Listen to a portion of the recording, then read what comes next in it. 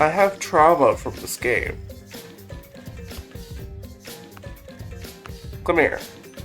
I have trauma from this game.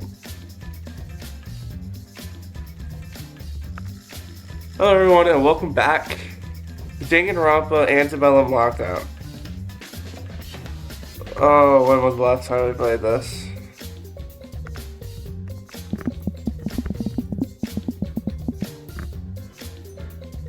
August 27th. It's been like 6 months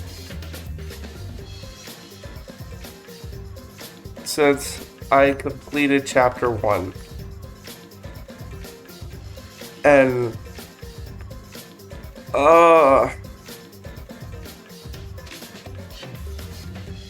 last time Mint Burn was unalived by just something with a D. I don't remember, but it ruined both of my gay shipping couples. They're gone. They're gone. Off with the wind. Off with the wind. But, it pained me so much losing both of my favorite characters in one foul swoop. One chapter. If they do it again, I'm gonna crash out. Ooh. Would you like to start from... Okay, hold on. Wait. Ever since I can first remember, I've always wanted to destroy things. Ew. Were you? I completely forgot. No matter what I was given, I wanted to break it. I've always wanted to see things shatter. Masochistic. I liked seeing things collapse. I liked the power it gave me. I liked seeing my dad's horrified face. Masochist. But it all felt so meaningless. Please don't tell me you're gonna take a sledgehammer to the apple. Please. The apple did nothing to you. Nothing I destroyed had any impact. You think you're having impact now? You kidnapped like 12 people. So I found a cause for my destruction. A reason to break things. Damn it. It all feels a lot more meaningful when there's a cause, an end goal. Okay. It always felt more satisfying destroying bigger and greater things. And what's bigger than the government? Than the system? Okay then. She's going after the federal administration. We might be cooked. Government's gonna shut down again. You were very different to me. You had a different hunger in your eyes. Yeah, I haven't eaten anything today. What do you want? You wanted to create something. You wanted to build something. Make a name for yourself. Am I getting called out? You didn't care what it was, but you wanted to glue apart the ruins and ash to create something greater. Who is she? Who is her opposition? You just thought anything would be better than what was originally there. For you, at least. I always thought you were a self-interested, pretentious fool. And that's why you have no friends. I hated that stupid optimism, that longing to make something. I just thought you were selfish. So you got no friends. I never thought I'd be doing all of this for you. Oh, she does have friends. In fact, she's trying to get. Uh, I don't even know what gender the person they are talking about, but blank friend. I wonder which one of us was right. Probably a friend.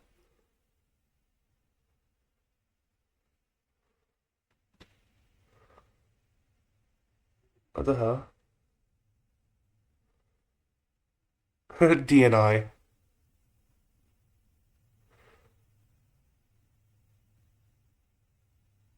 Oh, we're just straight into it. It all happened so quickly. It took a moment for us to process. Back then, I thought it was impossible anyone would actually take a life in that prison. I wish I'd learned my lesson when I first faced with the cold reality of a dead body, but I just kept holding that hand soaked in blood. It was I was too terrified to letting go.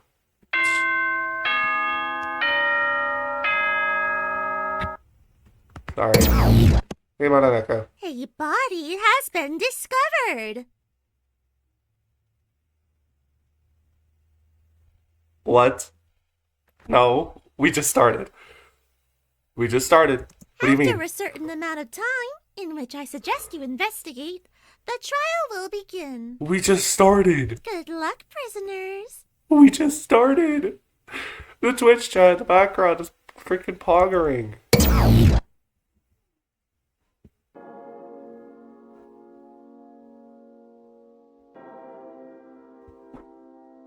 Oh, this is chapter 1.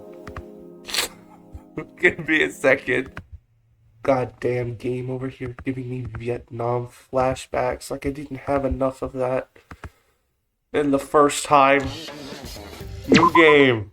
Okay? Chapter 2. Daily life. Giving me flashbacks. Shadow Shashiko. Yeah, freaking Mint and I don't even know what his name was. I forgot. Can he please die in this chapter? I don't like Takahito. That's good. Well, well, well. Look at us, back here again. I know it's been a while. What, a month and a half? About that. Last time I played this, it was in August. If it was up to me, we'd be on air again a lot sooner. Unfortunately, we had some small complications to work out after the murder. Well, you've been left in the dark for a while, so I won't keep you waiting. I'm sure you're eager to know what the prisoners have been up to. Let me catch you up with the prisoners you judged last time. Starting with prisoner 02, Lyra Chattel. Okay. Yeah, I'm pretty sure I said the only one that I would vote as bad is Maiko. Because... Do you blame me? With her, it was a bit of a split. Back and forth, back and forth. She was leaning pretty heavily towards Worthy for a long while. What? Did you think she was pretty or something?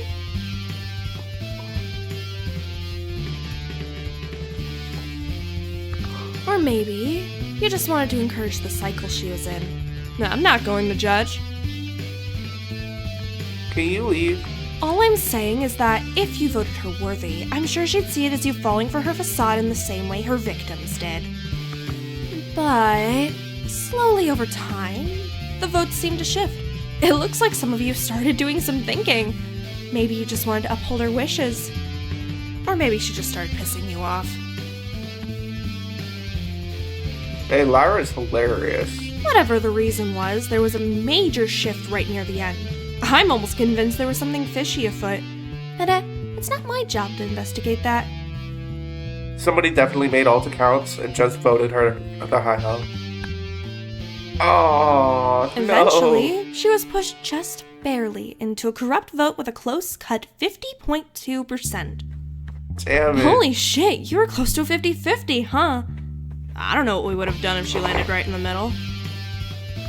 Being so close to worthy, despite her corrupt verdict, has definitely seemed to unsettle her a bit. I think she thought if she got corrupt, she could just go about things her own way, which, yeah, she's been doing. But cutting it so close has clearly made her do some thinking. Her confidence in her own actions has definitely been shaken. Damn. Obviously, she thinks some of you just wanted to take away her agency and disrespect her wishes once again. Or just voted her worthy because you thought she was hot. I really don't care. She's fun. She's fun to freaking. She's a good character. I love freaking. She's hilarious. But I think you've definitely thrown her off. She's been forced to think, even if she denies it. Lyra Chattel thinks. She started to seriously reconsider the way things have gone so far, not just discarding people's belief that she can get better, as them just being deceived by her somehow. Despite this, she's still corrupt, even if it's just slightly, meaning her access to kitchen supplies, medication, and the showers have been restricted. Okay, so she cannot do the do anymore. Well, do certain illicit substances anymore. And her cell has been stripped. Not that it bothers her, she's been crashing in another prisoner's cell. The same prisoner who's helping her effectively circumvent her corrupt verdict, helping her get food, showers, and whatever else she needs like a loyal puppy dog. Ezekiel? That person being prisoner 03, Ezekiel Elias. Freaking Zeke, dude. It seems after Eleven's death, he needed someone else to latch onto. Or at least he wanted to make sure that no one else left him. Why do I have a bad feeling about this? Which has led to some fascinating developments, really. Him and O2 have started dating, and have made this relationship very clear to the other prisoners, telling them that they kiss on the mouth and stuff.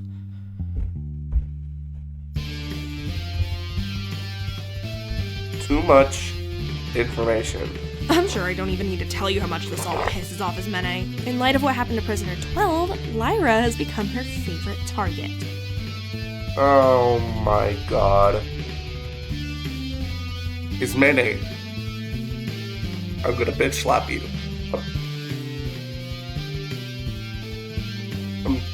I swear. She's a good character. Sure. I'm still going to slap you. The dating thing, circumventing the corrupt effects by sleeping in Zeke's room, all of it makes her incredibly angry.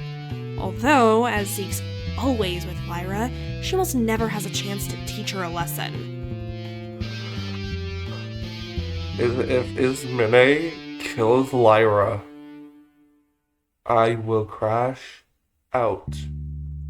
But most of the other prisoners think it's just for audience approval. But who's to say?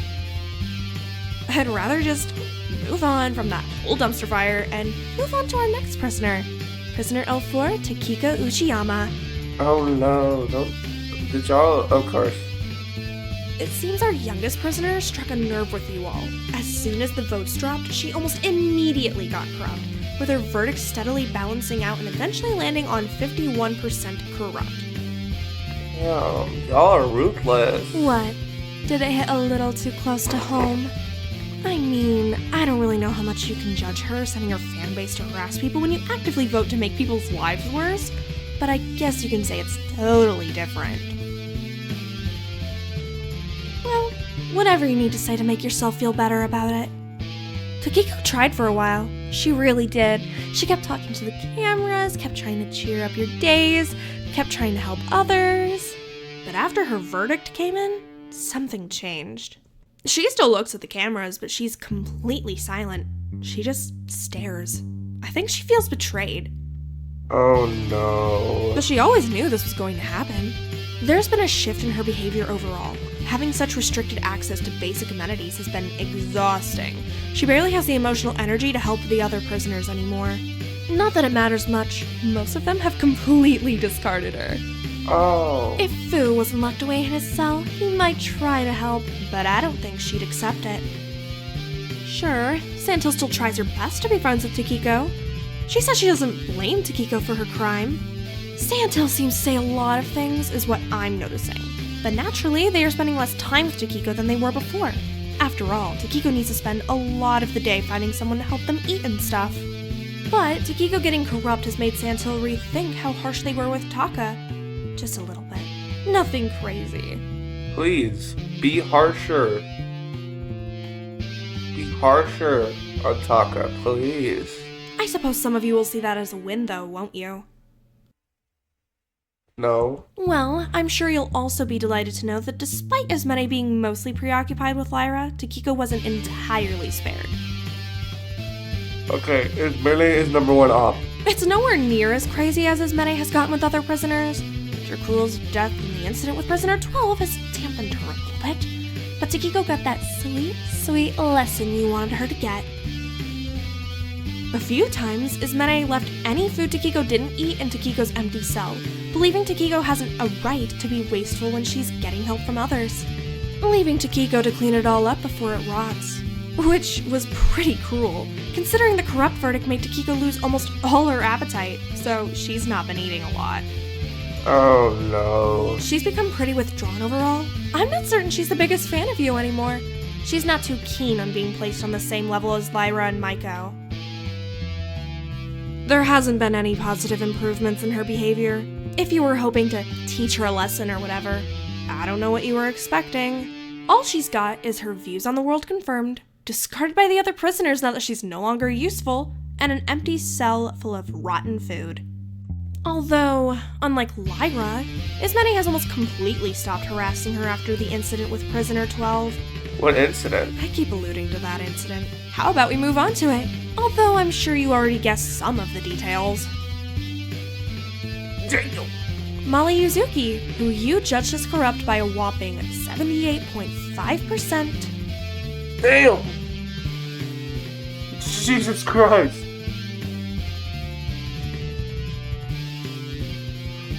Are y'all serious? Attempted suicide soon after her verdict.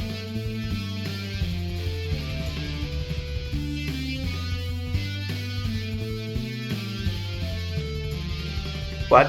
She couldn't handle living in a world where there was no chance her precious Yui would ever forgive her. And I'm sure the bullying from Ismene didn't help. But luckily, or unluckily for you, she was saved.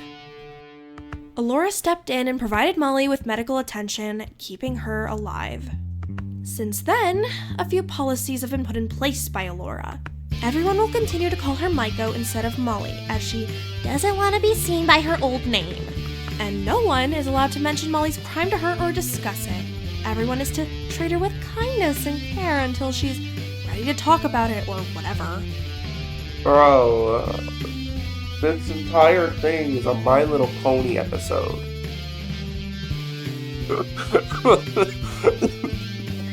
Some prisoners have gripes about how much this 28-year-old is being coddled, but I guess it's better than her trying to off herself again.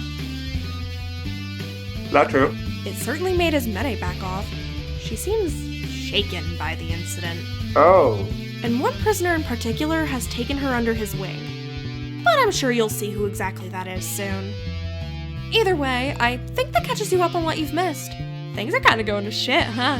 It's kind of fun, in its own messed up way. I hate you. Anyway, I'll leave you to watch the stream now. That's what you're really here for, right? I hate you. Although, if I could just say something. No, you can't. Like, I know I told you all to be more harsh on the prisoners last time, but 3 corrupts is pretty fucking harsh, huh? I voted the opposite of corrupt on the other two. Molly can go. Go, Mike, go. Now, like, I'm not against it. I just think it's kinda curious how it's the all-girls set of crimes that get the triple corrupt. Go figure. Great job, guys. Whatever. Not like I care. Enjoy your stream. I'm sure I'll see you soon.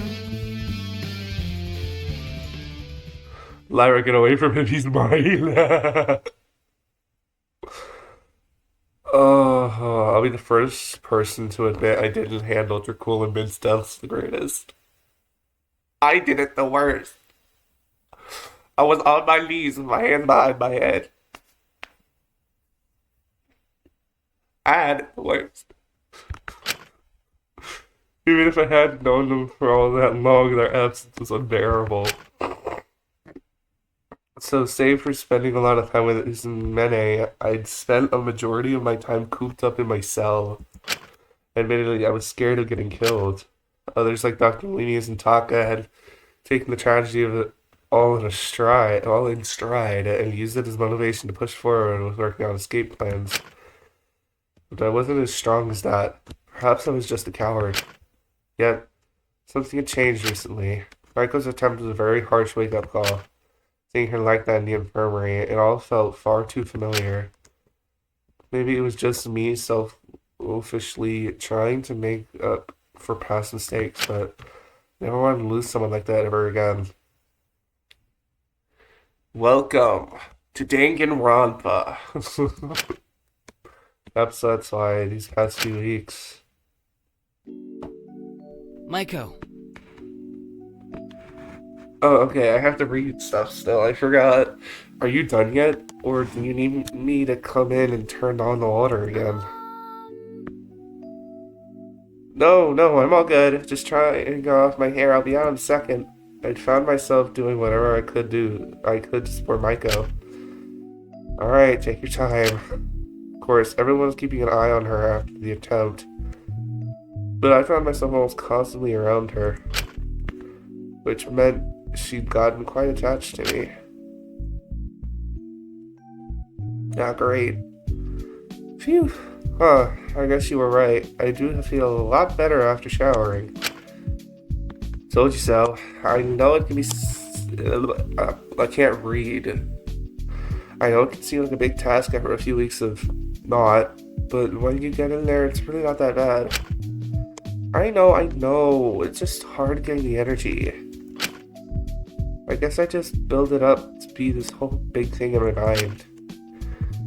I must seem pretty silly and gross to you, huh? I mean, it's not what? It's just a shower. It's not a big deal. You shouldn't have to deal with.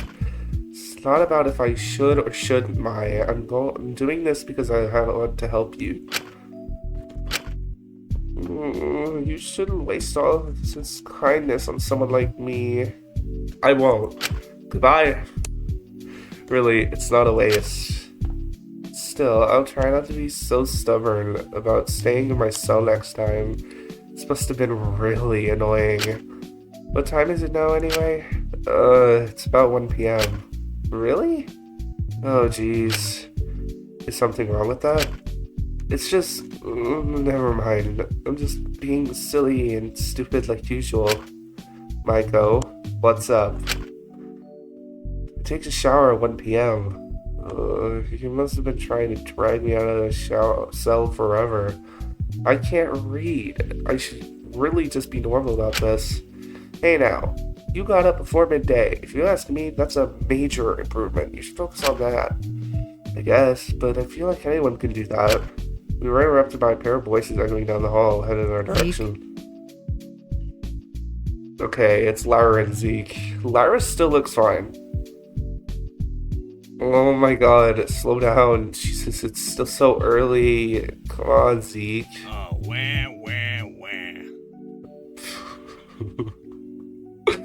You are not Iron Mouse. Chill with that. Don't give me that. You were the one who wanted to wash your hair. Can you at least get in the shower so I can get on with my day? Literally, when did I say that?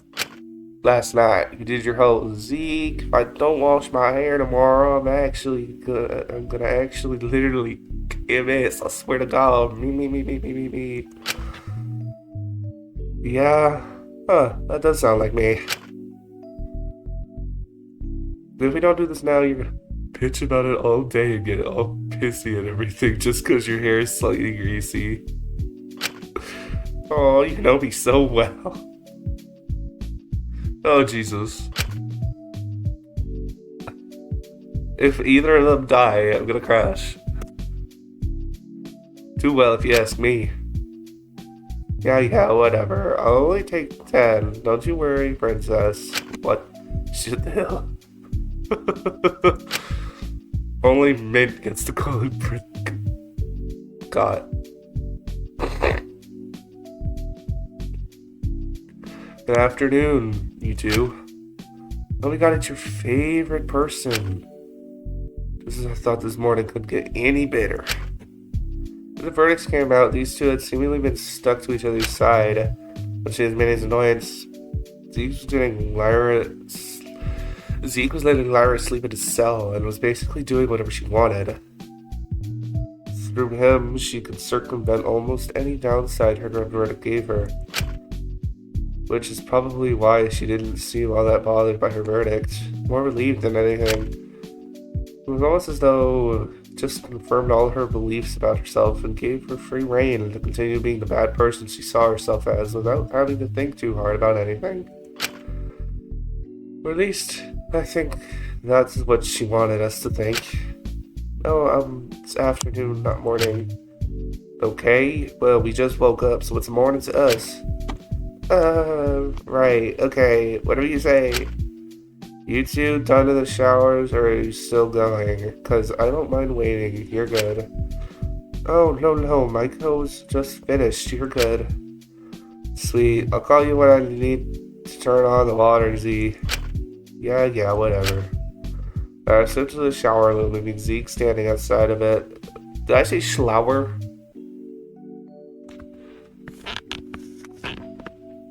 Did I say shower? Let me drink some water. Give me a sec. Alright. And we're back. We're back. Alright, step into the shower room. Taking a break did not help. Neither did this Kit Kat. Lyra slipped into the shower room, leaving Zeke standing outside of it. He said he'd prefer not being in there for all that long these days. Right. Are you two okay? You sounded like you were fighting. What? No, we just talk like that. Oh, I see. I guess I just didn't expect you two to get to the ordinary couple bickering stage so quickly. You're pissing him off. Yeah, well, you know how it is. Women. You're talking to one. Yeah. Yeah. She's standing right in front of you. Well, I hope that no matter what happens, you continue to make each other happy for many years to come. Right. I think I hear Lyra calling me, so I'm gonna go turn on that water now.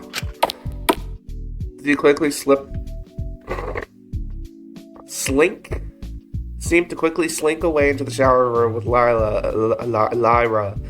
I can't read. A weird shift in his demeanor. Wow, they're so cute. I'm so happy for them, finding love in a situation like this. Maiko, you don't actually think they're... Yeah, I know, I'm not stupid. But I think, even if it's unlikely to work out here, it's so romantic that they still want to try despite it all. I'm not gonna burst your bubble on that one. Well, regardless, I'm going to get some lunch. Do you want to join me? I think I'm good for now. Laura says she wants to give me a checkup this afternoon. And she said she'll bring me food, so I'll wait until then. Alright, do you have anyone you can spend time with? Trying to figure something out, but I really don't mind having some alone time. I don't want to overwhelm her by constantly being around her. I appreciate she likely wanted space herself. And at least Dr. Ladius will be watching over her later. I had a lot more. I had a lot. I can't read. Just gonna move on. Okay, I trust you. Just come get me if you need me. I don't want to bother you, Shinku. Maiko, once again, it's never a bother. I want to help. I know. Catch you later, alright? Take care. See you later, Shinku. Switching to the shower stream cams. Bye. So, my camera ended up turning on once I was eating a Kit Kat. I'm not turning the camera back on. I'm not. I'm just like really annoyed about that. So I made my way over to the canteen to get some lunch, finding a pair I'd gotten quite familiar with, standing by one of those tables. Strange collection of objects, tanks, and boxes assembled on top of it. What? Is Walter White and Jesse here? Almost as soon as I noticed, one of the pair came bouncing over to me, excitement clear in his wide blue eye. Stinky poo. I would have rather had my face get leaked by eating a Kit Kat than see this. Please. Anything but this. Shinku, look what we found. Taka started pointing to a small glass box filled with various pieces of foliage and... Are those frogs? Pretty epic, right? We found these similar guys in the courtyard. Ew. How on earth did they end up here? It's simple, really. There were some tadpoles in the pond when we first arrived. I'm surprised so many survived until adulthood. Pretty neat. I just hope you won't get to a point where we have to eat them. What? No. We're not eating my babies. Not my precious babies. Laura, you can tell him.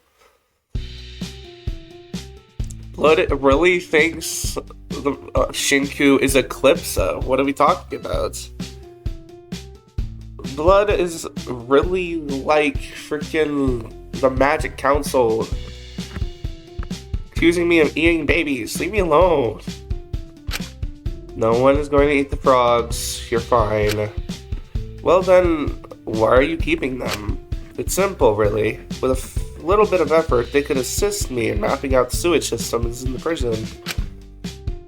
Understanding how they're laid out will be vital in finding an alternative route over here. I see. Not really sure how that would work, but Dr. Linnaeus was the one with the doctorate here, not me. So I wasn't going to question it. You see, those little adorable slimy babies will be our spies. They'll help us break out of here, one ribbon at a time. Isn't that right, Woman the Frog? Woman the Frog. Woman the Frog. That's great. I hate you, Taka. Dr. Elias wasn't usually so open with her plans. I suppose she must have been pretty confident with this one. But I couldn't dwell on the thought too long as I heard a voice coming through the halls, slowly drawing closer to the canteen. Then I clearly wasn't the only person who heard it, as Dr. Elias promptly gave Taka the tank of frogs to hold. Anyway, if you could take these to the lab as soon as possible, that would be great, Takahito. I need to begin my testing soon. Of course, right away. Taka took the tank in his arms and turned to leave, immediately facing the person who just entered, Asuka. Oh. Asuka! Hi! Oh, hey Taka. I forgot how they looked. Wait. What's that you're carrying? Are those frogs? We found them in the courtyard. Pretty cool, don't you think? Jeez, would you just look at them? They're so little. Oh my god, look at their little legs. They're your favorite animal, right?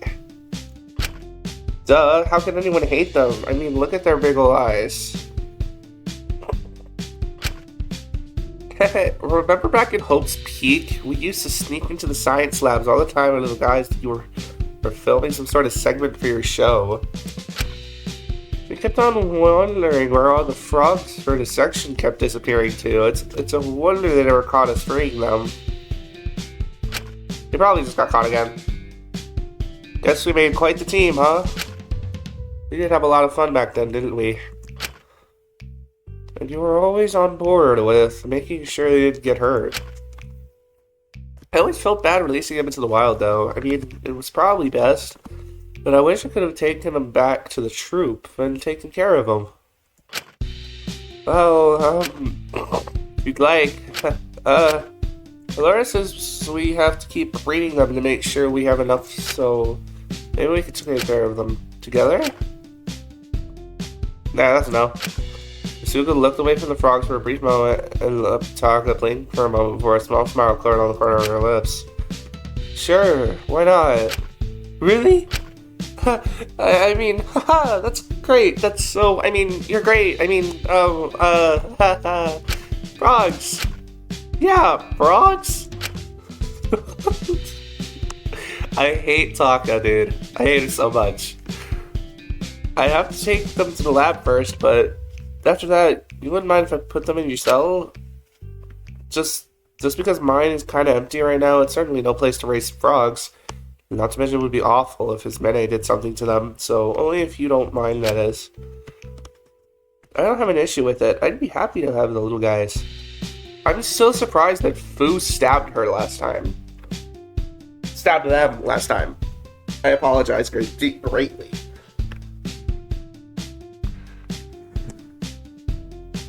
Fu tried to be best man and cook Takahiro, but got blocked by them. Of course, I'll put them right there in your cell as soon as we're done. I'll knock first, of course. Yes.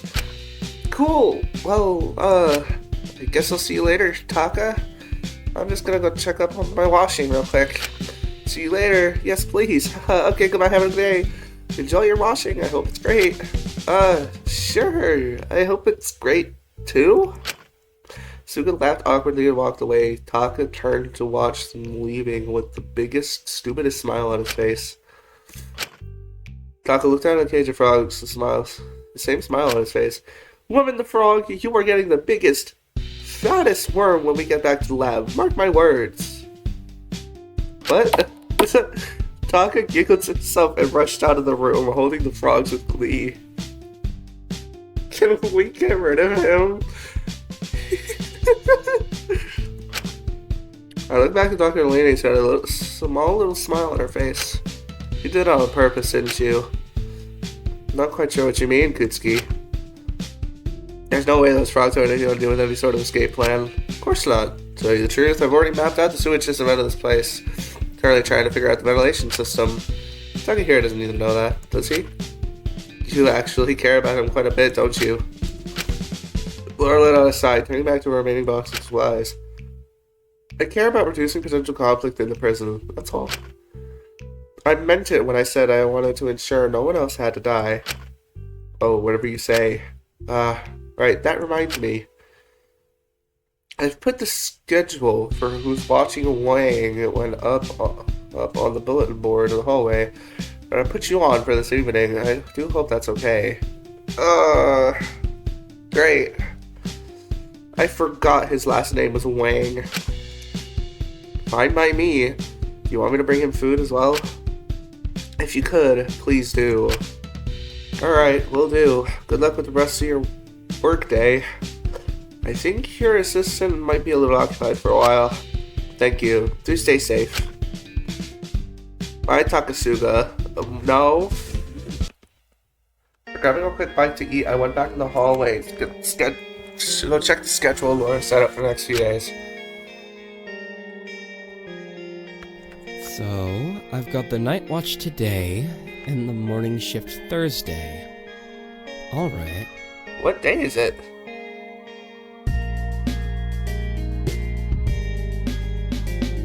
Shinku. Okay, so this must be me. Okay. Dr. Arlenius have been cycling organism organizing when we each been watching Fu since he was locked up in his room a month ago. He'd been well behaved since stabbing, but we'd all rather be safe than sorry. So, since we were unable to physically lock Fu's cell, we each had to take turns acting as a physical guard, which some people were kind of tired of. I don't really mind it. Fu wasn't entirely unpleasant to be around. If anything, I always found it quite easy to talk about my issues with him, even if I really shouldn't. But before I could dwell on it too much longer, fairly frustrated, Ismene hopped over to my side and scribbled out her Monday shift. Ismini. I assume you just finished? How was it? Oh, just wonderful. You know, guys, I'm getting the feeling it wasn't wonderful. Yeah, that's about what I expected. Geez, is Boo really that much of a rage baiter? Boo might be that much of a rage baiter. Hey, at least it's only a few hours at a time. I don't care about guarding food. That's easy. That's fine. It's delightful. Shockingly. No, then why are you upset? Because every time I have a shift, I am not able to keep an eye on things around here. Why do you need to keep an eye on things around here? Like, what purpose do you have?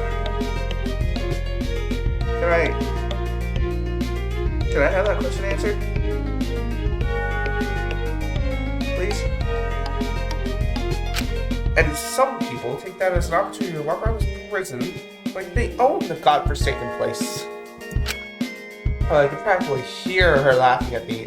She thinks she's so much better than me just because she found a way to circumvent her entire judgment through that idiotic excuse for a man. And what does he even know?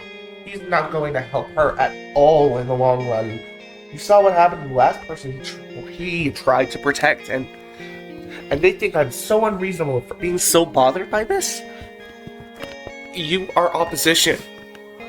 I used to like you when you were bullying Takahiro and only Takahiro. You got worse.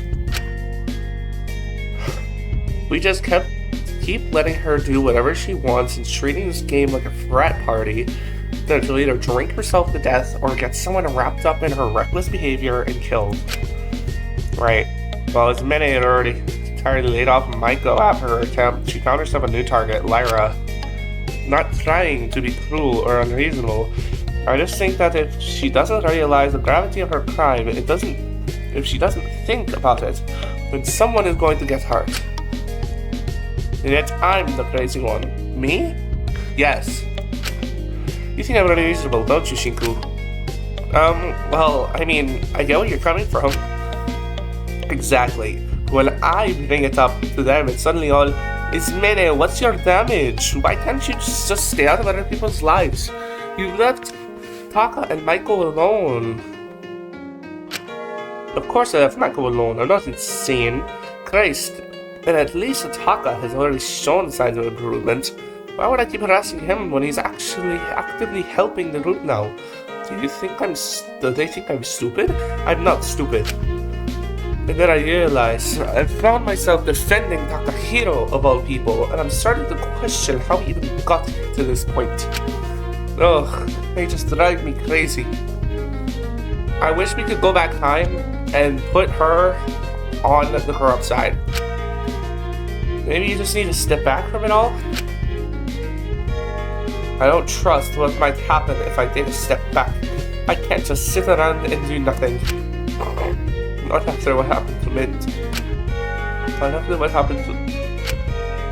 May felt quiet and looked away for a moment, a silence lingering in the air. I suppose it's sort of my business. I just tend to stress about these things, perhaps irrationally. Whatever happens, we'll have each other, okay? You can't control what other people do, Ismene. So there's no use stressing about it. Just focus on keeping yourself content and safe. Safe and content, okay? That's enough. I know, perhaps I'm a little restless. I've been trying to keep my mind off of things. I get that. Try not to overdo it, alright? Alright. I'll just try to stress about it. It's not my business. Right. I left Takiko to her own devices recently and she's been quiet. I think I'm going to go to the library to get my mind off things. I'll talk to you later. Alright, Shinku? Alright, I'll see you later, Iz. Mene paused just before she left, turning back to me briefly. Is Michael doing okay? as well as she can be. I got her to take a shower at least. She smiled a little bit, clear relief in her face. I'm glad. Mary left down the hall. She was clearly so tense and trying to calm herself down. I'd be lying if I said it wasn't a little apprehensive of whatever is going on between Lyra and Teague, especially after Ben.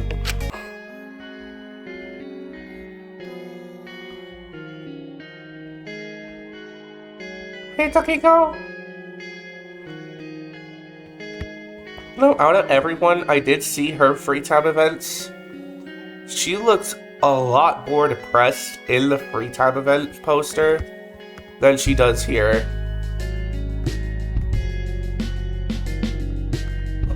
By God, I get it. Turn to face a small girl who's watching me and Izumene speak. Huh? I get why she's frustrated. It can be quite exasperating to see someone you want to be okay do things you think are just going to harm them, especially when you think you could show somehow help them yourself. But I don't think she realizes that sometimes you just need to let people make mistakes. Holding tighter onto people or being too firm because you think you know better just strains things more of the time. If someone wants to do something, they'll do it, even if it will hurt them. Well, try telling Manny that. Exactly. She'll do this no matter what you say. Trying to stop her is just giving us to strain things between the two of you. And who knows how that'll turn out in the long run. Still, sitting by and just letting people make mistakes can hurt a lot. So it's kind of a lose-lose situation, huh? I suppose so. Something was different about Takiko since her crime came out. Couldn't really place my finger on it, but she felt a lot more honest. I did miss her peppy old self. Her smile used to be enough to brighten up my day. Now she was just off all the time. Maybe that's why I'd been avoiding her more. Or just the fact I was busy taking care of Maiko. I just saw Taka nipping up all giddy. He seemed to be having fun. I wonder what happened. I think he and Asuka started to prepare things. They agreed to take care of the front products wherever. Is that so? I imagine it's going to be rocky for a bit, but I think this has been a long time coming since the trial. I'm glad for them. I hope it works out. I think it'll make them both happier. Well, time will tell, won't it?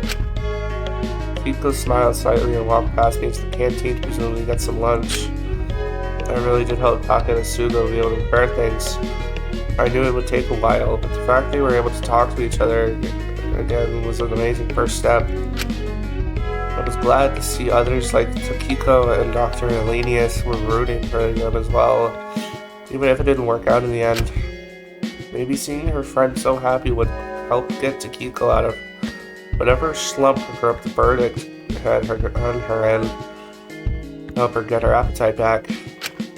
Figured Izumene laying off of her would do something, but I think it's just something that she's going to have to figure out on her own at this point.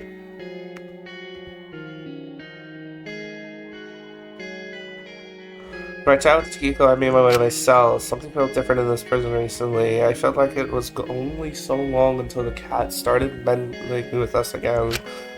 We'd been here around a month last time before the cat introduced the hostage motive. I was certain if no one was killed for another week, the cat would take action. So then I was only determined to maintain my peace, so I turned to my desk, ready to settle in for a session of writing when... Great. You talk too soon.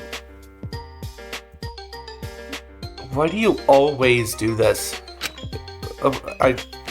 Bitch, I can't cherry pick when there's a whole orchard of time you spend alone. What do you want this time? Is this about me being coked up recently? Well, yes, kinda. Like, I know that purple guy you really like died or whatever, but also, it's been 3 weeks. Can you, get over it? The viewers are bored of you grieving. Someone died, Mononeko. 2 people. I think it's reasonable for me to grieve. I just want to be alone right now. At least, at what point does it stop being reasonable and start being attention-seeking? Are you serious? Do our lives mean nothing to you at all? Both of them, Mint, Dracul, they had families, they had lives to go back to, and now they're appeal to emotion, argument invalid. What? Bottom line is, I don't care. Most of you are going to be dead by the end of this. You can't. You can't just drop that so casually. Your lives only matter to me and how much they bring in views. Will you stop doing that? I don't have much reason to keep you on air. You know, telling me how little I mean to you really isn't going to make me want to do what you want. Okay, well, think of it like this. You only live once, so you might as well try and at least get some action before you kick the bucket. Why would you want to do anything when this whole thing is being streamed? I don't know, I'm not gonna judge what you're into. Well, you're all adults. That's not what I meant, and you know it. If you're so insistent on not hanging out with anyone, then there's one way you could stay in your sad little cell and make it good content. That's gonna be large tapes and tape recorder on it. Stay in your cell, do me a favor, record something interesting inner thoughts, or anything interesting on these tapes. Huh? Why would you need that? Talking head segments, duh. Anyways, when we had the edited version of the stream go out, you're going to edit this whole thing down? Duh. Everyone just wants their content shorter and shorter these days. As long as we get the basic gist of things, it shouldn't really matter if we cut out the parts where not much is happening. You really know the first thing about content recreation, Chinku? I do. Just feels strange for a snuff stream. Little talking head segments and personal okay. Okay. Anyway, I'll leave you to decide what to do. I've got to drop these tapes off to a few others still. Have fun. Oh, by the way, if you have anything you'd want to say about Dracul or men, you'd probably, or really any of the male prisoners, please do share them on tapes. Viewers always care way more about you guys than the girls. If you double down on your friendship with Dracul, pretend it meant more than it did, you could use the gut brief to make yourself all compelling and pitiful. As long as your morning is entertaining, people eat it up. When your morning is just being stuck in your room and all low energy all the time is really boring. It doesn't something to work with. Oh, don't look at me like that. You should be happy. You already have such an advantage compared to the others. If you don't feel comfortable with that, I suppose you could settle for talking about the girls. You gotten close to Molly recently, no? Huh, now I think about it. She's kind of like Dracul, isn't she? Chubby, trapped in her own little world, unwilling to face reality. Now I'm only saying you have a type. I'm not saying you have a type, Kutsuki, but... No, don't look at me like that. I was just making accusations, just pointing out a funny little coincidence. Anyway, see you soon. I hate this cat. I hate the cat, bro. Why did I go jump through the vents, leaving me with the tapes? Suppose I could record one, or I could go out of my room and spend time with someone else. Either way, I had some time to kill before it was my turn to watch food. Alright, free time. You can record tapes at your desk. Recording tapes and pass the time like sleeping in your bed would, but each time you do it, your popularity rises up so slightly. Doing free times will get you more popularity, but if it's a good way to passively raise your popularity, but you don't feel like talking to other prisoners. However, if you record too many tapes, other prisoners will start to wonder why you keep hearing you talking to yourself in your cell. Go suspicious of you. This will cause your trust to lower. It'll be entirely fine if you do it in moderation. Have fun. Did I record a tape?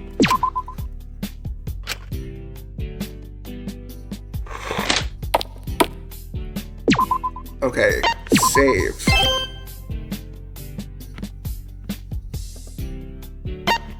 Damn, he didn't... Chicken Dracul isn't crossed out yet. Let me...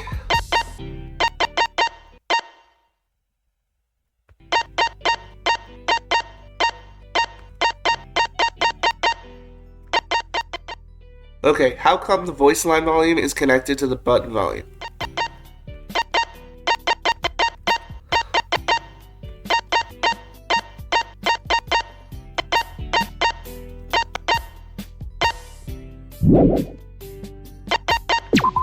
Let's save again. Alright, now there's Alenius.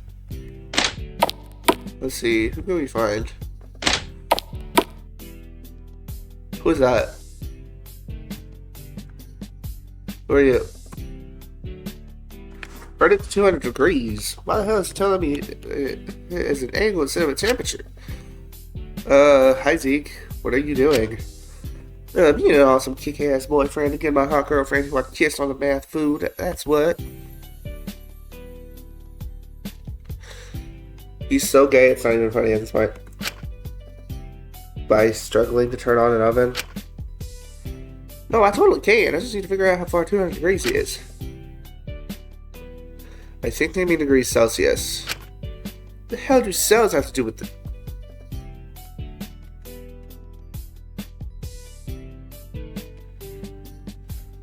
If it tells you anything, I'm leaning against the wall right now. I'm in disappointment. Explain the metric system.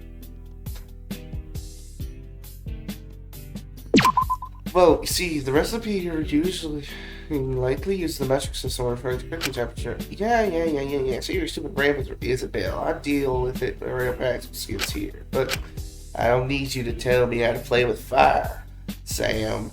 I know about how. I know damn well how to do it myself. Well, whatever you say. Okay, I guess I'm gonna hang out with him. Sometimes it's okay to let natural selection do the work for you. Jesus Christ. Nasty work. He died right here, bruh. What is that exact? Bro.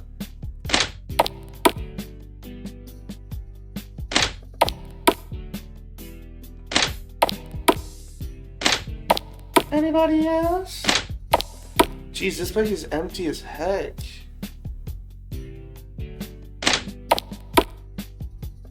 Well, there's a Suga.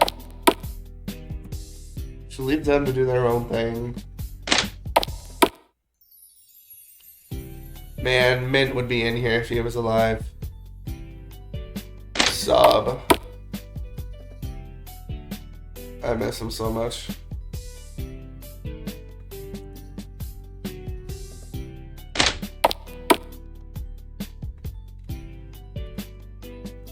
Wow, there really ain't nobody in this side of the freaking place.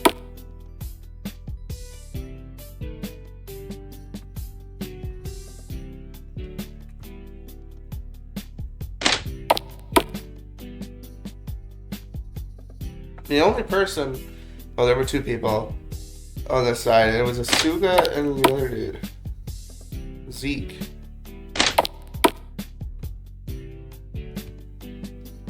Takahiro is probably down in... Yeah, there's Takahiro. We're gonna run away from him. No. There's someone in here? Nothing but the model skeleton. Pyrus, what are you doing?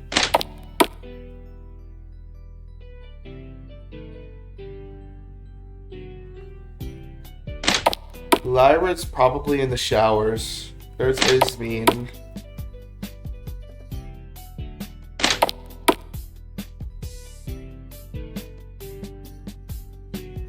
There's nothing in here but my hopes and dreams.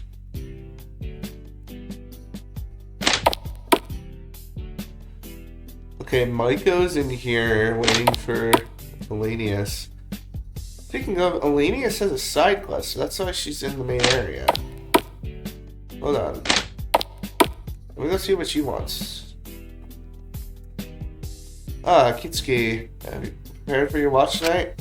Yeah, how's your shift going? Any complications? Not so far. I've given him a shower, so no need to worry about that. It's almost concerning how good his behavior has been recently. I was anticipating more resistance. You've already got so much on your plate, Dr. Lenius. I'm glad flu isn't causing you any more issues. I don't want you to have any extra stress in your life. I suppose you should be grateful. It does make handling him fairly easy. Admittedly, these guard duties have been fairly useful for me. They give me a bit of a pause from my work. I'm starting to think I need those breaks. Speaking of which, Wang is changing right now. I have a little bit of spare time. Would you like to stay in chat, Kutsuki? Nah, very well. Let me know if you change your mind. Okay, who are we missing? Who's missing?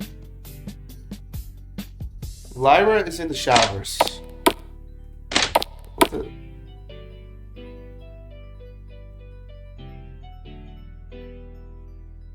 Who's this? Why can't we come in here and just talk to her? Hey, Amelia. What the hell do you want? Should I try talking to Amelia? I can talk to Amelia? Someone can come in here and just wipe her off the map and nobody would even care. Is that gonna happen? Sure, don't even try. Okay, yeah, that's about what I expected. I'm surprised she allows us to go in there.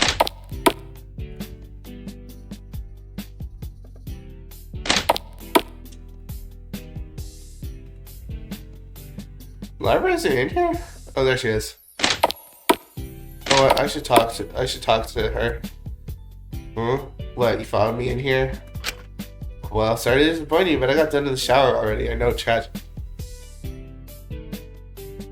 Lyra Chattel, please. I wasn't coming in here for that, I swear. Besides, you already have a boyfriend. You shouldn't be encouraging this.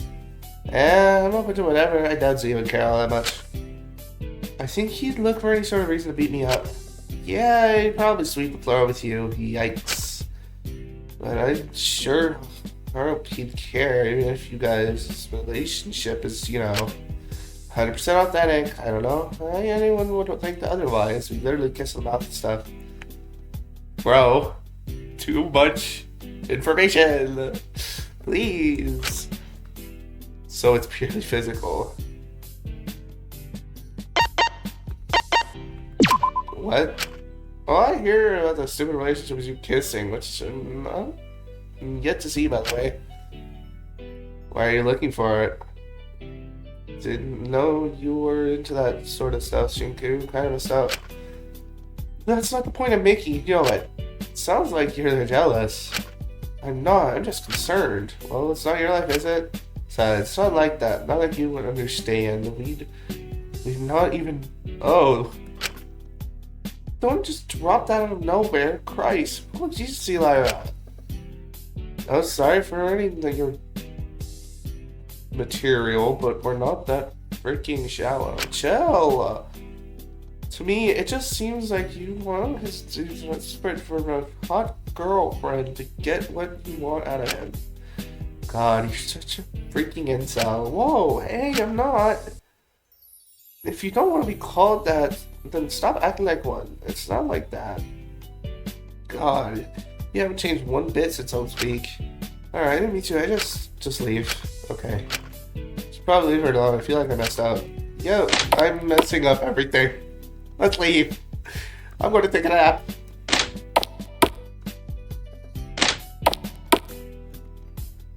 I'm going to take a nap. Oh, that's Excel. Oops.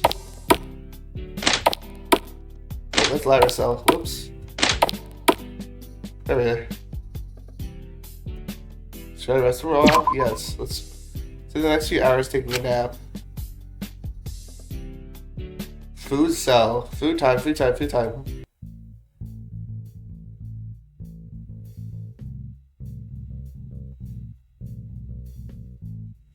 As the evening snuck up on me, a sense of dread filled my stomach. Realized it was my turn to watch fruits. Gathering the tray Dr. Leas had pre-prepared in the canteen. Being on his cell. Over the last few weeks, I'd done this a few times. He seemed to be oddly fond of my company. I think he just liked catching me off guard. He was so friendly to me, sometimes that I forgot he made it no secret. I was only looking out for that he was only looking out for himself. Especially with what he did to Taka.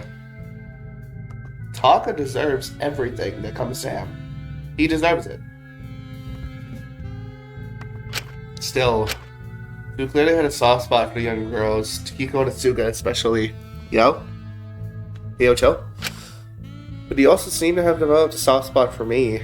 Couldn't exactly place why. But as I entered, placing down his tray, and he gave me the same old warm smile. Hey kid, your turn again? Why does he have a black eye? Zeke must have rocked him. Alright, back on it. Oh, come on. What's with the long face? Have a seat, why don't you? Alright. Can I get you anything? Brandy, perhaps? Dr. Laney's let you have alcohol? Well, she doesn't know about it. It can be our secret, kid, can't it? Maybe that's why he liked me. Especially when I was a bit of a teacher's pet, even if he told me something he shouldn't. I always kept my mouth shut. Never told Dr. Lenient about things like this. He probably thought it was just some sort of fondness in reality. I was just scared of what he'd do if it got on his bad side. If brandy's your thing, ever tried amaretto? I think you'd like that more. Poured the rich amber liquid over a few cubes of shining ice and gave me the glass. Here, have a sip. Just one. I want to make this a habit. You know whatever you say, I had a sip and... it's not half bad. Tastes like almonds, doesn't it? It's kind of sweet. Makes it easier to drink. Actually find that quite a bit. Sure you don't want any more, kid? Trying to get me drunk so you can get out of... Oh, then it's not going to work. You're sharp. Almonds, huh? Well, there's a specific something that I know about that when it's... that it smells like almonds, but doesn't taste like almonds. Hey, give it a smell real quick, Shinku. Shinku, give it a quick one of those. I've switched positions. So now I'm sitting like this. Because my back was hurting from laying down on my stomach for too long. Alright, let's... But nah, I ain't planning anything like that. As long as I get little chats with all of you, I'm planning on sticking to my best behavior till I'm let out. Do you offer everyone alcohol during these little chats? Normally you and Scrunchy. I don't think you should be encouraging that. You know, you and her are both awfully fond of amaretto. Must be something about being easier to stomach than other drinks. True, though. Not that I've ever... Okay. I've never drank anything. Ever. I've joked about it in the past, but I never have. And you're awfully good at changing the subject. Hey kid, I wanted to ask you about something. What is that? I guess I've just been thinking recently. Wanted to hear some different perspectives. If someone does something bad for a good reason, most people usually...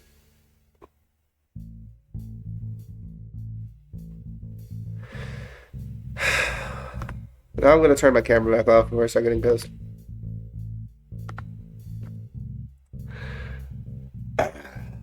I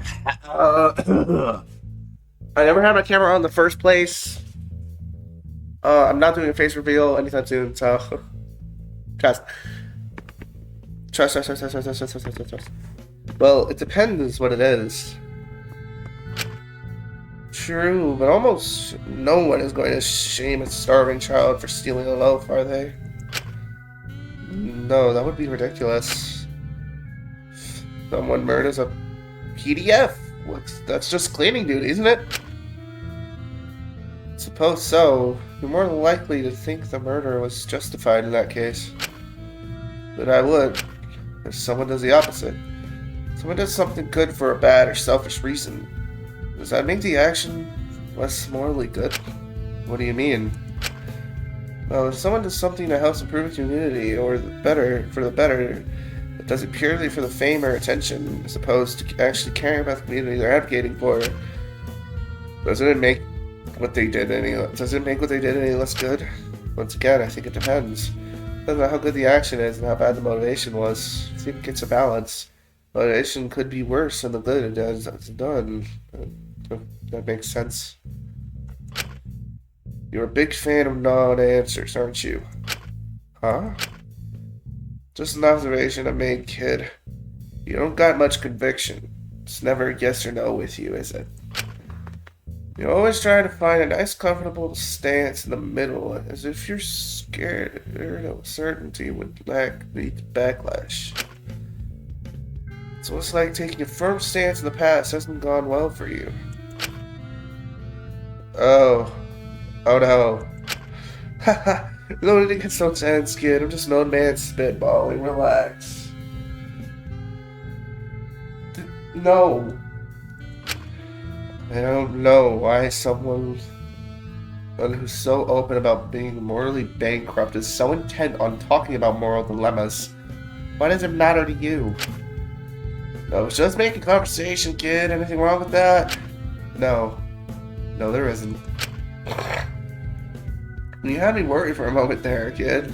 You started getting all snappy and defensive. I thought I might have accidentally struck a nerve. Sorry, I think you should do it more. Huh? If you don't stand up for yourself, you got swallowed by the others. Besides, I'm quite fond of seeing you bite back. Reminded me of myself when I was younger. I don't think doing what you're fond of is the best idea, considering your current situation. Never know until you try. I'm just getting pretty freaking sick of hearing Snake Tat complain about you every time he's on watch. You mean Ezekiel? That's the name. We've been here for 2 months, and you still don't remember any of his names? Hey kid, come on, cut me some slack. I've spent almost half of our time here locked up. And whose fault is that? If you didn't want to be in here, you shouldn't have been so impulsive. To be honest, I'm pretty happy with how things turned out. What? I mean, all things considered, I got a pretty sweet deal, didn't I? I got all my clothes washed for me, all my food cooked and brought to me, and got some company. And the best part of the kid, I've got 24/7 protection on my little gamble. If anyone tried to murk me while guarding me, the schedule would prove they were the one who could have done it. And if someone attacked me while they were on watch duty, they'd have to find some way to deal with whoever was watching me. And at that point, most would just find an easier target, no? Now you put it like that. And I'm not even really trapped, am I? No way to physically lock my cell door, and I could overpower most of you. Even if I didn't want to resort to all that, all it would take is laying on the old food charm and sweet-talking Pinky a little bit to help that out. But right now, I'm enjoying the 5-star treatment. That's why you haven't attempted to break out at all. Bingo. Surprised no one's got onto it. Why are you telling me this? Who knows? Maybe I'm just bored. I was starting to think I was that simple. It wasn't that simple with Fu. Only thing that's really worrying is no one here tells me a damn thing about what's going on with the pigtails. She barely even meets my eyes when it's her turn to guard me. She's doing fine. I don't think you should worry. I think she just needs time to work through things and realize what she did was sort of messed up. She could do it again for all I care. One less creepy scum making the world less uncomfortable for our girls. It's nothing but a win from my perspective. I'm not sure all of them deserve that. You'd be surprised. A lot of bad men out there. It's always the ones you don't expect as well. Bastards. Anyway, kid, the night is young. How about we break open some cars and play a few games? Alright. Perfect. You can catch me up on what you've been doing while we're playing, kid. We played cards for a few hours with Fu ate his food, discussing things about the prison. Told him my growing concerns with certain prisoners. He seemed fairly understanding. I always ended up telling Fu far more than I really should have. He just had a way of getting it out about me. Eventually, my turn to watch him ended and I left, cleaning up the tray in the canteen before heading back to my own cell and turning it in for the night. Watching Fu wasn't nearly as bad as I always anticipated it to be. Perfect. Shinkyu is better than me.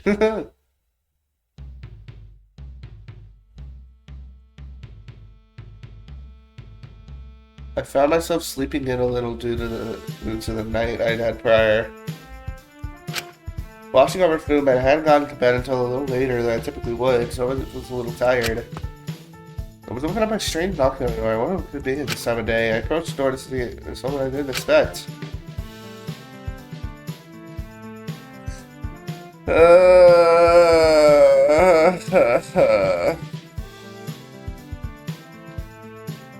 Good morning, Shaky Poo. Never call me that again. Taka, what are you doing here? I bring you some Taka treats. They held various breakfast foods out to me, all cut into shoddy starred fish shapes to try and make it look more nice. It had honestly made it look more ugly, but it wasn't going to tell him that. Thanks. What for? For looking after Wang last night. I've been making sure people doing the night shifts get properly compensated afterwards. I hope this is enough. I can't touch the kitchen stuff myself, obviously, so I kind of sorted half my own breakfast tray and made it look fancy. Are you going to be alright after only having half your breakfast? More than okay. I'll just ask Glory for a big lunch. If there's anything else I can get you, let me know. Oh, and do tell me when you're done so I can wash it all up for you. Thanks. This is weirdly nice of you. Have you been doing this for everyone? Of course, Mob and I. In a sense, now we're all working to keep food locked up. We're all each other's workers, no? I want to make sure I take care of my workers this time, however I can. What I was doing before really wasn't great, was it? I could tell myself all I like, that it's just how the industry works, but it really isn't how the industry should work. I heard a lot of people trying to do what I thought I had to. The audience may not believe I was worthy, but I don't care. I don't care anymore. I'll show the whole world that Takahiro can do better. I don't think it matters how much effort you put in. I think they're already set on their opinions here. They can think what they'd like. I'm not all that bothered about appealing to them anymore. Huh? But you... I don't know, I've been thinking since the trial. I honestly thought everyone had hated me to bits. Most of them probably still do. But I had no one, so I turned to the audience in hopes at least they could give me validation and attention, or at least care about me. Even if it was just them being invested in things when I die. Please do. But seeing Sugi save me, even if they weren't too keen on me at that moment, it reminded me that I don't need the audience to care. I was so preoccupied thinking about the audience, forgot I did have people in my life who cared more about me. What? Care that I could actually physically see. And it wasn't just Suga. Allura had been kind to me, looking out for me, even you in a sense, Shinku. Though, thinking about it all, I made up my mind. I want to do better, not for the audience, but for the people in my life that do care about me. That's really nice to hear, honestly. Not going to change at once. I know, but I know that, but I still want to try. I want to prove I can do better. And that starts with the little things like this. I want to prove I'm serious about this. You know how it is. No picks. Don't happen. Picks didn't happen. So eat up, Shinky Poo. Hope it's to your liking. Anything else I can do for you? Let's keep that new mindset, okay, Taka? I think this will be good for you. People don't forgive you all at once. But if you keep being more considerate, maybe more people will come around to you. Taka's treacherous tune, trademarked. Sugi started talking to me again. I think we're going to be taking care of those rocks together. I don't know why, but since yesterday I've been all smiley. It's really fired me up. Made me want to do double the help. I'm on top of the world right now. What do you need, Shinku? Laundry, a foot rub, a cool little dance, your room clean, a personal assistant. Between my shifts, I could follow you around and help you, give you advice, like a little homunculus on your shoulder. I would rather keel over and have a heart attack. Okay, let's slow down a bit. Sorry, I'm just buzzing right now. It's like I've just hit the bonus round of life. It's only up from here. Please tell me he's going to die. It's just sort of a shame. No matter what I do, I'll still get the shocks. Really limits what I can do. Yeah, at least Lanius is always willing to help you circumvent them. Rubber gloves. Suppose so. Anyway, I'll leave you to eat. Let me know when you're done. No worries, I'll wash it up myself. I smiled as I watched Taka practically skip down the halls. He seemed to be slowly getting his energy back since the last trial. I ate the breakfast. It could have been better, but it definitely could have been worse as well. When I was done, I moved to the hallway, intending on taking the tray to the canteen and wash it up. Taka is so kind. You know.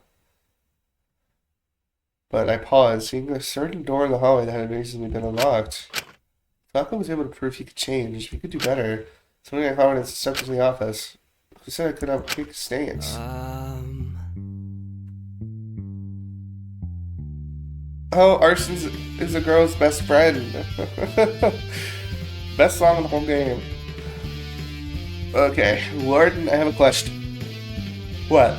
What is it? Could you just ask about an echo?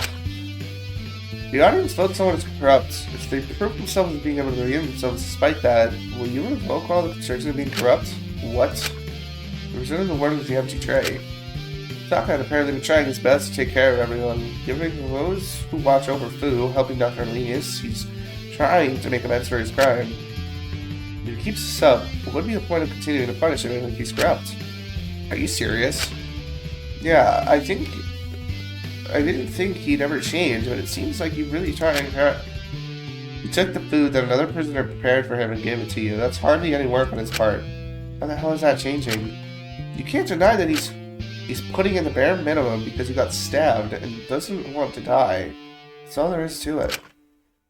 He will always be a terrible person. No matter what he does, it won't undo or change the fact he's harmed people. Audience judgments are final.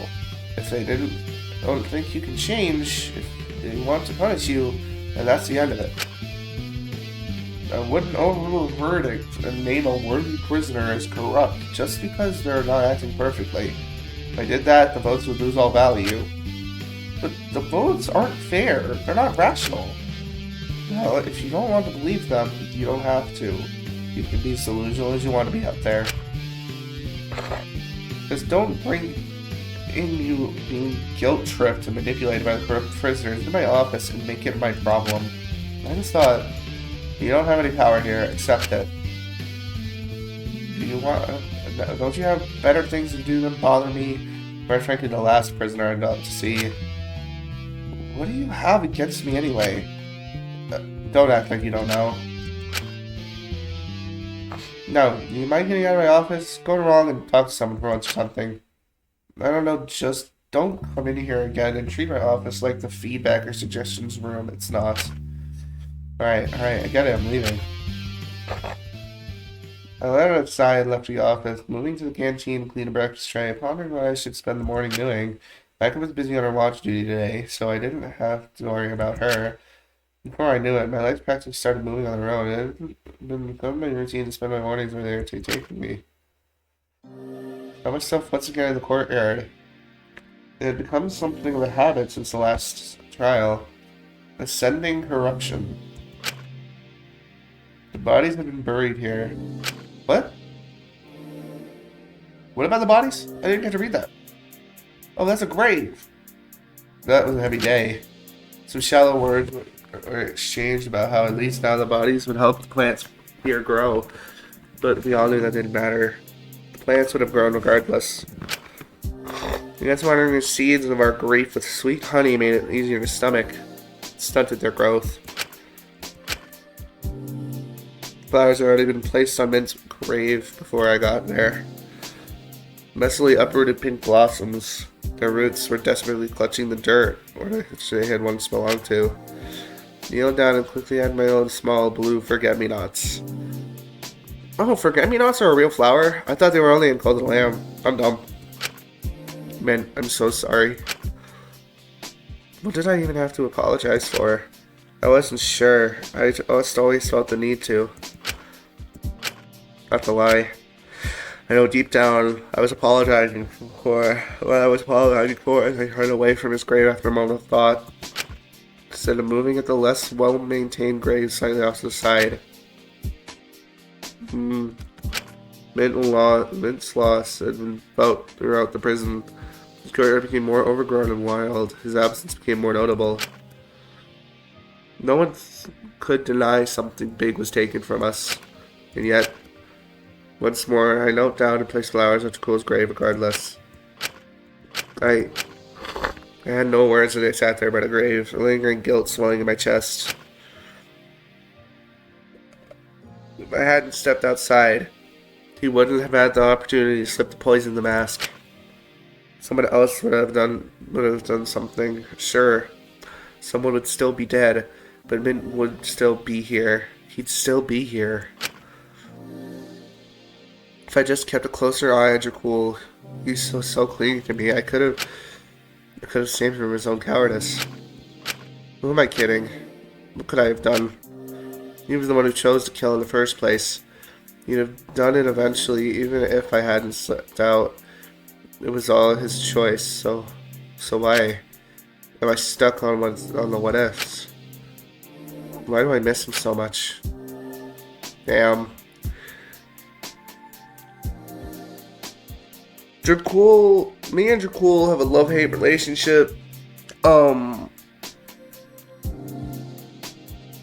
He's a cool character, but he killed Mint. I knew I couldn't stay here forever, thinking getting in my own head it wouldn't be good. Besides, the longer I spent here, the stronger the feeling of guilt would be. I paused before leaving, walking over to the pond, looking at my reflection for reassurance. What am I even doing here? Thumbnail. What am I even doing? Okay. I asked myself, looking to my own eyes as I was searching for some sort of reasoning behind them. Was inherently selfish. This is pathetic. I shouldn't be mourning someone who's killed this much. But he said whose instead of who. I only knew him for a month. This is just disrespecting Mint's memory. Coming up with excuses, what ifs, all just to lick my own wounds. What? I'm making it all about me again, aren't I? Oh, hell no. Hey, bro, keep your sister in Is check. that so surprising? Keep your sister in check, please. Get your sister, brother, or sister, no face looking ass out of here. What? This again? Looking around and face the figure, but She's completely disappeared. She wasn't behind me. Where did she go? Over here! Oh, hell no. I flicked around to where the playful teasing voice was coming from.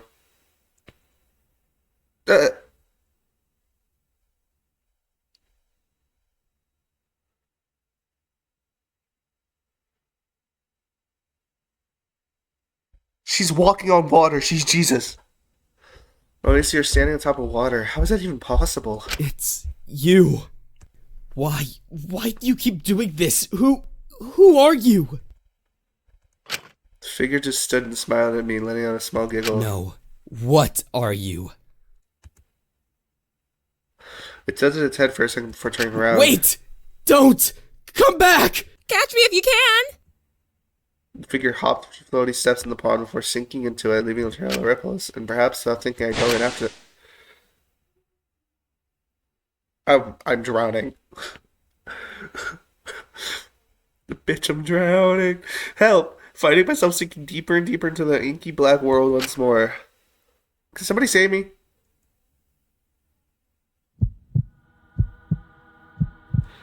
Chapter 76! No! Who does remain? I just knew I had to catch up with them and fast.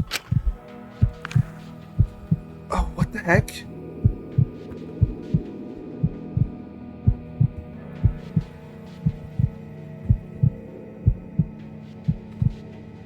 Oh! They approached and saw her sitting on the tree, playfully swinging her legs. As I approached, I became surrounded by similar looking figures. Sis? Oh, you made it! Sis, I'm drowning right now. What do you want from me? What do you want from me? Exactly, that's what I'm saying. Me? What do I want? I don't know. You're the one who keeps clinging to me. What do you want? I want to be left alone, please. The crowd erupted into a cacophony of giggles. What's so funny? So, you want to forget this all? Forget what happened? Forget what you did? I do, yes. I see. Well, to fully forget a memory, you have to remember it first, don't you? It doesn't matter, I'm drowning. Please. I'm sitting there in the water. Like, I'm freaking sitting there. I am under the water. Please help me. That doesn't make sense. You can't exactly forget something you can't remember in the first place. So, how about we play a game? If you're able to fully remember me, as I properly am, not in this little idealized form you've made, and accept what you've done, I'll completely disappear. I'll let you get on with your life. How do I remember you? Well, a memory has 3 things. A body, to move and act as they please. Well, you got that. Eyes, to form their own perspective, independent of yours. And a voice, to say what it thinks. I see. And how do I get these things? Well, how about we say our first little encounter counted towards you remembering my body? You certainly looked at it, hanging there, for a long time. What a freak. Hanging? What? What happened? For the others, let's have a little more fun. To get my eyes, let's put yours to the test. Just like old times. Let's play hide and seek. The rules are simple. No, I'm drowning. I don't want to play this. Ladies, help, I'm losing it. Find what you seek, and I'll give you those eyes that'll help you find the truth. I don't suppose I have a choice, but... Right, okay. Great! Just close your eyes and count to 10. I close my eyes, an uneasy feeling in my chest. I'm drowning. The uneasy feeling is the water filling your lungs. 1, 2, 3, 4, 5, 6, 7, 8, 9, 10. Open them and... Huh? This is Huh? my childhood home.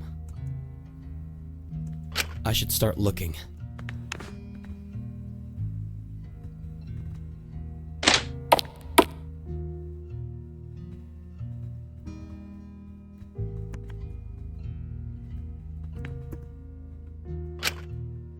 Maria Rose has been replaced. She got tired of cleaning up pillows. Plastic ones still have thorns in them now. The drawer itself is unlocked. It's filled with a few Polaroids to put there, and it's not all that much. Is that blood on the floor? Log, maybe I can find a key around here somewhere? I know my mother kept singing somewhere in her office. Okay, this is probably my room, and that's my parents. That's my parents' room. This is my sister's room, her office. Letters from Akari's school, probably about her behavior or maybe her grades. Always something with Akari. Must have stressed my parents out a lot. Various books retired from the library, typically about subjects my mother was writing articles about, but she was very vigorous with her journalism. No stone would be unturned. I was very meticulous with her investigations. She wanted to make sure she would create the best reports possible. That's between them are a few books on parenting. Maybe that's the secret of why she was such a great mother. There was a printer between the books on the shelf, and various ink cartridges and the extra backup. It was once used with her permission, although she was never had to so known of it. What? Say no to me. The shelf was also where her small milk candies. It was our little secret. If Kari knew about them, she'd eat them all up. My mom always let me sneak one when I was having a bad day. Cabinet locked by a 4-digit code, and my mom kept all the important keys here. If I can get it open, I'd have access to lock. Should I try opening it? Yes. I need a 4-digit code. I have to file. My mother handled taxes. Okay, so this is really an RPG now. Closet full of lots of practical work. Okay.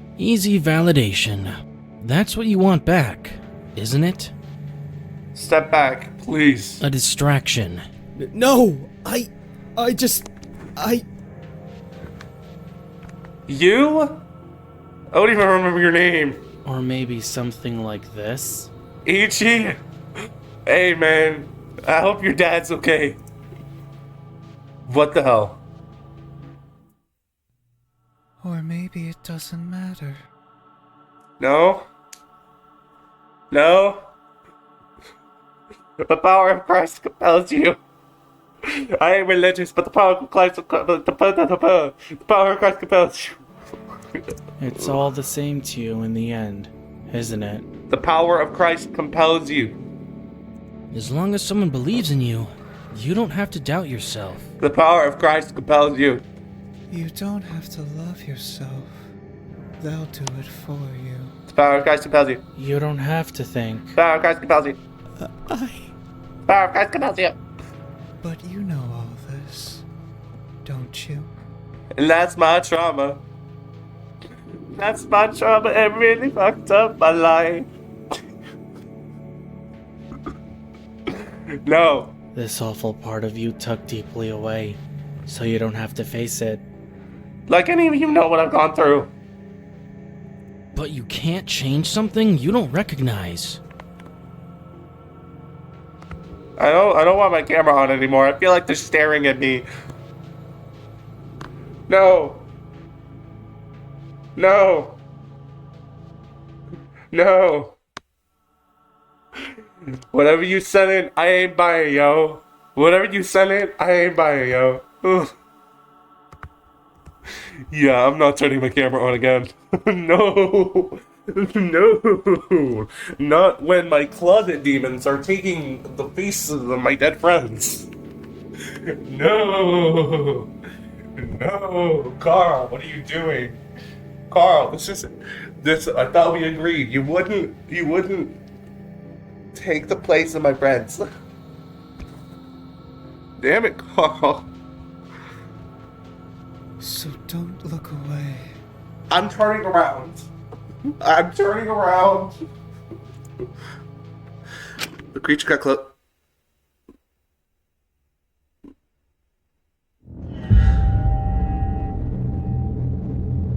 What the eyes obtained? This ain't a Danganronpa game anymore. This is a horror game.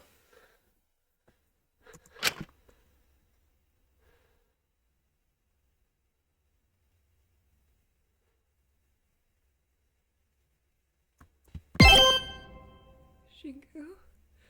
What? Shinku? Shinku! These men help me. Jesus Christ. Oh, hell no. Okay, don't help me. Shinku, please! Oh my god. She's actually crying. Why is her hair not falling downwards? Huh? I said I was drowning like 10 times. You're awake. Oh, thank goodness. Ma'am, your snot's getting in my eyes. Ma'am, wipe your nose, please. Please. Ismene pulled me into a tight hug, holding on to me as if her life depended on it. Please never worry me like that again. I can't lose you too. What happened? You don't remember? Oh, the sudden cold overcame me. I realized I was soaking wet. You were passed out in the pond. I was so worried you'd... Took a deep breath, composing yourself, wiping your tears away. Sorry, I got emotional for a second there. Yeah, you just gave me pink eye. Are you happy? Can you get pink eye from snot? I don't even know. I'm just taking a guess. It's okay. I'm just sorry. I'm sorry for worrying you. Not really sure what happened. I look over at the pond. It seemed entirely normal. Granny looked at me with concerned expression. I see. Well, don't worry me like that again. I thought I lost you just like that, and I couldn't do it again. I couldn't lose you too. I was so scared. You see the hoge at the top of my head? That won't go down even even when I'm soaking wet. I'm the main character. Smitty looked away for a moment before letting out a sigh, snapping back to her usual demeanor. Oh, my voice crack.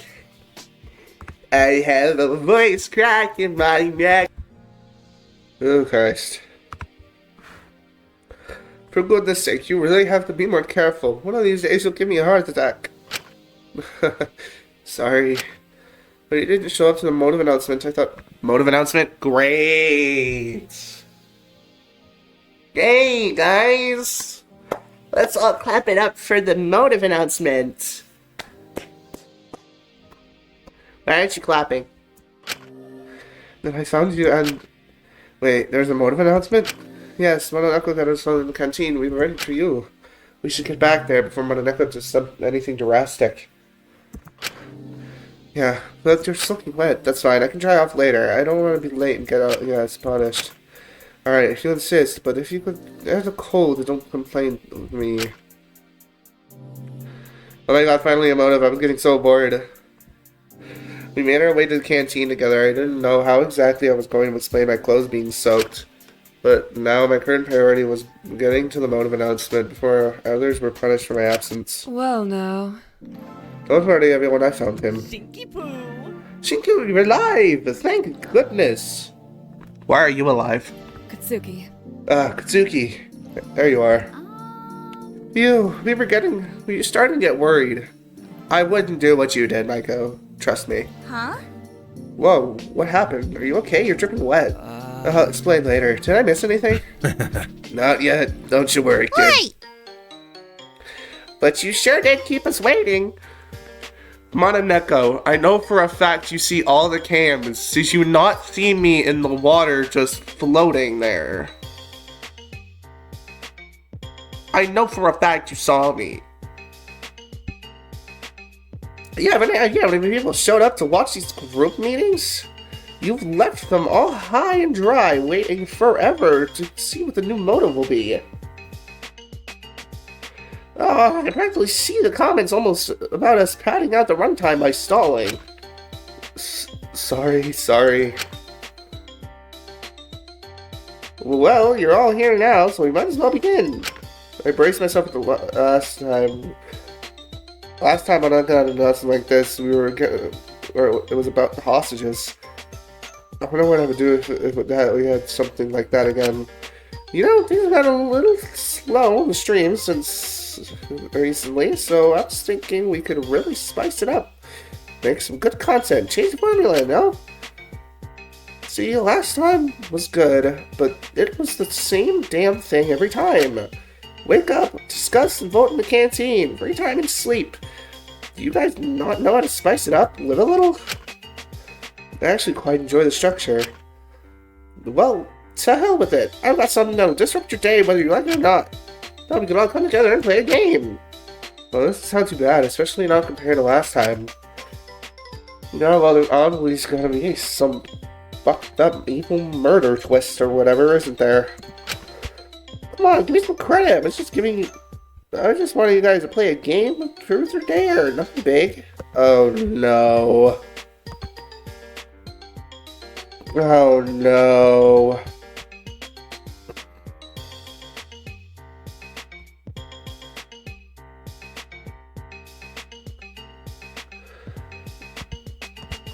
So, what? Do we just give each other dares? That's all? I'm not too convinced. Every day from now on until America is an envelope containing a personalized truth and personalized dare for you to complete will be delivered to your cell. If you elect to do your dare, you will be which will be a sort of a task chosen just for you when your truth won't come out. But if they don't do your dare, we'll assume you've chosen truth. And what does that choosing truth entail? Well, each truth will be some sort of secret you wish to keep hidden. If you choose truth, then the secret will not only be revealed to everyone in the prison, but also publicly posted on social media or platforms you may have. We'll make sure as many people on the outside are exposed to your secret as possible. It's complete bullshit. You're gonna reveal all our crimes anyway. Why tank our reputation further? Not to mention, I don't know what you're gonna do for those of us who don't have any accounts on any of that. Don't worry, everyone has some sort of platform you can post secrets on. Him and my Facebook.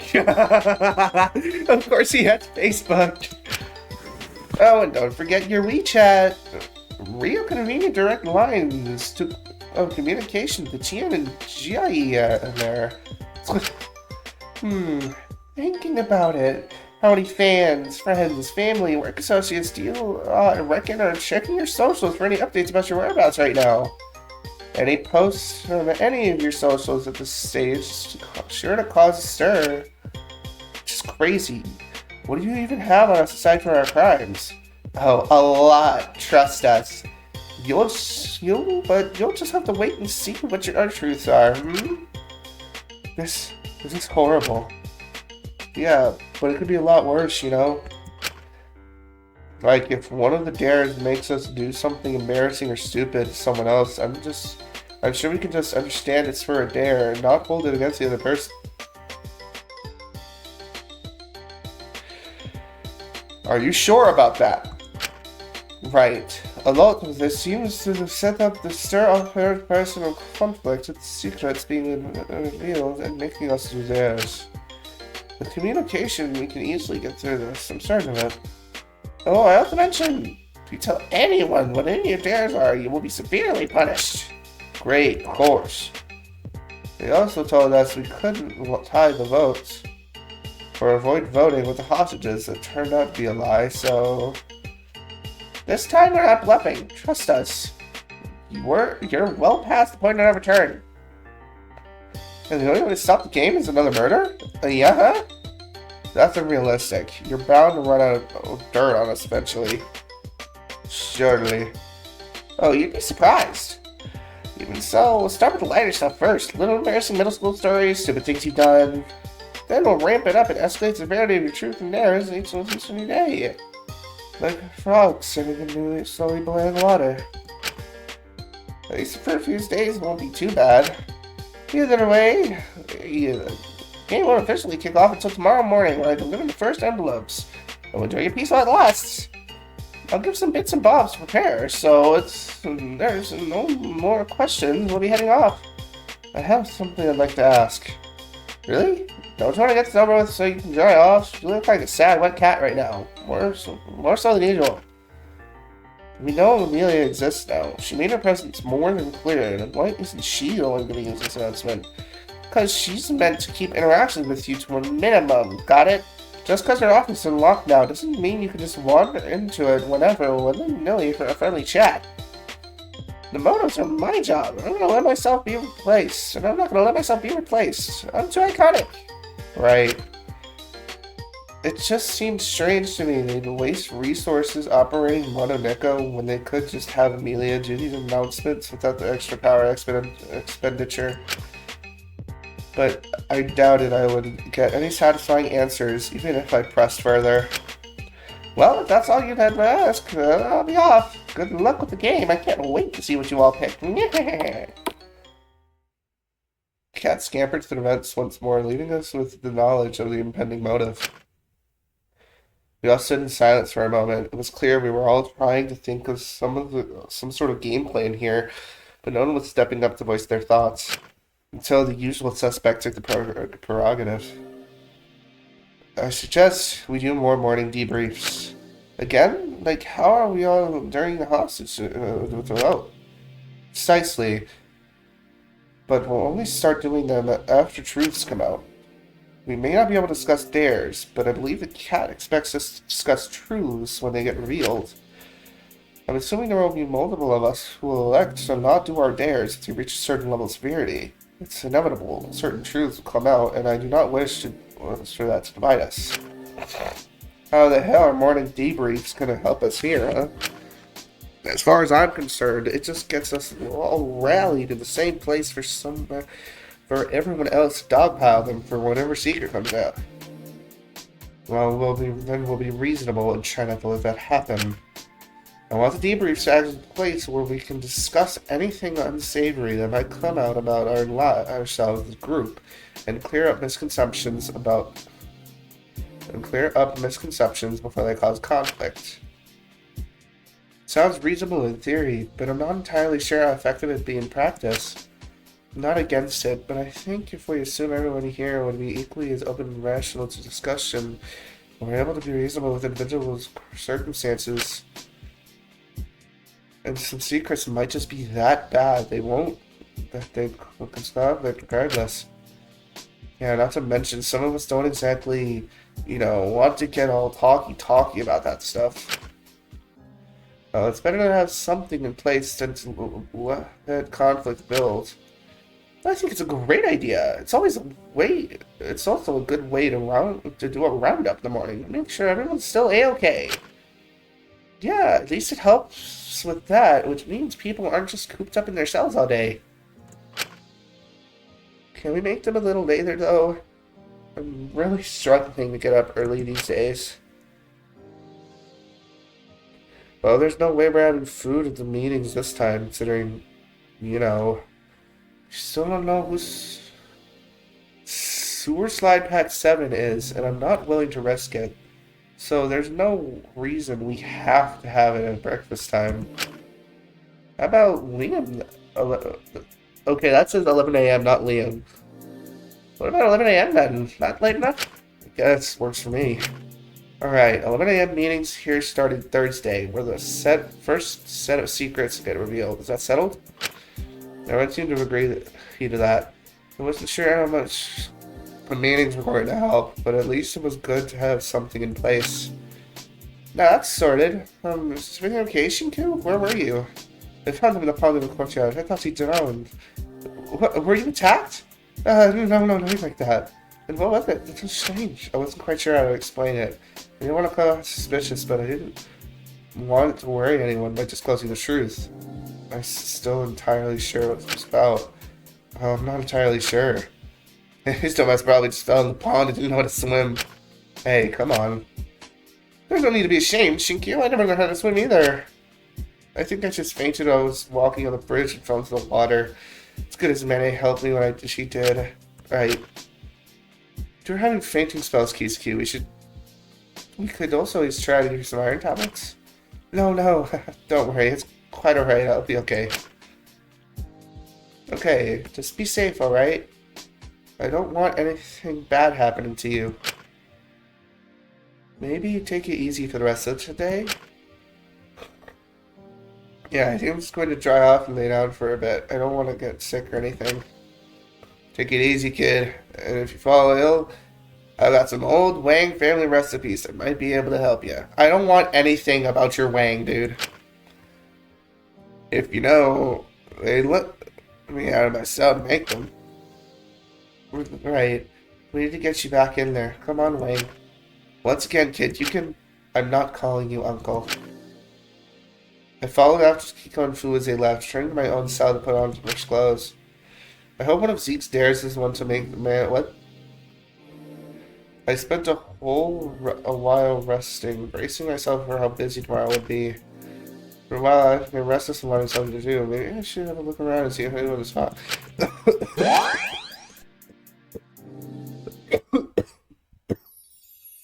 Is there anyone... Okay, there's 2 people with mission. Well... Do I want to hang out with anyone now? Nah, I'm probably just gonna go to sleep. I'm probably gonna mess up. Actually, it'll give me a new CG to use as a cover. Mako, it's good to see you. How was your shift this morning? Okay, are you doing alright? About as well as I can be concerning motive. It's pretty scary, huh? Well, we'll find a way to get through it as a group, I promise you. I'm just trying not to think too hard about it, honestly. Point out something that can't stop it happening isn't good to do to me. It isn't going to do me any good, so I've decided.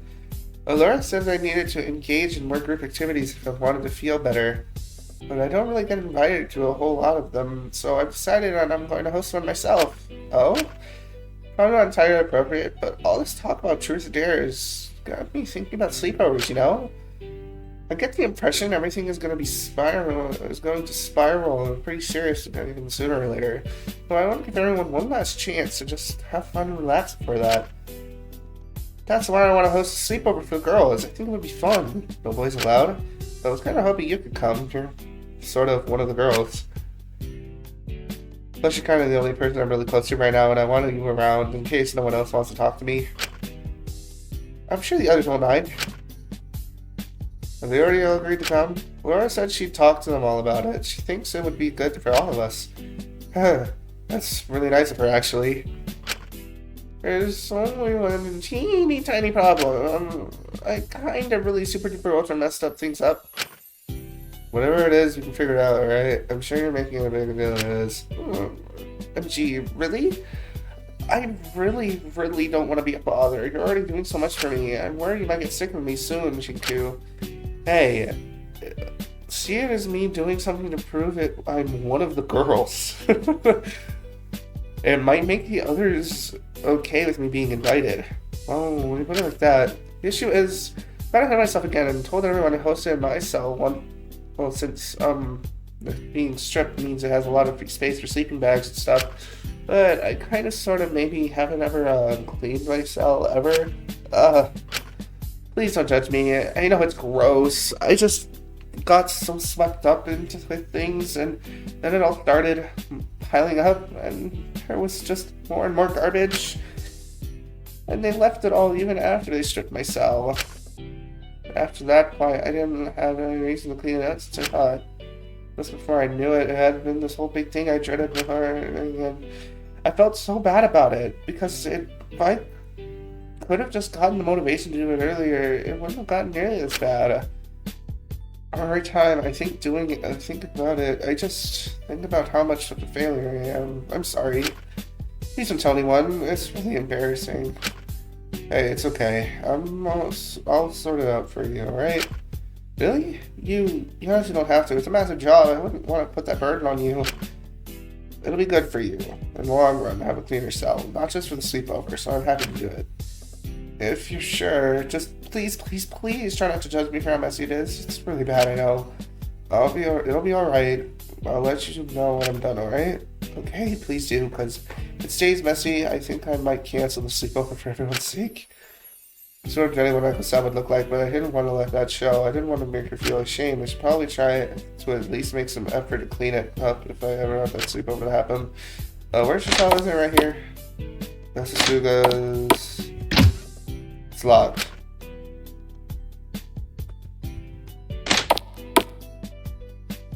Oh, great. Let me try this up.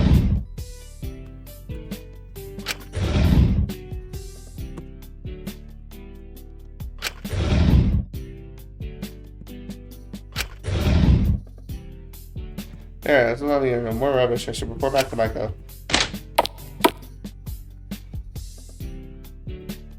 Hey, Mai. It's not a lot, but I did make things look a bit nicer in your cell. It should be good for the sleepover now. Oof. Huh? Wait, you actually...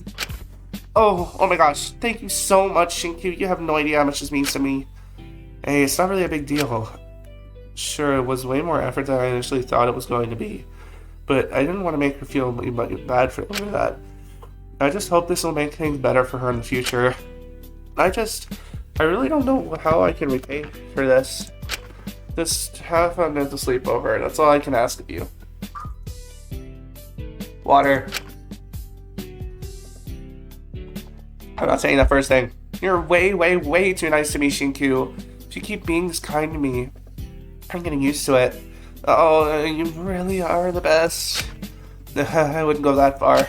You're my friend. I do any of my friends, but still, thank you. I really don't think I deserve all this, but alright.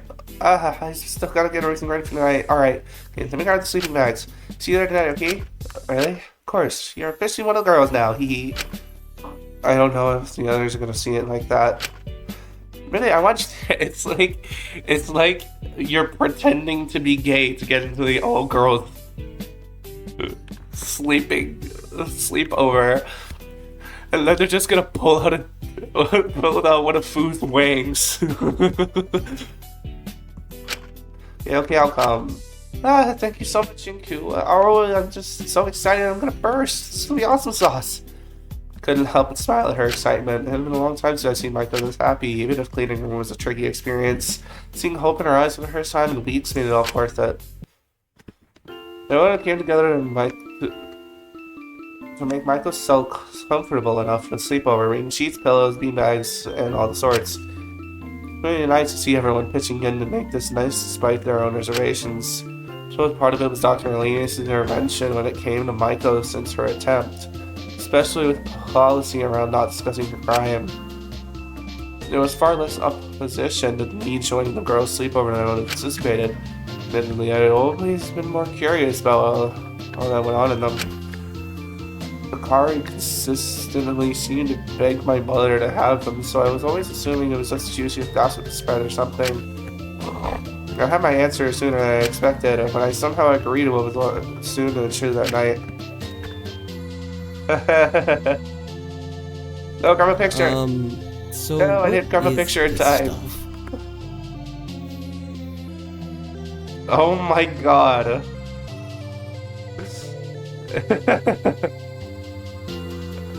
Help. I am surrounded by women.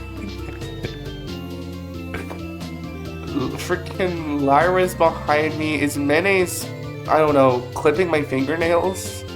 Maiko's sitting in front of me. Alenius looks like a quiet kid. And then Takiko and Asuga are just hanging out. Concealer. It helps hide your blemishes and cover up the dark spots. Ah, I see. Just one small question. Did the foundation not already do that? Oh, Shinku. Don't tell him you still got contour, highlighter, and setting powder left before you even start on his eyes. He'll have a conniption. That's a lot of steps. Ow! Stop that! Suck it up. Your cuticles are practically overtaking your nails. When was the last time you pushed this back, my dear? I thought you were just going to be painting them. And I thought you'd be better at holding still. Sorry, I just didn't expect you to whip out ancient instruments of torture to do my nails. Guys can be so dramatic, can't they? To be fair to him, some of that nail stuff hurts. Yikes! I do not miss it. But it's gonna be worth it. He's going to look so cute by the end of this. Oh no. Right. Help me. With Chatelle's hairstyling? I'm not too sure. Okay. Guys, help. Nah, trust in the process. It's gonna look great. Anyone got any hairspray? What? I thought you were just tying it! Dude, it's Bump City up in here. Gotta smooth it out somehow. What have I got myself into? I'm surprised you're so unfamiliar with all this. Don't you have a sister, Kutsuki? Well, I guess we weren't really all that close to the point she was getting into all this makeup stuff. Really? She didn't ask you to help with anything? No. Considering she's the demon that haunts my nightmares, I don't think she did. I think if she did, I would have been pretty hopeless at it. Hold still, Shinku. I'm just going to put the blush on now. Is this pink okay? Do I get a choice? If you ask me, his cheeks are pink enough already. They're just gossiping. Oh, you stop that! You're the worst! At least he's giving it a go. I doubt any of the other guys will be half as willing. I don't know. Taka's probably used to it for stage makeup and shit. Probably, yeah. I think he'd probably enjoy the attention a bit too much. If he got invited, we wouldn't hear the end of it for weeks. Yeah. Hey, come on now. Be nice to him. He just gets enthusiastic about this sort of thing. I know. I just don't want him getting on the nerves of the other guys, you know? Yeah, he's probably gonna rip Sarah. Besides, I I kind of wish we did more girl stuff like this. It's more relaxing when it's just us. Meanwhile, the guys are over there killing each other. No, Takiko has a point. Considering his last makeup artist helped send him in here, I'm not exactly jumping to give him a makeover. I'm certain he'd be more reasonable about it than you give him credit for. Well, I'd much rather give him a makeover than Ezekiel. That would be a nightmare. I just realized Ismene isn't going after Lyra. They're actually close to each other and not fighting. Stop! I'd pay to see that! I'd pay to have him take a shower at this point. I think I'd pay to see him Mike.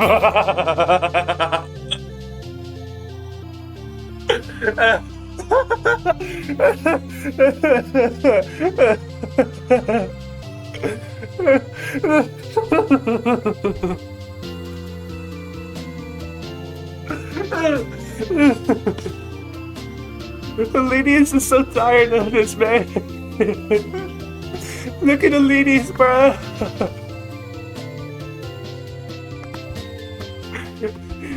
Elenius is just so tired of this.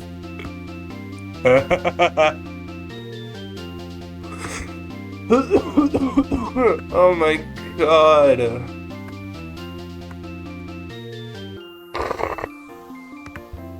Hello? Christ. We really don't have to share all of our thoughts. Yeah, exactly. I'm sorry! I can't help myself! You guys don't think I'm weird, right? Everyone thinks about it sometimes, right? Right? Nope. Guys? Everyone thinks about guys they find attractive in the shower, right? You find Right? That's normal, isn't it? You find Takiko attractive? Oh no. You probably should stay hanging around. Wait, what? I'm not judging, but This is bad. I don't want Maiko to feel weird or bad when we were just gonna make her progress on her having her talk to the others again. I had to do something. I do it. It's normal. Yeah. You're calling yourself out. oh my gosh! Look at Suga's face. Stop, don't laugh. Taki, hold me back! Stop, I can't laugh. And don't look at me like that! You're gonna make me laugh! Stop it! See? It's totally normal. Oh, of course you think about guys in the shower. Okay. Maybe I don't regret it as I thought I did. This is hilarious. That's... I exactly realized the implications, so it was too This late. isn't exactly old news. I'm not sure why everyone's so shocked. Well, I didn't expect him to be so openly enthusiastic about it. Regardless, it's his life. As long as he's not hurting anyone, he can like whoever he wishes to like. I would, however, perhaps not fantasize about people you personally know in the shop. So, Mako, that contour thing. Let's do that. Mako? I thought it was Maiko. I'm not saying Mako. We continued chatting and hanging out late into the night. By the end of it, it felt like I had 6 layers of stuff on my face and at least 6 separate knots in my hair. But seeing everyone so happy and relaxed, even when knowing what was to come in the morning, that made it well worth it. Didn't mind being seen as weird or enduring a little embarrassment if it meant someone else wouldn't feel entirely alone or isolated. I just hope I wasn't repeating the same mistakes I made with you. What? I just hope that I did everything right this time. What? I wouldn't lose anyone like I lost you. What? Huh? East Prison. I think Ismene was right. Going to the motive announcement like I did definitely was a good idea. My head was burning up a little bit, and I was making it hard to sleep. Oh, that and the fear of the impending motive, which is why in the middle of the night I made my way over to the infirmary and finding some medicine. After taking a few things, I found my help. I began my way back, but as I did, I saw a vaguely familiar figure mopping the floors. Hold on! It's you! The janitor dude! Ah, Jesus! Oh, it's you. What's with you and wandering about at this hour? Did you ever sleep? Sorry, I didn't mean to. You're gonna run into me. Could you do it in a common room? At least there it's close to your cell. Getting you back from here is gonna be a pain. You could really stand and lose a few pounds. Hey, give me a break. Oh, sorry about this, kid, but... Wait, hold on, don't let me out, hold on. Warden's orders, can't do much about it. But Uncle told us about you. You're an ultimate too, aren't you? Was that not obvious? Don't compare me to that talentless Warden brat. She's just like the rest of the fools in that stupid movement. Just unskilled nobodies were jealous who others have good, kind of good. This seems to be a touchy subject, so I can't get him to talk about his talent. I think that's information. Out of curiosity, what is your talent? I'm the ultimate investor. Huh, so you deal with stocks and things like that? I feel like he's gonna get killed. Absolutely. I was one of the best in the business, if you could tell already. Was a wretched salesman pulling certain products, stocks I dropped just to spite me. I sound a pretty good record. Well, if you ignore my crime as well, but quite frankly, it wasn't really a crime. They all chose to invest. It's their fault if they lost their money. Wait, you know your crime? My uncle told us you were meant to be a participant, but I didn't know you were aware of the specifics. Oh yes, that brat reminds me of it constantly. Whenever I mess up, she suddenly starts pulling out all the statistics. So what is it? Why the hell do you want to know? If you don't think it's that bad, then maybe you're right. Of course I'm right. Every ultimate has a few skeletons in their closet. It's just what you have to do to get big. People always think they did. They're just acting like they care now because it gives them an excuse to put on this whole thing and still feel like they're morally right. All I did was tell people to invest in Hope's Peak stocks. I just did my job. It's hardly a crime, is it? Sure, I might have known the stock was going down in value due to those ridiculous protests. But that wasn't my fault. People followed my advice and lost money. They were so poor it sent them into debt. They shouldn't have been investing in the first place. Those people told me to tell people to invest. Who am I to say no to them? They so graciously gave me a title after I owned a good portion of their stocks. It was just a show of good faith, no? Well, you got that ultimate title of ultimate investor by investing in Hope's Peak? Well, yes, but I mean ultimate. That's what counts. I don't think it should matter how I got my title. The shame they could include this kind of game. He'd really have proven that her point about ultimates quicker than any of the rest of us could. Well, if that's what you think, come on, I'm not the bad guy here. Us ultimates need to stick together. It doesn't matter how we got our title, or what we do with it, or what you've done. That moment, once it's all gone. And without ultimates to guide society, where would it be? Who would be advancing fields? Who would people look up to?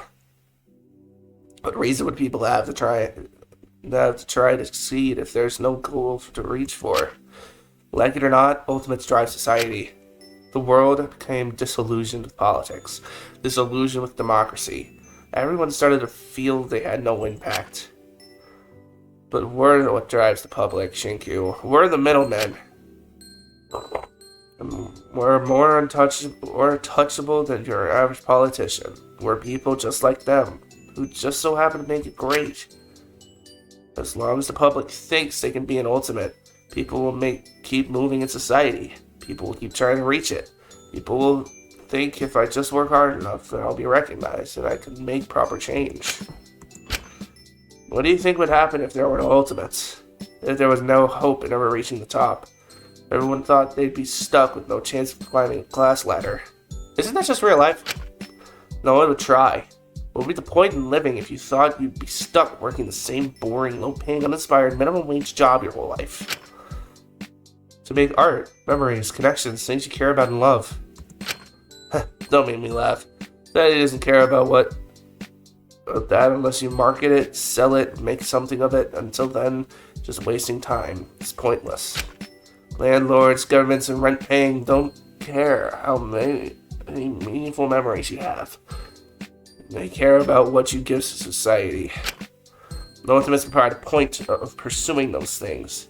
They make you feel like one day, if you just stick with it, you could make something more of it, something of it. You could be noticed and become someone notable. Who cares if they won't ever actually get there? As long as people have the illusion they can, they'll be happy. Life will be at least be bearable. But that's not... Think about it, Shinku. Don't fall for their shallow arguments.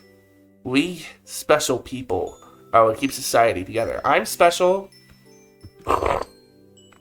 Special education. What? Do you realize that? You have no hope of getting out of here alive.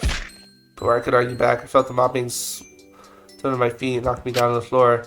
So watch what you say. Then all went black again. Damn. Did I say he deserved to be in this game? What? Myself. I woke up feeling groggy, the morning dawning on me before I realized what happened last night. I looked at my bedside table, same old painkillers and water as last time. At least he's taking care of me afterwards. I let out a sigh, reaching out to put the ice pack he placed on my head on the bedside table before I saw the small envelope. It was labeled Day 1. This must be for the motive. I instantly opened up the envelope and slipped out of bed, making my way to my desk to open it up. I slit the top and took a pause, slipping out the paper. There were some titles on it, Truth or Dare. I guess I had to either choose to do Dare, provided it, or have the truth listed and revealed tomorrow. Truth or Dare, Day 1. Truth. For many years now... Let's see. What's the truth? Okay. For many years now, when you feel lonely, you have written fiction where you insert yourself into a romantic relationship with your favorite idol, Yui Apina. Oh my god, how do they know about that? He's a self-insert shipper? Oh my god. It was only a few times, I swear! Oh, come on, and that was private! And I was 14! How did they find it? Oh god. It was because of that being sold to Yui Apina and forced to go on tour with her one-shot I posted on my alt, wasn't it? Okay. I can't let anyone find out about that. God knows what Ezekiel would do with that information. Factual. Let's see what the dare is. Present Prisoner 03 with fiction including you and him having a romantic relationship. Prisoner 03. Who's that again? 01 is me, 02 is Lyra, 03 is... that's Ezekiel. Oh, yeah, we don't do that. We aren't doing that.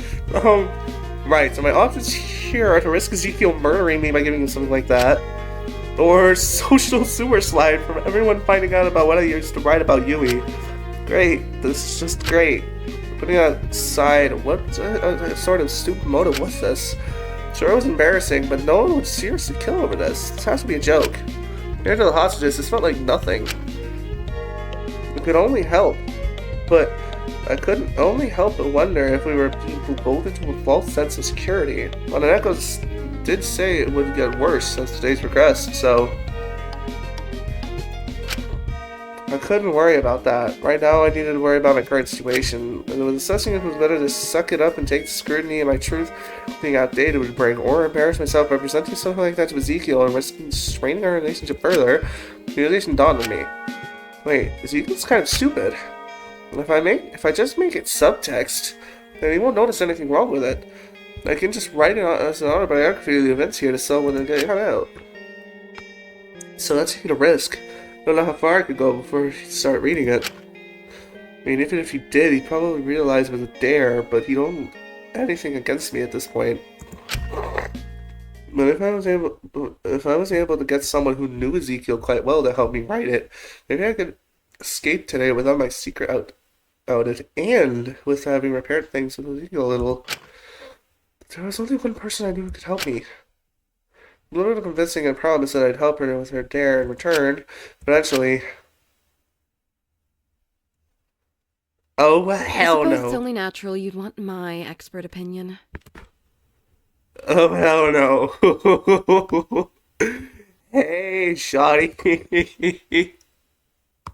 How's it hanging?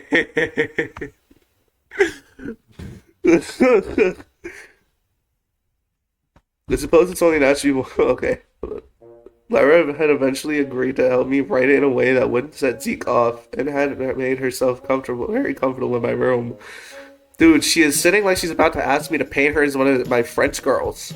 Hey, I didn't tell you that you could go on my bed. Oh, shut up. Don't be a wuss. I took off my shoes. We're good. Yeah, but you're sitting doggy style. But honestly, Shinku, I'm surprised. You know, I thought if anyone could write a passionate and steamy story between two men, it would be you.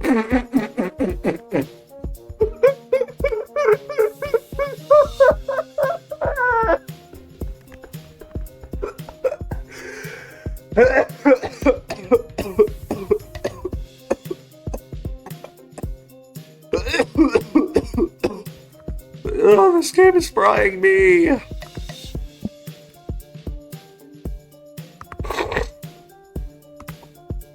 This game is frying me.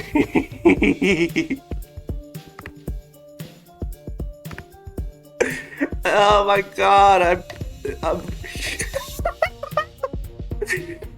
Oh my god.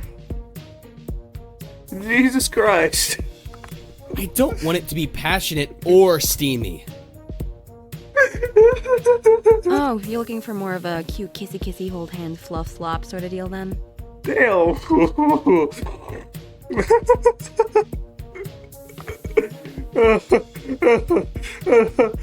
I'm looking for something that Zeke won't immediately register as weird. Guess we can scrap whatever you were planning initially then. God knows what your fucked up little mind considers normal.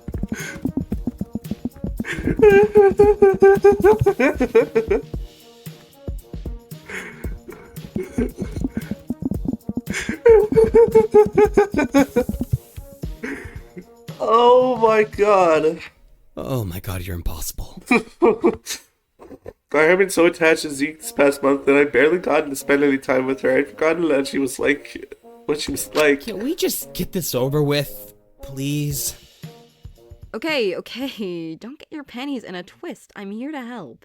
Please do. If you want to go about this without setting off Zeke's gaydar or whatever, it's probably easiest to just write something hyping him up. A lot of, wow, Zeke, I wish I could be like you. Take it from an admiration angle and he'll just think you've become a fanboy or whatever. And he won't find that weird? Dude, any way you go about this he'll find weird. It's just about doing preemptive damage control at that point. Honestly, even if he'll give you shit for it, I think he'd actually appreciate something gassing him up at this point. Especially if it's the sorta, I really look up to you deal. Well, that's not all that surprising. Yeah, after Mint, I think. Jeez. I don't know, something changed. He doesn't show it a lot, but I don't think he believes a lot of the stuff he says about himself anymore. Damn. Mint dying really made him depressed. Probably doesn't help that Iz keeps on insisting that he's gonna ruin me or whatever, or get me killed. What? Like, okay, it's literally not your business. Like, why are you so obsessed with me? Do you have a crush? I think she's just concerned. She really said, "Why are you so obsessed with me?" I am never doing that again because I have received 30 cease and desist letters and I am now on a no-fly list. But anyways. Yeah, like, whatever. I know she's your friend, but I don't know. I think she should lay off Zeke a bit. I mean, she wasn't the only person who lost someone, and I wish she'd think about that. It's whatever. I guess he's going to get you killed as a fun change of pace from the usual. That foul and evil temptress is going to ruin his life! I think it's a bit of both, honestly. I mean, try to see things from her perspective. You've barely been around since your verdict. You spend most of your time with Ezekiel. It's hard to get a one-on-one moment with you. And you know what happened to the last person who did that. Oh my god, don't even start. Jesus Christ. I'm just concerned. No, you're not. You're just shifting the blame for Mint's death onto Zeke when it was Dracul's fault. That's what's going on here. Jeez. Isn't it? Also, if y'all hear some in the background, it's my cat, because my cat's in the heat again. Just need to pause for a moment, letting out a sigh. Sorry, that was uncalled for. I know you cared about Dracul, if you are genuinely concerned, really, don't be. I'm all good. This is the best outcome I could have asked for. Glubba bunga. Really? But you got... Corrupt. Exactly what I am. There's not all that much to say, I don't think. There really isn't. By such a slim margin, though. For someone who's so certain you're corrupt, you don't seem to feel particularly guilty. I mean, it's just the way I am. I know it's bad, yeah, but I'm not gonna beat myself up for something that's just a part of me.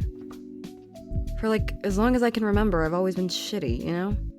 Getting into trouble at school, using people, leaving when things got tough. It gets to a point where you can't really go back, especially if it's the way you've always been. If I wanted to be forgiven, if I wanted to be actually worthy of redemption, I'd probably have to change myself to a point where I wouldn't even be myself anymore. And at that stage, what's the point? I don't think you'd have to change that much. Nah, let's be realistic here. If I had managed to get worthy, it would have been because people found me hot or whatever.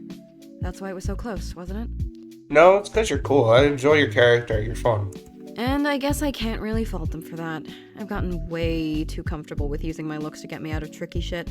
What goes around comes around. I shouldn't be disappointed. I don't even remember what your ultimate is. But you are, aren't you? I dug myself this hole. I can't complain too much. I used to try really fucking hard to be valued for something else. I figured that way they'd take me seriously or whatever. I used to be so fucking dramatic. Wanting my opinions listened to, wanting to be recognized for my debating. Yet, even after degrading myself like that, I'd always fall back on my looks to be valued. I guess it was just easier. Then I'd beat myself over it afterwards. God, I was pathetic. And considering I'm Little Miss Sellout, there probably wasn't all that much worth listening for to begin with. Still, there must have been something behind it if Hope's Peak saw you as a big enough asset to the movement that they had to shut you up. You think? Well, I don't really care that much now. It's whatever. In the end, I'd take having my flaws looked past because I'm hot over just having people voting me worthy to go against my wishes any day. Really? Wouldn't that just be punishing you in its own way? If they feel the need to punish you, they probably see you as corrupt. Isn't that what you want? It's different. It's about agency when it gets to that point. I really don't like having my agency taken away, but it just keeps happening. So I should probably just suck it up and get used to it. I really don't think... Anyway, we ought to get back to writing that thing, huh? Phew, sorry, got off track for a second there. Yeah, we all know that you do not think, Shinku. We don't need to be told. Alright, let's focus and get this thing done. Lara and I spent some time writing the short story. We eventually settled on framing it as an autobiography of the events of the prison that I was working on. Figured if I just embellished one of the conversation I'd had with Zeke with some homoerotic subtext, he wouldn't pick up on it. Or at least would be too focused on my character talking about how big his muscles were to think too hard about the rest of it. That is literally Gay 1.0. That's the original updates. Really, Shinku? I think you got your next big hit on your hands here. I really hope I can find some way to get rid of this after we're done. That's the day. No, seriously, I think this needs to be published. The public needs to see this. Shut up. I didn't want to even write it in the first place. Hey, come on, it could be a lot worse. At least we made something that isn't gonna set Zeke off. I'll take that as a win. Yeah, thanks for helping. I really do appreciate it, even if your suggestions were interesting sometimes. Still think we should keep calling him Big Z. Okay. I really don't. He would have been ahead of a lot, actually. But, hey, I know I can't be patient with you, but I do really enjoy hanging out with you. Sometimes you really should talk more. I don't want to feel like Ezekiel is your only option. Come on, man, I was just making your life a living hell for the last half an hour, and you're asking for more? I mean, I know you're a masochist. You're friends with Ismene, but I didn't know it was that bad. Seriously. I don't know, man. I was just thinking it's better this way for everyone. Zeke gets someone to look out for him after a minute, and no one else has to really deal with him or me. Even if I have my own personal grievances with both of you, I think we really should start to come together more. That's all. I remember when y'all jumped me in the prologue. I guess I've just been thinking about what Jakul said before he died. Caring about someone is never a waste. Do you think he genuinely believed that? I hope he did. I think he's right. I'd like to think, even if things don't work out with someone you care about, you can still take something good from the memories you had. I don't know. I feel like caring about me is just a bit of a waste, especially with how quick I am to throw people away. I hate it. I hate how much I'm dwelling on it. I hate how close I was to Worthy. It's just sort of got me thinking. I can barely remember certain people's names or faces anymore. It's so blurry. But I can't help but wonder if they've been able to just forget me and move on too. I'm glad they could forget. I'm sure they couldn't forget someone like you, Lyra. I wouldn't worry about it. You made quite the impression. I don't really want to be remembered though. That's the issue. I just wish they were able to move on with their stupid lives and act like it was no big deal. I just wish they felt like they used me like I used them. It's easier to think things that way, but it's more transactional. You don't let yourself get hurt. You really do think you're a horrible person, don't you? I mean, I am, aren't I? Not like Satan or anything, but I just use people carelessly and throw them away when I get bored or scared. It's what I do. I didn't even really know how to get out of it until I took the deal with Hope's Peak. It just felt like a cycle I couldn't escape from. I guess that's why I took the deal. I was just tired at that stage. I am just a selfish person, but maybe that's okay. It's easier to be a bad person. It makes you feel more in control. If I was the one hurting and using others, they couldn't hurt me, could they? As I left, if I left, they couldn't leave me first. Pretty sweet deal, huh? I'm happy being this way. It's easier than having to try and go through shitloads of personal growth in a situation as bad as this. I know people want me to get better, but I'm not around them a lot. It doesn't really affect them at all, so I don't know why it matters. I'll do my own thing, they do theirs. Well, I know you don't want to hear it, but putting everything aside, I don't think you're quite as horrible as you make yourself out to be. I think you're flawed, obviously, but we're all criminals. It would be hypocritical to not give yourself a chance. We still don't know half of everyone's crimes. For all you know, could be someone much worse than you. Besides, you were the closest to Worthy out of all the other prisoners voted corrupt. You were only a few votes off of Worthy. Yeah, I know that. Don't worry. All things considered, I'm doing a lot better than the others. I'm not really looking to improve or whatever. I mean, I'm glad Taka had some big realization, even if it does just so happen to be right after he starts talking to Pasuigan again, but you know. But I don't really want to see a killing game as a prime setting for a major self-improvement, you know? Like, I don't want to put any more stress on myself here. Besides, just because I think of myself as a bad person doesn't mean I'm unhappy. Feel me? I don't really get it. I just hoped you know you don't have to isolate yourself like this. Well, if that's what you want to think. I just don't want you to get hurt because of me, you know? And you don't just use people. I mean, you did agree to help me with this. Right, that reminds me. You said you'd help me with something if I helped you with this. Still happy to return the favor? Right, I guess she wasn't exactly just helping out of the goodness of her heart. Of course, as long as it isn't anything too tough. Now, I just need you to stand still for a sec, alright? Sorry about this. I quickly grabbed my tie, pulling me down before I knew.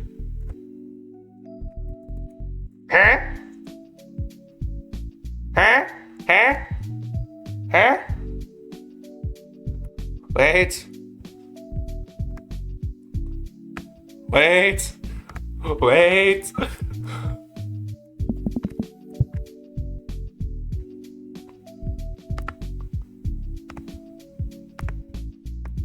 Wait. Wait. Wait. No. No. What? I really don't know what I was expecting. But an instant her lips were on mine, I was a little stunned. All things considered, it was my first time kissing a girl. I didn't hate it by any means. I was just more confused than anything. Despite the fact she was the one who kissed me and the one leading it, there was something odd about her own demeanor. When I looked at her, eyes closed, as if she couldn't face what she was doing. She looked so small. And she pulled away as quickly as she pulled in. She let go of my tie and turned around, stretching up her arms. Phew. Thanks for that, man. Sorry about that once again. Wow, I'm flattered. Good luck with giving Zeke the goods, babes. Catch you later. You got this.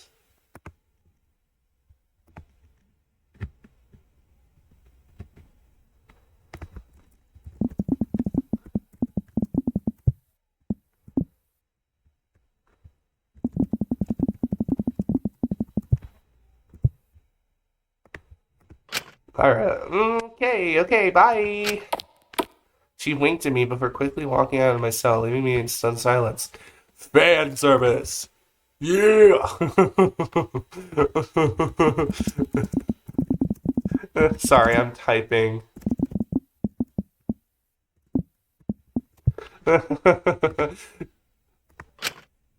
Lyra, wait! What was that? Wasn't too sure. I was certain it was probably something for the dares, but on the off chance that it wasn't, there's no way that would be far too sudden. She's gonna die.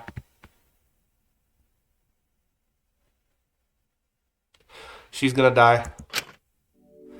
I wouldn't even know how to start feeling about that. When Irish Tell would come to my cell, right when I was effectively a love letter to her boyfriend, ended up dumping the most diabolical information on herself. Top it all off by kissing me and leaving. I couldn't get a read on her even if I tried. Her lax attitude everything, including her crime, made me question if there even was any thought behind any of her actions, or if she was just going with the flow.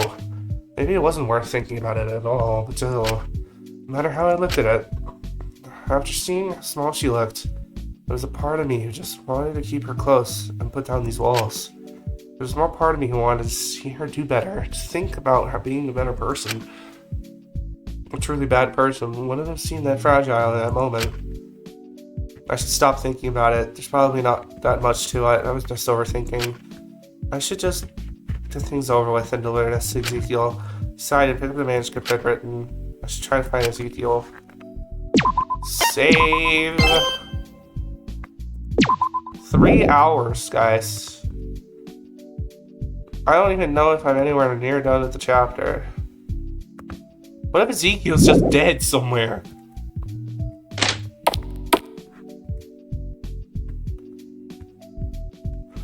Should walk past Ezekiel. He's right there. What? He's talking to Ismene? I approached Zeke, holding the manuscript, stopped in place who he was with. Ismene was standing there next to the sun performer, waiting eye contact. Seemed not this good. Got something to say, Isabel. Spit it out. I just wanted to say that you... Alright, give me a moment to think here. You could have thought about it before you decided to rock up and waste a bunch of my time. Don't you realize I got shit to do? Oh, I'm sure you do. You're a very busy person. Is that meant to be a compliment? Was that not good enough? Jesus, goodness, you're picky. Alright, hold on, you have a very strong smell. What the fuck is that meant to mean? I don't know, just, do something, anything, goodness, you're impossible. I'm impossible. You're the one who's been holding me up for the last 15 minutes. Why did I go Scottish? It's only been 5. Are you seriously that impatient? I'm a guy who's got a lot of shit to do. Oh, like your girlfriend? No, I don't have time for this. The one you totally kiss on the mouth and stuff? Actually, I'll have you know we actually did kiss on the mouth and stuff this morning. It's pretty freaking awesome. Okay, bro. What? Yeah, I know. You didn't have to hide the fact you're jealous of Chloe. That's what's going on here. I know anyone would want a piece of this last pie. I would sooner use your cremated ashes than a bath bomb, quite frankly. Oh, I have someone who puts things in a quote book.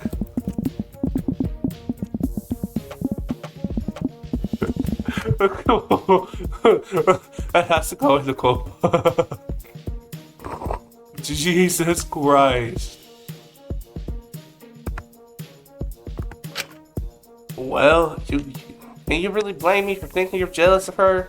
All you've been doing this past month is getting up in our business, getting so pissy she's sleeping in my cell. Now you're approaching me with a sorry attempt for flirting? This whole bitchy act is the tsundere thing that Molly is always blabbing about. I have a problem with her sleeping in your cell because she's circumventing her judgment. Not to mention the last person... Sam, just the person I wanted to see. Don't ignore me when I'm talking to you. Zeke walked right past his man and moved over to me. I'm right behind him. I don't characteristic grin on his face as he approached. She usually isn't this jovial with me. I got a once in a lifetime offer you, Sam. One you ain't gonna turn down. Hi Zeke. I was actually hoping to talk to you about something. Oh, shut up. That can wait. Real man first. You bored of constantly being the little guy? Don't you want to be your own person, not get dragged around by obvious, stuck-up nepo bitches? Classy. Real classy, Ezekiel. Don't you want to get chicks? Be a proper man, a real babe magnet? Get girls to kiss you on the mouth and stuff? Well, I think I've already achieved that, at least. What? But, to clarify, kisses before the age of 10 don't count. Well, he doesn't know. Let's just say if they did, my kiss count would be doubled. What? Well, yes. One doubled is just 2, isn't it? Damn. Shut the fuck up. No, actually it was pretty recent, this morning. What? Wow, okay, way to kiss and tell, man. Lara sighed as she's suddenly interjected from the top of the stairs, walking down to us. Lara, how long have you been there? Pretty much when I left your cell, I was watching Iz attempting what I think was meant to be flirting with Zeke for a bit. It was incredible. Great. People saw that. Wonderful. Perfect. Wait, Lara, so you're the one who... So, like, what are you carrying, Shinku? She shifted the attention of me and the man gripped my hands, a smug look on her face. She knew damn well what it was. Just something I've been working on. See, this is your issue, man. It's all books and no background. You should focus on those stupid stories, focus on things that really count real skills. No, that's the reason I got girls who rely on me. Rely on you? Seriously? It feels more like you're being used. She tells you to get her food or booze. Like a little puppy, you wag your little tail and do exactly what she says. Fuck you, I'm a wolf, not a puppy. It's not like you and your little boy toy where we scratch each other's backs. That's crazy. He really said, I'm an alpha. I want to jump off a bridge in GTA. Oh, I'm sure she does. Christ, don't you two realize how serious the situation is? You can't just be careless and mess about.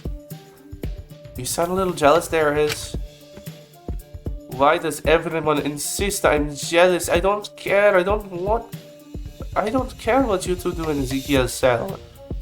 The one you're not even meant to be staying in, by the way. Just thought I'd mention that.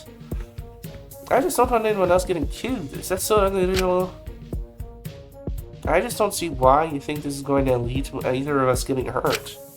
Because I just... Listen, I want to get it, but it doesn't track, you know? Like, you hate me because I got corrupt and hate the fact that Zeke is helping me avoid the stuff that comes out at the verdict, but you seem overly concerned about me getting hurt or dying. I guess these two things can be true at the same time. I just don't understand why you're getting this up in arms about it. Girl, you need to relax. I think you're corrupt. I absolutely do. I just want to help you to stop being so reckless. Since sooner or later that recklessness is going to get someone killed, and I don't want to risk it's being someone I do care about. You want to help, really? If it would benefit the group, yes. I don't want anyone else dying. I would put my personal grievances aside. Briefly, if it meant that you'd stop being so unpredictable. Well, I actually have something you can help with right now. If you're still sure you want to help. Really? What is it? Sorry about this. Alright, I pushed as many. There is no freaking way. I fell off the side of my bed.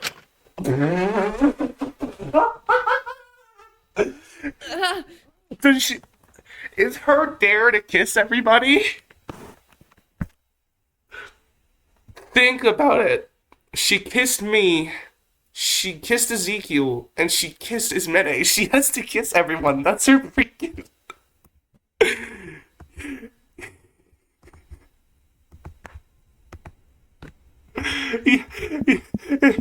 Yeah.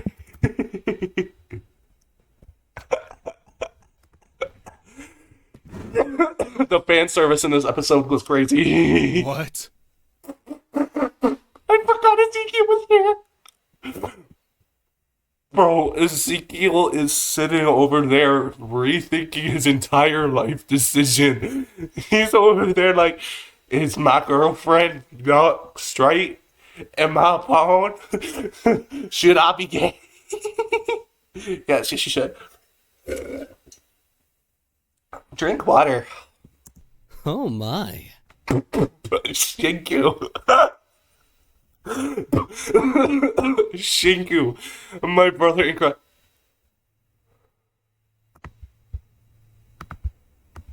Is her eye a heart? Is her eye a heart or am I bugging? No. No, I was not bugging. Her eye's a heart. Her eye's a heart. Yep. Her eye is definitely a heart.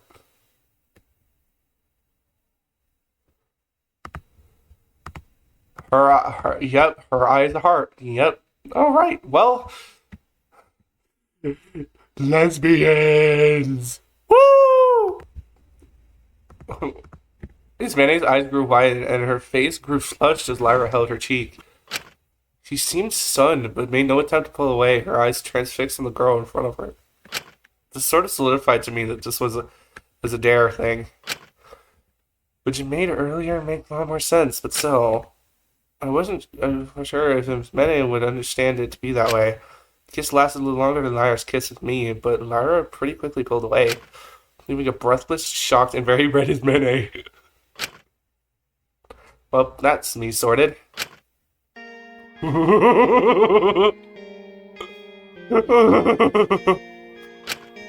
Wow. Anyway, Ismene stood stunned and speechless for about 30 seconds, just processing what had happened. You shameless girl! Oh, was it not good for you? Sorry. In front of two boys, do you have no shame in that at all?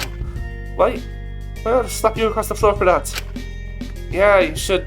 Probably should. Sorry, man, I had to do what I had to do. And then I could push you to the ground, wipe that smug little expression off your face, and...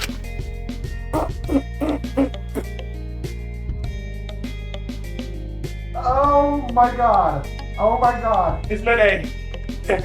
Ismene! I spat all over my laptop screen. Yo? What? And make you look at me and apologize.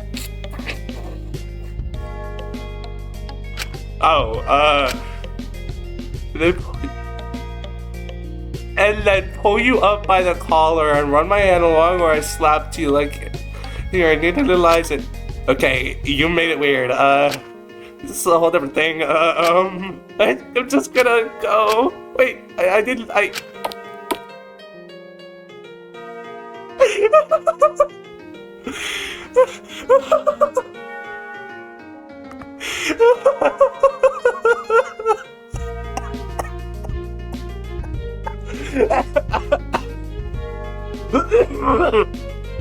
Oh my god. hold on. I'm crying. Oh my god, I'm crying. Oh, sweet Jesus. Hey, so, what the fuck was that about? Don't. I couldn't believe she'd do something so shameless. I just got a little enthusiastic because I was so shocked. Yes. Whatever you want to believe, man. I'm glad we can be in agreement here. Let's not be reasonable about this. Sure. So, pushing someone down to the ground, huh? What's that? Some degradation shit? Shut up. I'm going to leave. This didn't mean anything. Smene ducked her head down to the ground and left faster than I'd ever seen her move before, promptly walking to her cell and shutting the door with a loud bang. Smene. Okay. Me and Z just stood there for a moment confused. God, what a weirdo. You're not mad about Lyra kissing her? No, why would I be? She's her own person, she made her own choices. I don't throw her. It's probably just for a dare anyway. Not to mention it got me something to hold over Isabel, so all things considered, I'm pretty happy. So whatever you say. Anyway, Zeke, as I was saying before, I had something I'd like to shut up. I had to spend like an hour standing here watching you all do jack shit. We're doing my thing. It's been about 10 minutes. I could have spent helping you improve. So, we're just gonna have to work doubly hard now. Got it? For today, Sam, you got the privilege of being on a new project. Ezekiel grinned as he said that, and I noticed his eye twitched a little as he did. Heh, I know you're blown away by the offer, but you don't gonna look at me like that. With my influence, I'm gonna teach you, and even you, how to really be a real man. But I filled in the manuscript a bit, going to forcibly hand it over to Ezekiel, just wanting to get this over with. But as I did, he knocked it out of my hands, carrying it over the ground. You don't need any garbage, Sam. You're going with me. We're gonna do as many press-ups as it takes to make your balls finally drop. Oh, joyous. I'll make you the kind of man that'll stay true to who he's loyal to, who will make you somehow one who calls out bullshit. Kind of person who has trampled all over someone's memory just because it's more comfortable to them. Got it? Got it. On in here, yes, Zeke. Yes, Zeke. And can I get a thank you as well? It's the once in a lifetime opportunity, and you clearly need it. Thank you, Zeke. And you're so handsome, Zeke. Hello. You're so handsome, Zeke. I made you call a guy handsome. Fucking got you, dumb bitch. This is gonna be a long few hours. Ezekiel took me to the gym and put me to work. There's a gym in here? He had a lot of snide comments to make because he forced me to do countless exercises and mastered me at various places of man advice. I admit my muscles were sore and worn, but still, I could tell it hurt for him too, as much as it hurt for me. He almost seemed relieved when I bickered back to him, as if I made the situation less uncomfortably familiar for him. But by the end of it, Ezekiel was too emotionally exhausted to even continue to be mean to me. He seemed more resigned than anything. I was able to show him the manuscript though. At the rate, it was like I'd fail my day one dare. Considering how heavy his gaze was by the end, I didn't think I had the heart to bother him anymore. I don't like Ezekiel, not by any means. But there's some certain lines I was willing to cross. But I didn't want to trample on Mint's memory any more than I already had. I'm sorry, Mint. I really do owe it to you all people to see a man who took your life absolutely and completely bad. But eventually, Ezekiel said I earned a small break and let me return to myself for a bit. The push-ups left me exhausted, but still, I seemed to finally get some downtime. I could spend it resting for all the soreness, so I could check on how people are doing. Okay. Is there a mission in here? No, there is not. Okay, so I'm just gonna rest. Should I rest for a while? Yes. And that is like nearly 4 hours logged in. The afternoon came without much fanfare. Most others were busy around the prison doing their various dares. I was a little upset I hadn't gotten a chance to complete mine. But perhaps it was better to take the embarrassment of my secret being outed. It wasn't like it was anything that bad. But it was pretty embarrassing. There was one person who I thought might raise a few eyebrows at it, considering she knew Yui. Knock, knock, knock. That's right after I smell knocking at my door. Is there anything else? Okay. Hey, Maiko. I really thought her crime was like she stole somebody else's name. Yeah, what she did was way worse. Oh, Shinku, you got to help me. Please, pretty please, with the cherry on top. I'll do anything. Just please help me, please. Speak of the devil. Maiko, it's good to see you. Is everything alright? Oh, no. What's up? Can't explain. Dare stuff, I'm guessing. She nodded a little bit, looking up at me with her big, dumb puppy eyes. I need you to come with me, okay? I'm sure you'll get it when they're there. Alright, I'll try to help you as best as I can, but no promises. Really? Thank you. You're the best, Shinku. You might want to save your thanks until after I've actually done something. I might not be able to help here. No, even if just you there will help, I'm sure of it. Whatever you say. Followed Micah to the canteen. She was her apprehension slowly rising. It was so embarrassed. Okay, I can't read. What? But slowly rising. It was clear to me that she was a little embarrassed to ask for help. I just reckoned that if she was going to complete my own dare, I might as well help others with theirs. So when we made it to the canteen, both of us paused, hearing stifled crying from one of the tables. What? Oh, no, please. Can we just let Takahito cry? Let him cry. Please. Let it die. Let it shrivel up and... Okay, we're gonna move on. Is he okay? Should we say something? I'm sorry. Taka was sitting by the table, holding a cup in his shaking hands, looking down at it and grimacing. Taka, is everything alright? He said that. Taka turned around to look at us and almost immediately started hysterically crying. No, this is awful. I can't do this. There's no way. Hey, it's okay. What were they trying to... Michael cautiously stepped over to him and seemed to freeze as she saw what was in the cup. Oh. Hey, it's okay. You can't even feel pain, can they? I can't do it. I just can't. It's not worth it. I don't care what you all think of me tomorrow. I can't. What were they trying to make him drink whatever was in the cup? Maybe we could dilute it with something? I brushed the cup and picked it up, my eyes growing wide and saw what was inside of it. A small, alive guppy fit. Jesus. Are they making him drink it?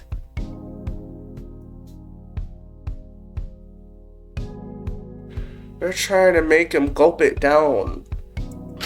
Wait, where did you even find this? In the courtyard pond, where we found the frogs. I started going to watch them and feed them when I needed company. I wanted to keep one of myself, but I'd be worried about his many destroying it. But my dare this morning, wait, don't say it. You could get punished. And from this, we could put the pieces together well enough without him spelling it out for us. They're making you do something like that? Taka nodded sullenly. I just can't. There's no way. It's totally messed up they're making you do something like that in the first place. That's leagues darker than my first dare. It's only just started making progress with getting the others to like me again. I don't want something to come out of me that'll change that, but this is totally sick. I can't do this. I'll hate you either way. Trust me. Trust. You don't have to worry about me, twin. I'll still be pissed at you. I'll still hate you. Knock me out. Don't touch me. Jesus, I'm sure people will understand. You two can't be that bad. It's so pathetic. The most nicest way to say we've already seen just how pathetic Taka can be at this point. Whatever it is. I'm sure there's worse things, I promise you. Yeah, and Lori's holding the morning meetings specifically so we can discuss the truths. I'm sure you can explain then. I don't want Sugi to hate me. So that was rude of things here. Honestly, I think they'd hate you more if you went through with this dare. It's pretty messed up. Then I really can't do it. Not the boy. Good boy? Okay. He called the fish boy. I'll just have to bear a little more scrutiny. I should be used to it by now. It's fine. He really named it. I think I'm going to release him back into the pond. I'll be back in a little bit. Doc slowly walked out into with the cup, holding the guppy fish, his hands still shaking. Oh. Do you seriously think they were going to make him swallow it? That's crazy. Please don't tell me yours is anything as serious as that.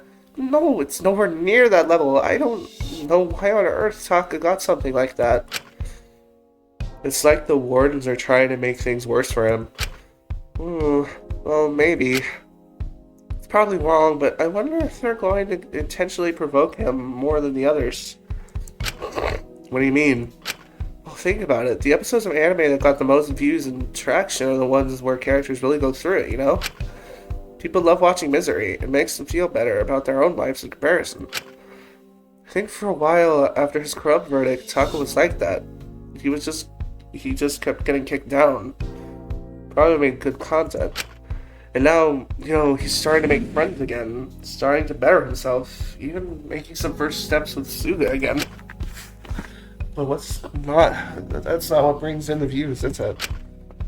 I guess since the audience intentionally decided he was corrupt, the wardens are doing anything they can to keep redeeming himself despite it's difficult for him. Jesus. If he showed more personal growth than those who were voted worthy, it would sort of make their whole voting system fall apart, wouldn't it? They're gonna start doing the same sort of thing for me soon. All of you have been so nice to me since, it feels like I'm already being protected from my verdict. It makes me scared to try to actually think about things and do better. I think if I do, I'll no longer be half as safe as I am now. So it's even worth it to try to get to do better. I'm always going to be like this. Let go. If you have that mindset, then I'm 28, Shinku. If I'm still like this, then I think I've long passed the point of no return. I have nothing to show for it. He doesn't even care about me. I didn't even have a partner. I have no close friends. I'm not moved out, and I can't even... Rebecca continued her usual spirit. She seemed to be reminded of something, stopping herself. Right, my dear. Becca directed me towards the kitchen area of the canteen where various mismatched ingredients had laid out on the counters. Hard to get off these all. I had asked someone some help from Alora, but even so, I got shocked a few times. At least it just seems for today I can touch the appliances without getting shocked. Just weird they didn't do the same for the ingredients. Just back in the ingredients and to me, her eyes wide and desperate. She could only say what her dare was out loud for obvious reasons. She couldn't say what her dare was out loud for obvious reasons. But her expression in the ingredients made it clear what she went to do. Seriously, you need help with that? Thank you promised not to judge. Sorry, I'm just confused. I think I'm missing something here. Is your dare seriously just cooking? Well, that was a stupid question. She didn't exactly confirm or deny it, but the ashamed look in her eyes as she averted them from me and stared at the ground than anything. I usually just make instant noodles or pop down and get myself something from the konbini. Konbini? What is that? It's easier, and besides, I don't really know how to. My mama never really did it herself, and as I got older, it felt embarrassing to ask since it felt like it was something I should just know how to do. Now it's just embarrassing to admit it's sort of a failure, even though it can't even stand off for a moment before looking back at me, grabbing my hands. Point is, help me. I don't want to actually burn everything down or... Hey, I'm sure you won't. You cooked Tsuka and Takiko before, no? You did that just fine. I don't see why this would be any different. Well, they did most of the work, if I'm being honest. I was only really there because I liked being around them, so... I wasn't really trusted to do a lot of the work. Aki had so much experience cooking from her sister, and Sugi cooked for their troop. They were the experts. I I just felt like I was there for moral support. Haha. I see. Well, hey, it's never too late to learn a new skill, is it?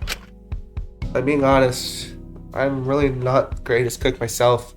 My father did most of the cooking for me, even as an adult. But we can learn together, alright? Really? Are you sure? Completely and absolutely? Yeah, no promises. It'll be good, though. This is the kind of like the blind leading the blind. Haha. No, I don't mind. It's a lot less scary when someone else is also learning with you. Besides, it makes me feel better to know other adults don't have all this stuff entirely figured out either. Probably still be for the best if we got someone who knew what they were doing to help, though. Did someone call for an expert? Nobody. No. No. I want to go home.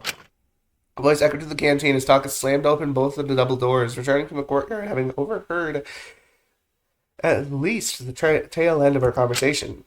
He seemed to be doing a lot better than when he released the fish. It seemed like I had to wait for those soldiers. He still seemed anxious, and I was certain that some kind of distraction would probably do good for him right now.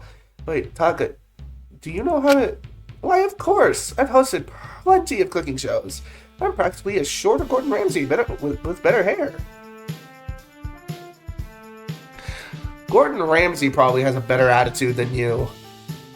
And he calls people idiot sandwiches. Sure. If you're looking for help, I'm your guy. I'll make sure we can make the most scrumdiddlyumptious snack together. That's a promise. Really? I mean, you don't have to help. I really don't want to be a bother. Nonsense. My reputation is going down the drain again tomorrow anyway. I might as well help pull someone else out of the gutter and prove that I'm serious about wanting to do better. Well, if you insist, I'm not surprised you know how to do this. Let's begin. There's no time like the present. Taka hopped over the counter and joined us, seemingly overjoyed to be able to help people for once. He had a don't smile on his face as he perused the ingredients Michael had laid out, deliberating in his mind what he could make for them before he clicked his fingers. Ah! I've got it! Places, everyone! Never talk again. Huh? Okay. Taka got us all into position and cleared his throat, getting ready to instruct us. The FANSERVICE in this episode. Today, my friends, we are going to be making a humble bowl of spaghetti! This one's a classic. Okay. Ooh, I don't have a lot of Italian food. Where do we start? To start, Shinky Poo will be on the onions chip chop. Please stop calling me that. Excuse me, but does my that's either my shirt or the top of my underwear. Why does it say crime scene? Anyway you like them, Onion Boy. Just start shopping. Never call me Onion Boy again. Do we also need some garlic? Yes, that! Garlic! I was getting to that. You do the garlic as well. Yes, yes! What should I do? You, my dear, have an incredibly important job. Boil the water! Now, boiling the water may seem simple at a first glance, but don't underestimate it. In order to boil the water, you need to learn how to turn on the stove! It may seem easy, but it took me weeks to master it. All those knobs and settings can be intimidating at first. Please tell me she gets it first try. I would do it myself, but, I don't want to get shocked. I'm sure you don't either. If you're too scared, you could just ask Shinku. Oh, I can do that easy. What? Click! That was simple. It's nice not getting shocked for once. It appears you do have some mastery over the stove, but don't get cocky. So I just put the pasta in the water. Kind of like how you make instant ramen? Precisely! How perceptive of you. Now, Onion Boy, how are the onions going? Stop calling me Onion Boy. Your hair's the color of an onion. They are chopped, but pretty uneven. Don't you worry. They're not the only chopped things in this room. Man, I don't mean You are chopped. What is he doing with it? Taka seemed to pause, as if waiting was waiting for a laughing track or something. He ended up just standing there until things got awkward. Anyway, now those are chopped. Let's toss them in the pan. Taka, smear my onions and garlic in the pan of boiling water. Is that right? Why, of course. You do need to cook them, no? You're supposed to put them in a freaking... You're supposed to cook the tomatoes first until they're soft, and then you put the onion and the chopped onions and the diced garlic.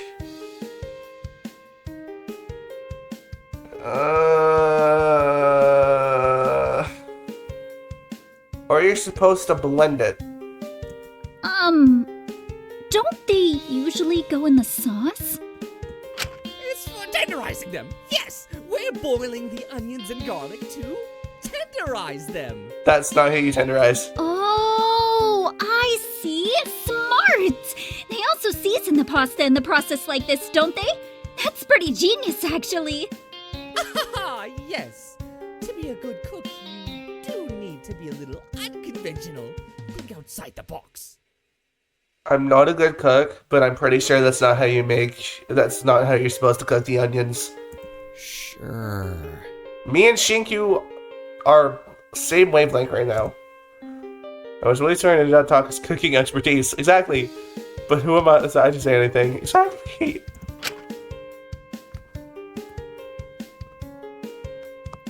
Now, for the rest of the sauce, smash some tomatoes, you two! You're supposed to cook them first. There are Italian people in the world clutching their chests in pain right now. With our hands? Yes, let out your anger. Smash them with your fists. Think about something that just enrages you and pulverize them. The passion will make the sauce taste spicier. Right. I started crushing tomatoes with my fist, but was swiftly interrupted. Oh, no! Not like that! Not at all! You need to say what makes you angry as you crush them. Otherwise, it won't work. You! Takahito! You! I really don't think that. Unfinished fix!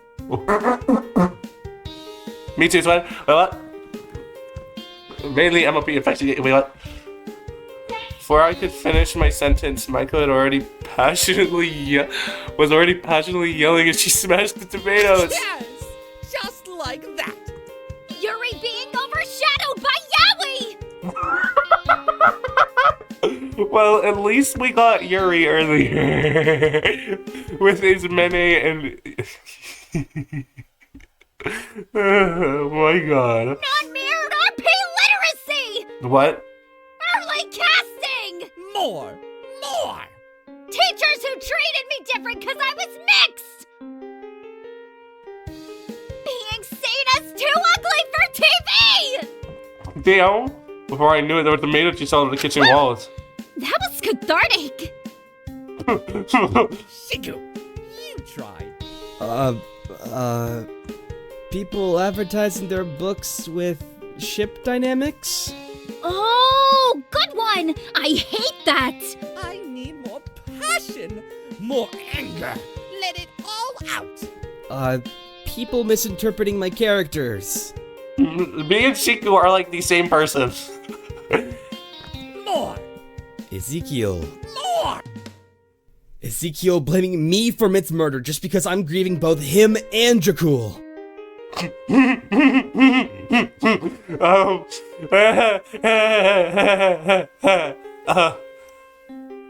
Wow. Him removing my agency as a person and thinking I'm just someone Iz drags around. Him acting like he's the only one who's allowed to be affected by what happened. Before I knew it, my hands were stained with the red sticky tomato juice, and I wasn't expecting that to come out. Whoa. Shinku, do you want to talk?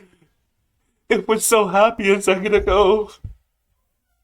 Shinku, you ruined everything. Oh, a bit deeper than I. Somebody's probably sitting in the other room getting stabbed to death right now, and we're sitting here making pasta. Horribly, mind you. Sorry about that. Should we take a quick pause to... No, we're good. Let's move on to the next step. Look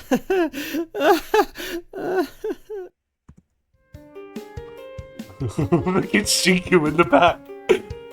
Right, I think the pasta should be done. This should be our final step. I hate this part. Let me handle this. Are you about to put your hand in the boiling water?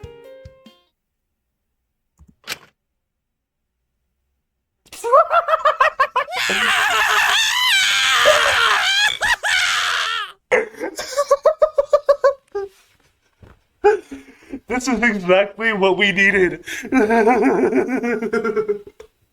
Yes!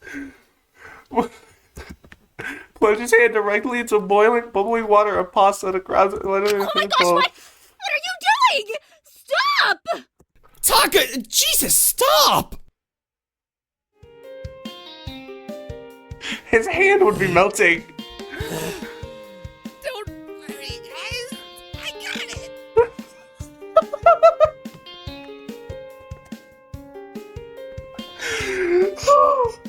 This is so freaking funny. He dumped the pasta onto the plate, thumbed grin plastered on his face, despite the tears in his eyes. Your hand!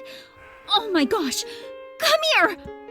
Maiko grabbed Taka's hand and ran it under cold water as quickly as she could, clearly panicking. Don't you worry, it's just a regular part of cooking. You can't make a good dish without a healthy side portion of pain. You use a strainer! Or a ladle! Or one of those pasta ladle things. I don't know what it's called. Use a fork! Nicely cooked pasta is worth it. Although I wish there was an easier way to do it. We shouldn't let the idiot in the kitchen! You could use a strainer to separate the pasta from the boiling water? Exactly! Taka's eyes seem to twitch a little bit. How did I never think of that? And then the music stopped? Oh my god. Taka, I don't want to be rude or doubt you or anything here, but do you actually know how to cook? No.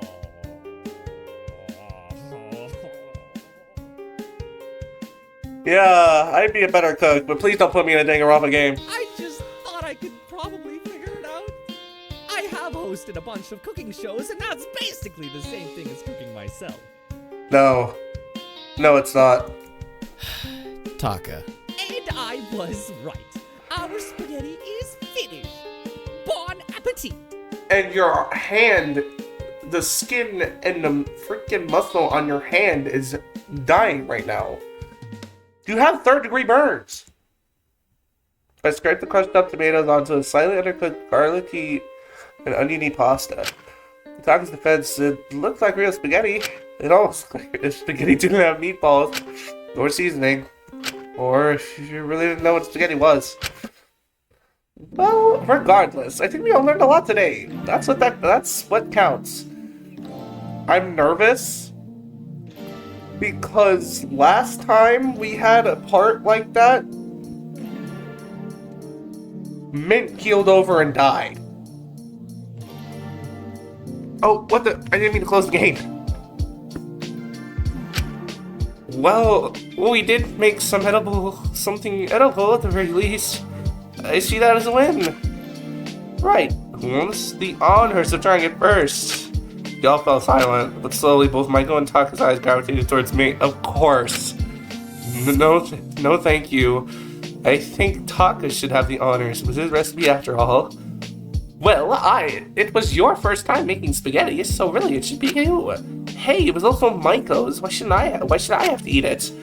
Well, it can be your reward for helping me. Reward. Don't be rude about it, Shinku. This is practically our child. What? Before I can protest any further, Michael loaded up a forkload the spaghetti and held it up to my mouth. Say ah, Shinku! No way, I'm not doing it. Not first. Here comes the airplane! It's gonna crash if I have anything to say in it. If I have a say in it. Oh, come on, Shinku. Please? For me? When she looked at me with those stupid eyes, I couldn't say no. Okay, fine. I winced and closed my eyes as spaghetti he was forced into my mouth. I took a dreaded bite and... Hey, it's not half bad, honestly. Really? Huh, really? Yeah, it's a little undercooked, but the tomatoes taste really fresh. Boiling the onions and garlic in the pasta also give it a very subtle but very nice taste. Wait, are you serious? Let me have a taste. She took the fork and scooped herself some. She could by her eyes lit up a little. Whoa, we really made that. I should do that if I ever get a chance to make pasta. Put some chopped up onions and some garlic in the water while it boils. And then I put the noodles, that would go hard. We managed to cook something together. She had to squeeze the light, and she handed the dish to Taka. You have a try. You're not mad at me for lying? Oh, don't worry about that. Just have a taste. Taka took a small bite, and then like a hungry puppy started taking another and another, eating as much as he could. I suppose he probably gave his breakfast this morning to whoever had been guarding food the night prior, so he was likely hungry. This is really good. I expected it to only be half edible, but this is more than like 3/4 edible. I never thought I could make something like this. It's kind of funny to see how everyone in this prison we ended up with the 3 who don't know how to cook trying to make something together. Oh, I'm certain there's more than 3 of us. Really? Think about it. Most of my talents get their talents pretty early in life, or at least made to focus on it, and nothing else to most of their teenage and young adult years. Typically, you don't have the time to cook. Usually work or other priorities take over. I certainly had the time. And even if I did, I never saw much to bother. I always hired people to cook for me. I guess you're right. Kind of crazy how we're meant to be seen as beacons of hope and inspiration, but most of us are so focused on our talents, we don't even really learn to take care of ourselves. It was only really when I saw how hard Suki worked to cook for their troop that I even realized considered learning. Their food was always way better than whatever my cooks made me. Oh, Suki made the best miso soup ever. It's so salty, it's just the best. I tried to get my cooks to make it, but they were always complaining about how too much salt would kill me and me. And that's what I was complaining about to Lori. She agreed. Can you believe it? I think everyone's just concerned for your health, Taka. They're not doing it to spite you. Oh, I know. That's why I'm so shocked Lori agreed. It makes me really happy, honestly. Huh? Well, having too much salt in your food really affects you when you're way older. It's a long-term health issue. Having her worry about things like that, it reminds me of what she does genuinely believe we have a future for the long term, but that we aren't just going to die here, so it's worth taking care of ourselves. Not to mention, it's nice to be reminded how much she really does care about all of us. About our lives, after this is all over, and it is going to be over. She genuinely believes that? Of course. So you should believe it in it too. Trust me, I'm an inside source. I can't say much, but her plans are going just swimmingly. I fully believe she'll find a way out soon.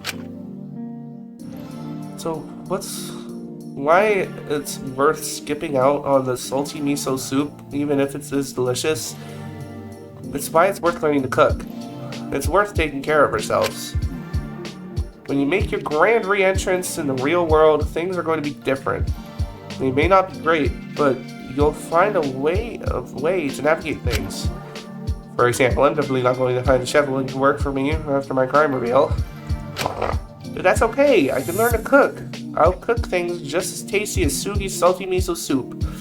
Things that are good for me. So even if things are hard when we get out, I'll have a long life left to figure it out. And I want to live a long life. To live it better than I have so far. I'm sure you two can rate, can you? So don't give up, alright? Mako's gaze lingered on Taka, hesitating for a bit. Something shifted in her. How can you be so optimistic when we've all been so cruel to you? You didn't even get any special treatment after your verdict like I did, but still, despite being kicked down so much, you just always seem to get up. Yeah, he does. Well, I know someone who would do the same, and I admire them quite a bit. And I think I've always admired them because they were everything I was not, but always wanted to be.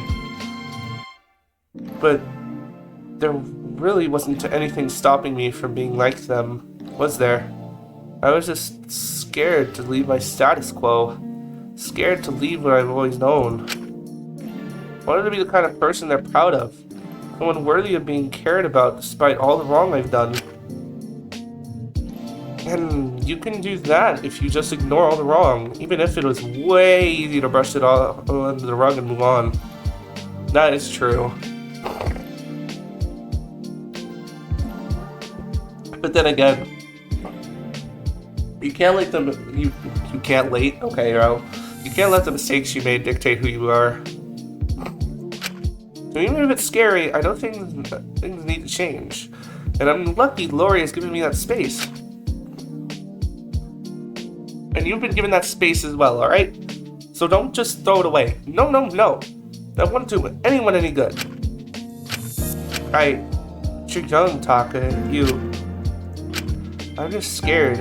I don't want to think about it. I know I did wrong. I know, I don't even know where to start. And every time I think about how much Yui must hate me, I feel sick to my stomach. And I get paranoid. And everything just gets swirly, and I don't want to think about it. Hey, Michael, breathe. Take your time. Sorry, did I go too far? I know Lori said at the policy we're not meant to talk about her crime, but I'm sorry. Hey, deep breaths in, deep breaths out. Can we just go back to my cell? I think I need a bit. Of course, let me help you there. I'm sorry, I didn't mean to. It's fine, Taka. Let's just get her to her cell, okay? Right. Gosh, dang it, Taka. While you're avoiding accountability with another panic attack. After doing a quick cleanup of the kitchen as the only one there who wouldn't get shocked until starting flies, walk Taka and Maiko back to the cell block. I knew Taka hadn't good intentions until Maiko actually faced what she'd done. We made no progress, but maybe Lyra was right. A killing game isn't exactly a prime space for self-improvement. I couldn't fault Maiko for not making massive self-improvements when she was already going through so much, but it got to a point where I couldn't help but think how much of her incompetence was genuine. Either way, we went back to our cell. On the way we stopped, there was a certain altercation occurring in the common room. Oh no. Oi, stop that! I just don't see what the big deal is. It's just a bunch of frogs. It's not like I'm excusing him for all of his actions or anything. Come on, Taki, it's... What's your problem? You're sweeping everything under the rug. All of it. You take a stance and I respected it. You know why? Because it was reasonable. He's careless, Sugi. He hurts people. You said it yourself. He's just so short-sighted. I don't understand why you, of all people, are defending him after everything he's put you through. You took a stab wound for him, and yet you're acting like you still owe him something? Are you serious? This is getting intense. It's getting intense. It's getting heated again. I'm not... can you listen? Oh, can I really? That's what you're asking? Really? You're asking me that, like, I haven't spent ages listening to you complaining about him. How hurt he made you feel, and how you're just running right back to him. I'm not trying to be mean. I'm trying to help you, Sugi. I don't want you getting hurt. Taki, I know he's a bad person. Yes, because you're not dumb. That's what's so frustrating here. Please, you have to understand. Because I don't understand. You know just how harmful he can be. You have felt awful because of him. And now you're making excuses? I I just think you're being unfair, Taki. I don't know where all of this is coming from. Usually you're so calm about this sort of thing. We always talk like this, things like this out. Why are you being so unreasonable? Talk. Kiko let out a stifled giggle, looking at Asuka in disbelief. No, that's not what we do, is it? What do you mean? You talk, I listen. I listen, and I listen, and I smile and nod. I watch you run back to him randomly because you're feeling lonely. I don't say a word because if I do say something, I'll become the bad guy. Suddenly, I'm just controlling, aren't I? And then give Taka a 14th chance seems like an appealing option to you, even if it hurts. That's not what because it doesn't matter, does it? I'm not stupid. I'm not, and I'm tired of pretending I am. It's exhausting. Come on, guys, stop fighting. Taka? Takiko, TV personality? Someone also is the entertainment personality. Lucky coincidence, huh? Doesn't matter how much I listen. It doesn't matter how much time we spend together. I'm not enough. God, Sugi. What do I need to do to be enough? Not just be filling in for someone all the time. You're not listening to me, though. You're barely giving me a chance to speak. You're acting like the... Suga's eyes drifted to Taka standing on the ledge above, freezing slightly, and then they look back, scared. I can't read. It's Kiko. Suddenly, Asuka seemed to calm down a bit. Oh, that's what's going on here. You had me worried for a second there, Taki. I really don't want to hurt you or anything, so don't worry. I know you don't mean that stuff. It's all for a dare, isn't it? Hey, it's okay. It must be hard for you. Just say whatever you need to say. I won't be mad. Kiko smiled at Asuka. Of course, she didn't confirm or deny if it was there or not. You're so nice. Wait, I feel like I'm being attacked here. Is there something to be... Is she meant to be acting like me? Do I really sound like that? No, a bit more desperate and a little less coherent. And that's almost the gist of it. There's no way. I don't... Wait, oh my god. Taka, what on earth did you do to your hand? Asuka rushed over to Taka, holding his arm carefully. His arm is a darker color. Oh, don't worry, it's just a scratch. Just a scratch? Your entire right hand is burning. Are you serious? It's redder than a lobster. Did you shove it in a deep fryer or something?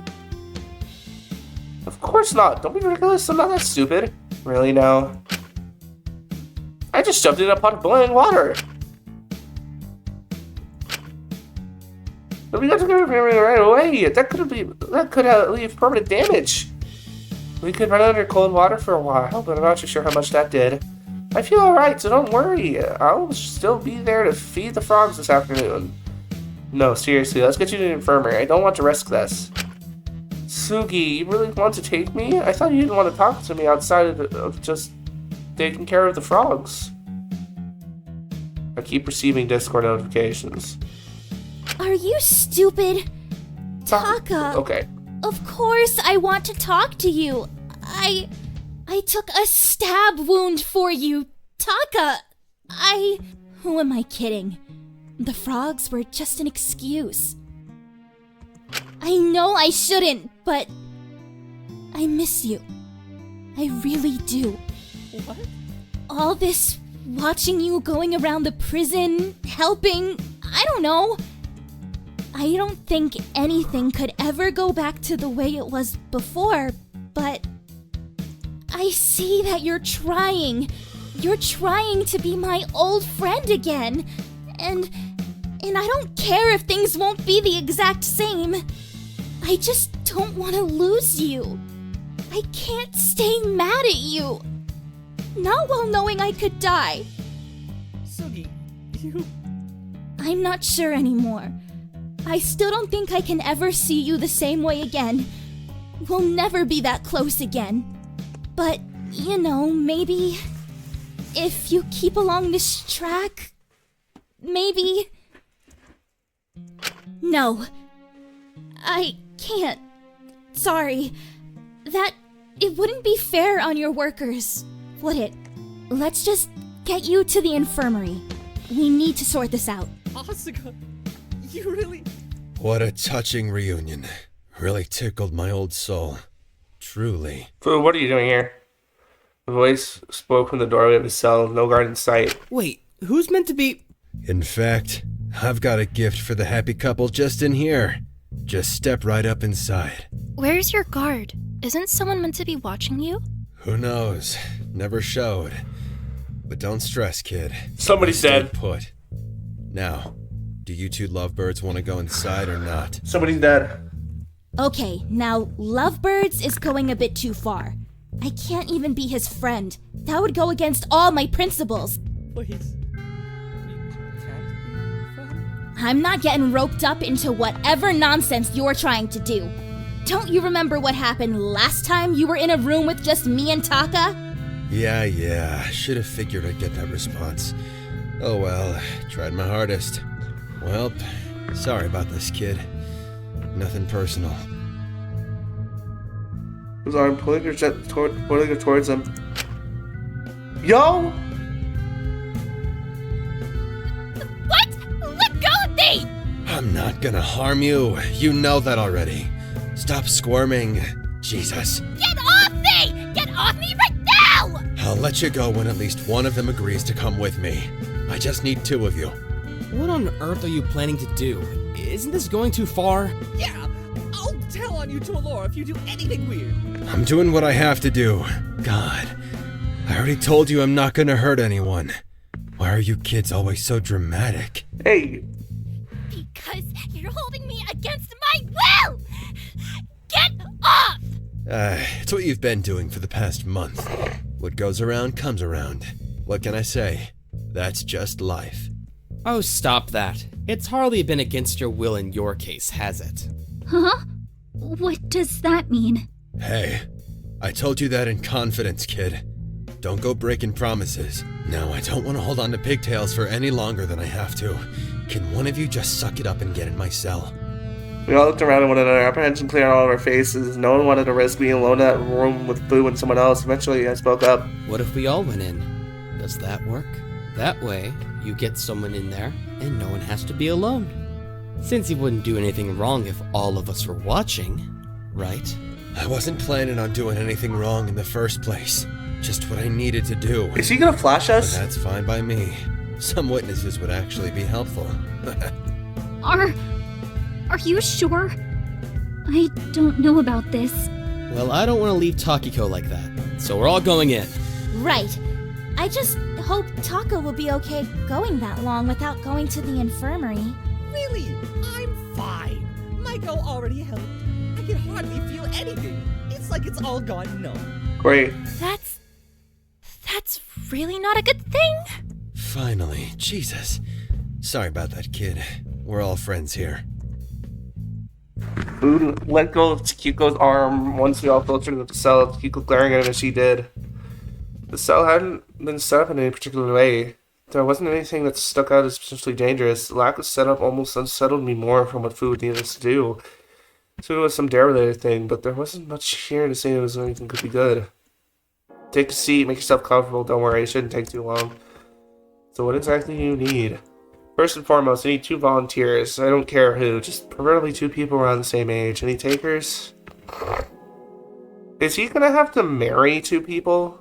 Is that what he's doing? Eventually, someone stepped forward. If it gets this over with quicker so we can get talking to the infirmary, I'll volunteer. Sugi. Well, that's one. Any other takers? If they're doing it for me, then I'll do it. Small girl interrupted, stepping forward. Oh, boys? Well, to each their own. I don't want to judge. Alright, we're doing this properly anyway. Yeah, okay, so he is dared to freaking marry people together. Let's just get this started. What do we need to do? Alright, well, first and foremost, Food painted a small red teapot placed along his desk. He pouring out of it. You 2 pour 1 tea. Pigtails, you give some to Taka and me. Bowhead, you do, and Shinku. Bowhead, you do, Shinku, and Pinky. Huh? That's all? Yep, simple, right? Told you I wasn't gonna harm you. Alright. Kiko didn't say a word as she approached the teapot and poured two of the gold-rimmed cups. Walking over to the food and silently handing it into it. Whoa, slow down there, kid. It's just doing what you asked. What's wrong? I couldn't bear it into Kiko's eyes. I need you to both to bow slightly and thank whoever you're giving it to as you do it. Kiko looked at Fu for a good long while, a small smile clearing on the corners of her lips as she bowed slightly and held out tea. Thank you for being such a wonderful father. I'm sure your daughter is lucky to have you. It's a shame she can't be here, is it, Mr. Wang? Fu seemed to flinch as he took the tea. Yeah. Isn't it just? Suga approached me and Maiko. They apprehension about this, but saw themselves, but just trying to get through it for the sake of getting Taka help. Maiko, thank you for being strong enough to keep going. Despite everything, I know I've been distant lately, but I'm glad you're still with us. I hope you can continue to find it in you to keep going. Maiko nodded quietly as she took the tea, taking a sip and almost immediately pulling back, burning her tongue on it a little bit. Suga next turned to me, handing me a cup with a small bow. Jesus. And Shinku, thanks for taking care of Maiko. I'm just really grateful someone's been keeping an eye on her. Thank you. Maybe continue to guide her through this. Just don't pull it all on yourself, okay? I took the tea from Asuga, seeing a small lotus root in the bottom of the cup sweetening it. This thing seemed a little strange to me. Regardless, I took a small sip of the tea and nodded my head in gratitude. As I did it, I saw Takiko approaching Taka, holding a cup of tea and bowing him for a good while before lowering herself slightly instead of bow. Taka, thank you. Thank you for taking care of Sugi when they needed it. Whenever they feel all alone, you really are someone special to them. I'm blessed to fill your shoes when you can't be there for them. Suga looked across the room at Takiko, a strange look of apprehension on her face before they quickly turned to Fu. Hey, we did your silly tea thing. Can we go now? Soon, just one more thing. You two meet together. It'll be quick, I promise. Fu shuffled over to stand right in front of Fu, directly at each other, but it felt like there was distance between them. I need you to bow 3 times. Once to the heavens and the earth. To the heavens. Suga bowed, and the earth. Takiko followed suit, keeping her eyes on Asuka. Secondly, to your parents, to my mother, to my parents, God rest their souls. Oh, poor girl. They bowed once more. And finally, to each other and the years of happiness ahead of you. To you, to the years of happiness we have ahead of us, and to you, Asuka. Takiko bowed to her friend. May you grow old together, hand in hand, never leaving each other's sides. Wait, was this? Right. We've done it now, haven't we? We can go, right? Yeah, that's just about a wrap. Thank you both. It wasn't that bad, was it? Really, it's okay, Sugi. I can wait a bit longer.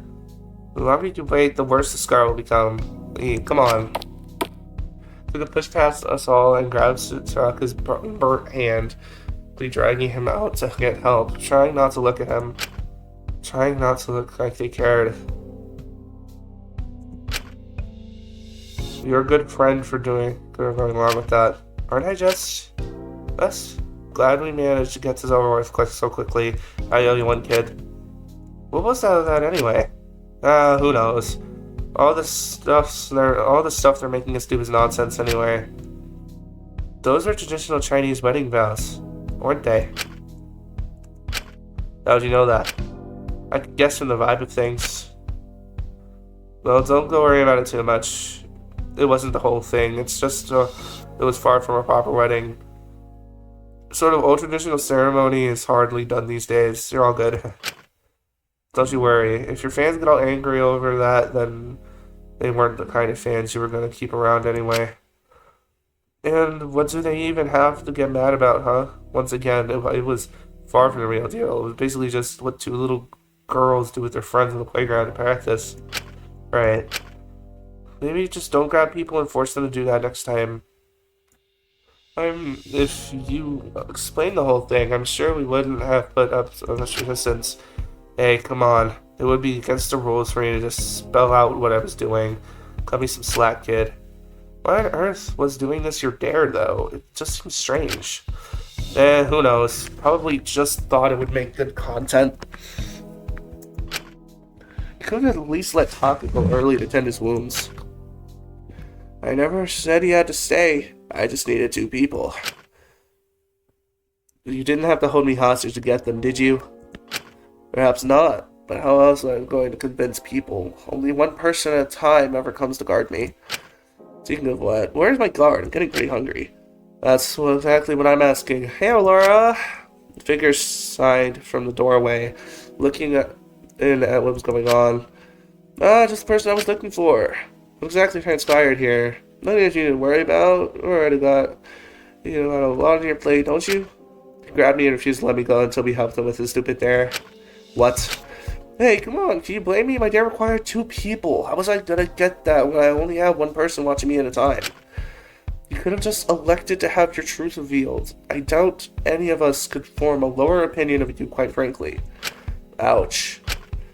And if you had to do your dare for the sake of protecting whatever is left of your family's reputation, you could have asked your guard to get a second person. That's a problem. No one should have to guard him in the slot. What? I made it very clear we needed to stick to the schedule. It was meant to be... Is Taka alright? Has anyone seen him? It was meant to be his shift. Oh, okay. So Taka isn't... Okay. Jesus. He was just with us. He was helping with our dares earlier. His hand ended up getting burnt, so Asuga took him to the infirmary. Saying so? That's a surprise. He seemed weirdly proud for a moment. Wait, so he skipped his shift? I guess he was too preoccupied with his dare, he must have forgotten. Strange that he would, though. I thought he was making an effort to help out however he could, but he was trying to be better.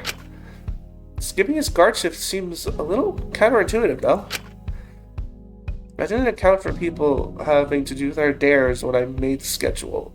I can't fault him for skipping it. He must have just forgotten about it. Well, what do I know?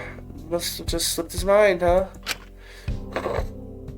It's strange food didn't just run out, though. You'd have very thought he would have taken the opportunity to leave. I told you I'm on my best behavior. You have nothing to worry about. Yep, nothing at all besides you letting me leave, not letting me leave until people agree to come into your cell. Give me a break, Kiko. Excuse me? Point is, I've been on good behavior. Got nothing to worry about, Doc. I'm hearing the opposite, quite frankly.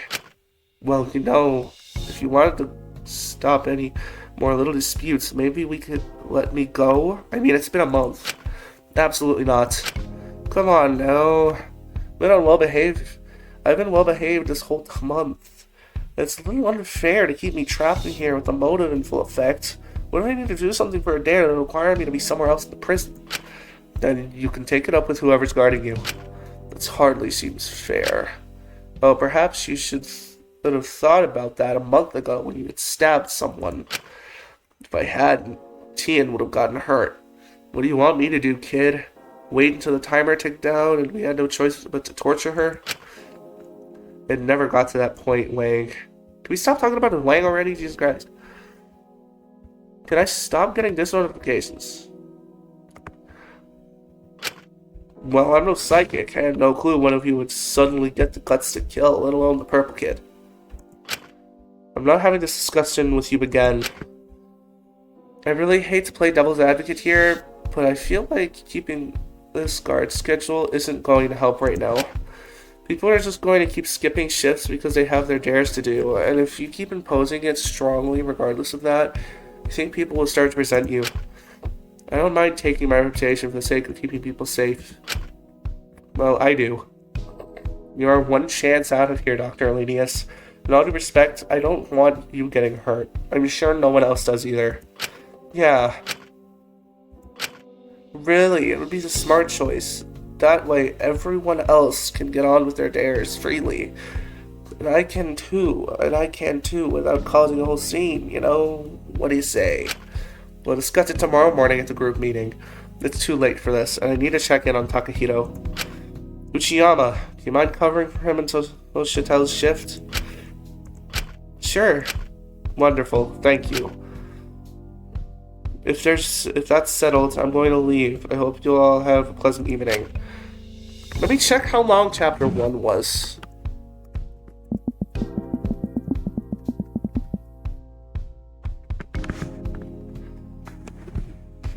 Chapter 1 was 5 hours long.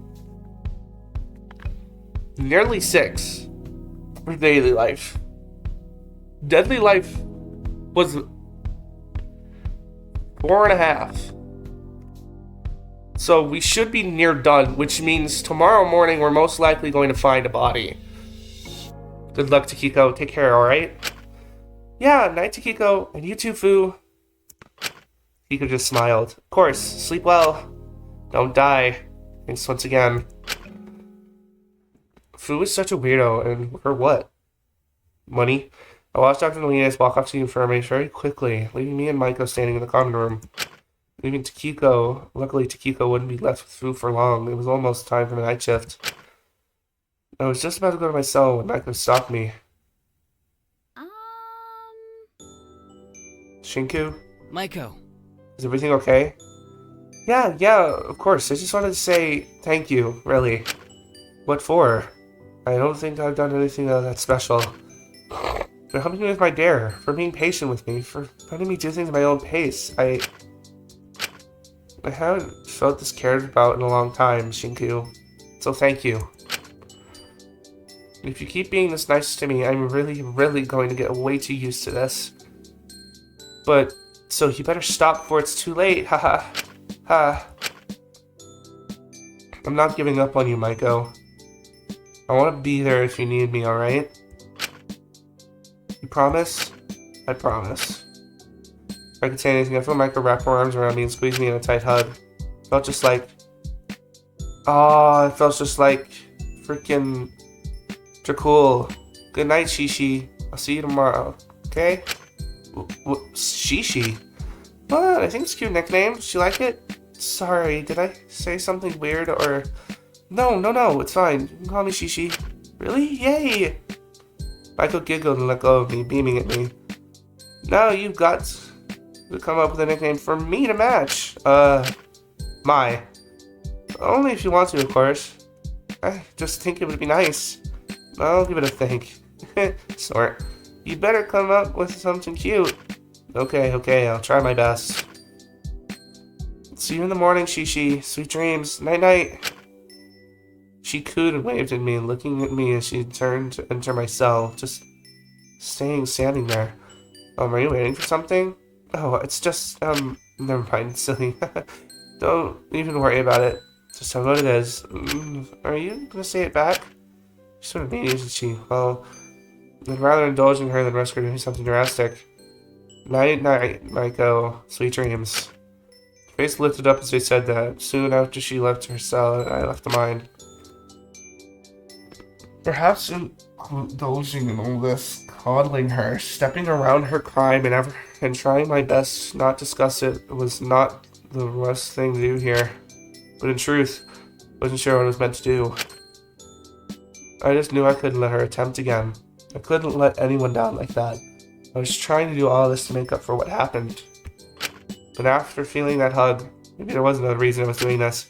Maybe I was just awful and selfish. Or maybe I just missed you. And how quickly you'd latched onto me the first day in the prison.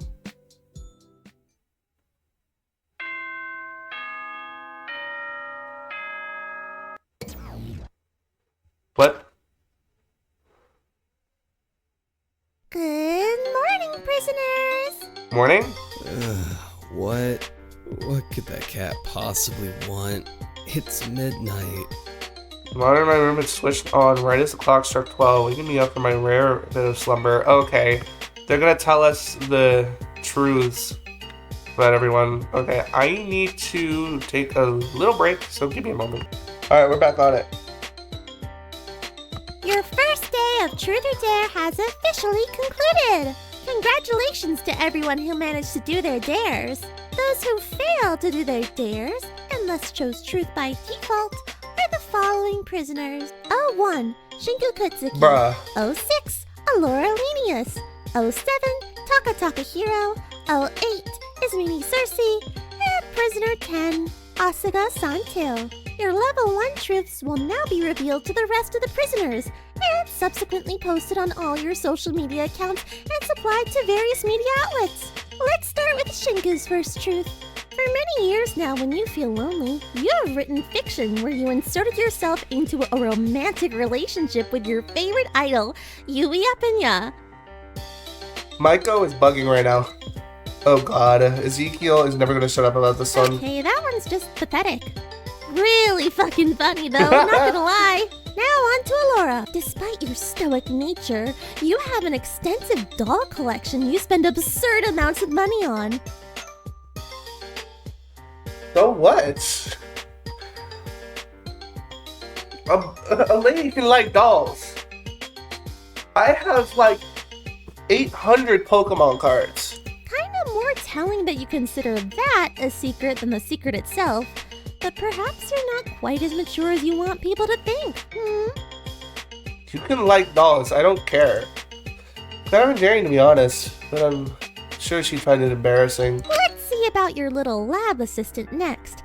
Taka's first truth is the following. You used to make alternative social media accounts of fake people to interact with you and pretend to be your friends. Yep. Sounds about right. Lonely bitch. That's about right for Taka. It's pathetic, but now we're swallowing a live fish over I it. don't even know what to say about that one. That's just kind of sad and pathetic. Luckily, we have something even more pathetic. Is Mimi's first truth. Oh. As a teen, you used to repeatedly fantasize about being a goddess with a harem of nymphs who were unconditionally in love with you. Okay, so was Mene is a lesbian. Wow, what a freak. That's just straight up weirdo behavior. So Lyra, her name was Lyra, right? I don't even remember. Yeah, I'm not surprised after what I saw her say earlier. And Christ. finally, let's finish off with Asuka's first truth. The highest score you've gotten on a test is 40%. And you're pretty proud of it. Hey. Oh, Asuka, honey. Huh? That's kind of strange. Asuka seems sort of wise, or at least sensible to me. Think they did better in school. Anyway, those are all the day 1 truths. As you can see, they're kind of all just embarrassing and pathetic. Well, don't you worry.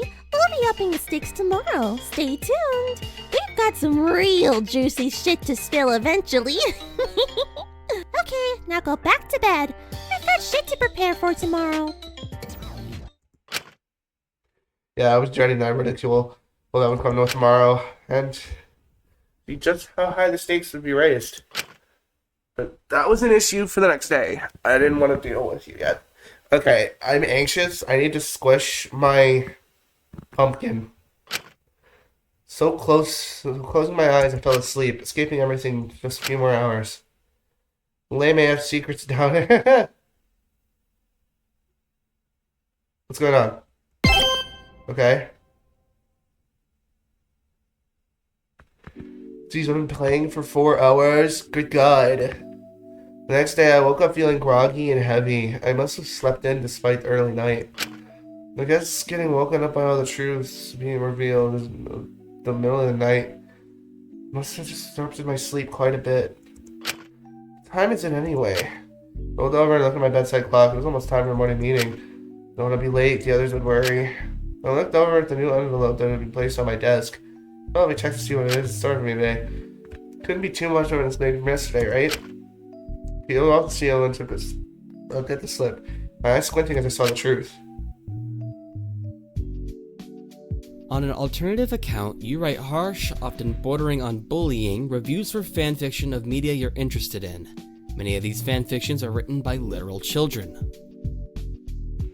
Hey, I don't really care what fanfiction you write about my stuff. Just, don't make it weird. Hey now, how was I meant to know how old they were? Like, no shipping parents with children, stuff like that. Okay? No children ex-adult stuff. Or sibling ex-sibling. nothing career destroying, but I'm sure if this gets out, the press would have something to say about it. No, definitely have a lot to say about it. I was dreading reaction from my truth yesterday. I guess it was become harder and harder to hide how pathetic I was growing up. Still, this is one that could impact things with publishers. So, I should see what the dare is. Maybe it's something feasible? Call prisoner 04 Akari for the whole day and treat her the same as you would your actual sister. Christ, prisoner 04? That's Takiko, isn't it? It's messed up. I couldn't, could I? That'd be fair on Akari's memory or on Takiko herself. But it's not the worst thing in the world. Did he kill his sister? I'm starting to wonder this now. I could just try to avoid Takiko the whole day. That way I'd still technically complete my dare without having to cause any conflict. Of course, I was going to have to see her at the group meeting. I didn't have to talk to her directly. As long as I could avoid one-on-one conversations with her, I'd be fine. My train of thought was interrupted by a small knocking on the door. I went quickly to open it. Hey, is everything okay? Oh, this is what it was. Oh, it's you. Hey, Akari-chan. Huh? Why are you staring at me like that? Were you expecting someone else? Well, so much for my plan. Oh, no, no. Don't worry, you're all good. What do you want? Can I help you with anything? Laura just wanted me to get you. Everyone's already gathered for the meeting. We were just waiting to meet now. Figured you're cooping myself up out of embarrassment or something. But I think avoiding the meetings would just draw attention to you, honestly. Yeah, I know. My truth is silly, but I'm really fine. And really, I'll be there in a second. Can you just go? I was just about to leave. Someone on his shave, something matter? Trust me, out of a bunch of secrets, yours was far from embarrassing. I'll tell you that. You might have to deal with Michael, though. She's been weird about it. Great. Sorry, I didn't mean to rude. Let's just get to the meeting. Alright? You raised an eyebrow at me for a moment. Already haven't caught on. In fact, something's wrong. Alright, fine by me. She turned around and led me to the canteen where everyone else was already gathered. You could kill him. Do it.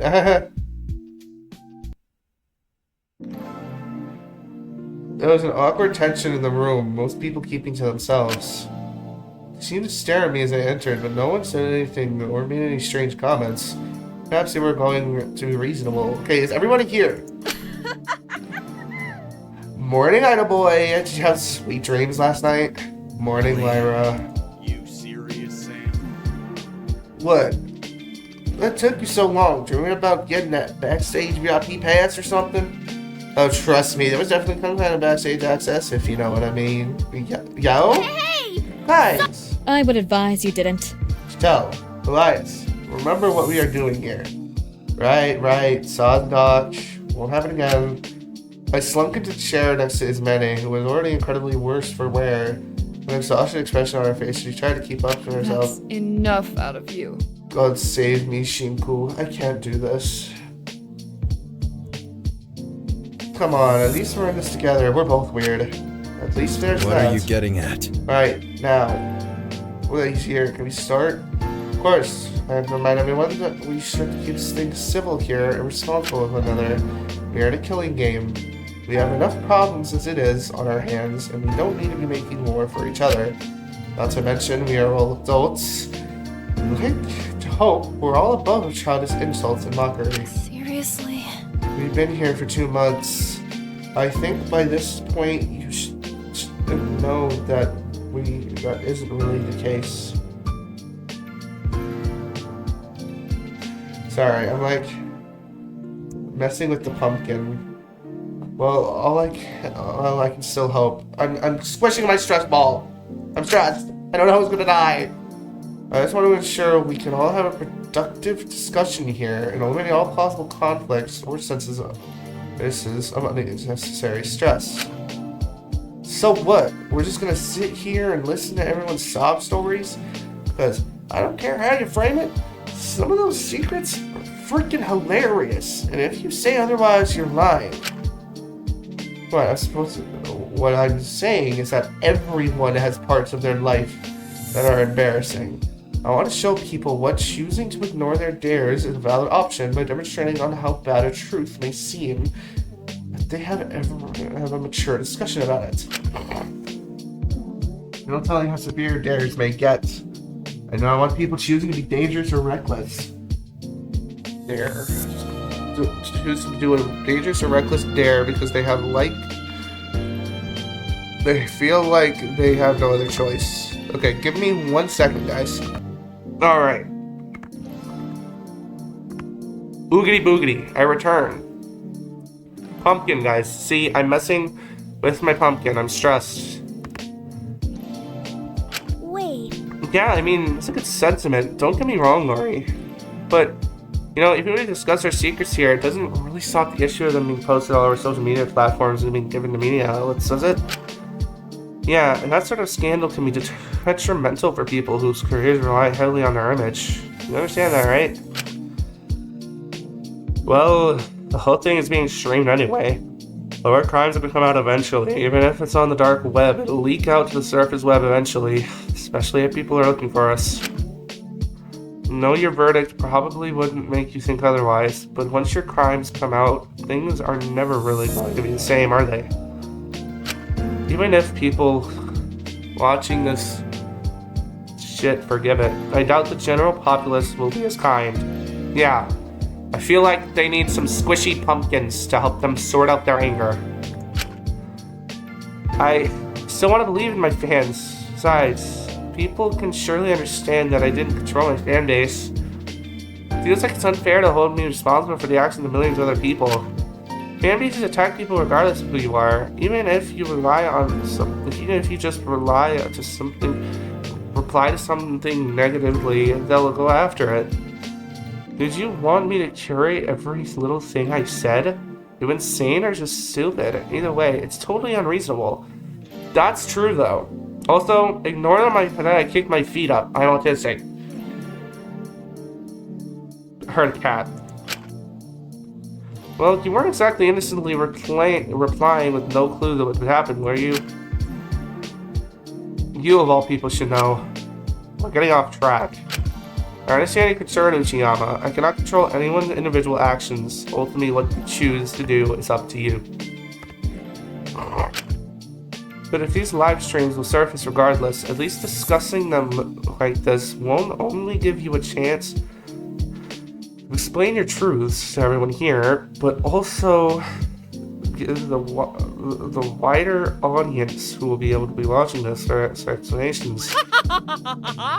Right, it's like a morning full of apology videos. I think it's a great idea. It's not. For a woman, let's add misogyny to the list. Definitely add misogyny to the list. I assume it was a dare thing. Thank you, Takahiro. Now, can we get started? Please. I'm sure everyone's got shit they want to do today. So we're gonna do this. Just talk about them in order like they were real. Seems like the most fair way to me, which means we'll be starting with their eyes all gravitated towards me. I felt my palms growing sweaty. I really need to turn the music down. It's really loud for me. Hey now. Yusuke, remember there's no embarrassment here. I mean, I don't really know what to say. Yeah, I did that. It's just super embarrassing, but I've always been a fan of her. What can I say? I've never really had the chance to date growing up since I was so busy with work and writing. But I found myself listening to her music while I wrote, and I don't know. It felt like a weird roundabout in a way. Yeah, I listen to music while I write as well. I mean, when I listened to while writing, she was almost supporting me. So I tried to support her in turn, which kind of grew into a small, tiny childhood crush, but everyone has crushes on celebrities, don't they? I mean, yeah, that's totally normal. It just made me giggle a little bit. Writing fanfiction about Writing fanfiction about real people is kind of weird, but there are more harmful things you can do. Exactly, like murder. Ooh, looks like 2 jumps ahead. Well, I, for one, would be flattered if someone wrote fiction about me. I wouldn't...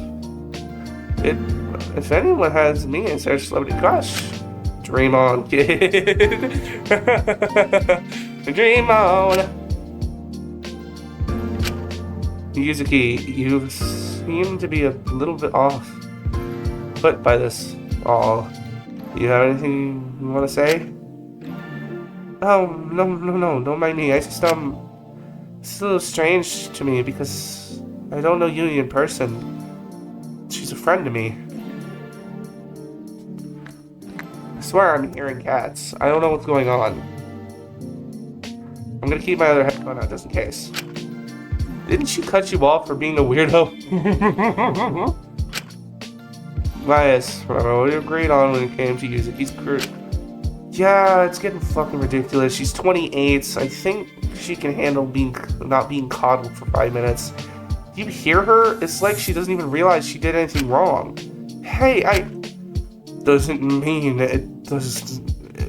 I mean, it does get to a point. Kid's got a point.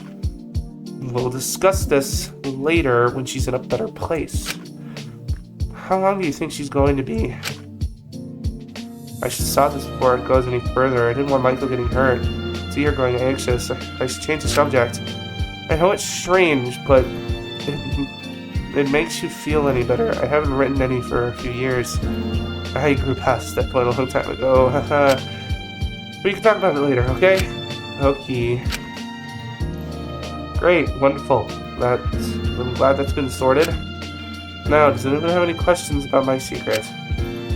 The one about the dolls. Quite frankly, I'm confused why that was just secret. Yeah, it doesn't seem bad or harmful or anything. I don't know why you'd be embarrassed by it. There's hair in my mouth. This is what I get for wearing a mask. Alright, and we're fixed. I've just been expected to keep a mature image for quite a young age. It conflicts with my personal look, so I'd rather my hobbies stay private. It is rather childish to collect dolls, I concede, but I've always enjoyed it. It's been a nice change of pace for the rest of my life. It grants me quite a bit of peace. How much have you spent on them over the years? I'd rather not disclose that. I bet 50. It's over 1,000. Higher. Holy shit. So it's more like 10,000? Okay, now I'm sure we've all got lots of things we'd like to get on with, so let's discuss Takahiro's. We gotta... just kind of bummed me out. Hey, it's not that sad. Everyone makes all accounts to post positive comments on their photos. Oh, pets. Oh, darling. What? I mean, we've known for a hot minute he's kind of pathetic. Like, if you find this surprising, have you ever been around for the last have you even been around for the last 2 months? Hey, I just liked feeling like I had friends, okay? That was pre-Sugi. I stopped doing this after I met them.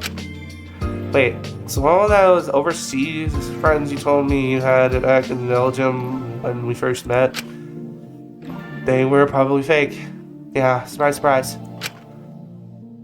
I just didn't want you to think I was a friendless loser or weird. You were the first friend I ever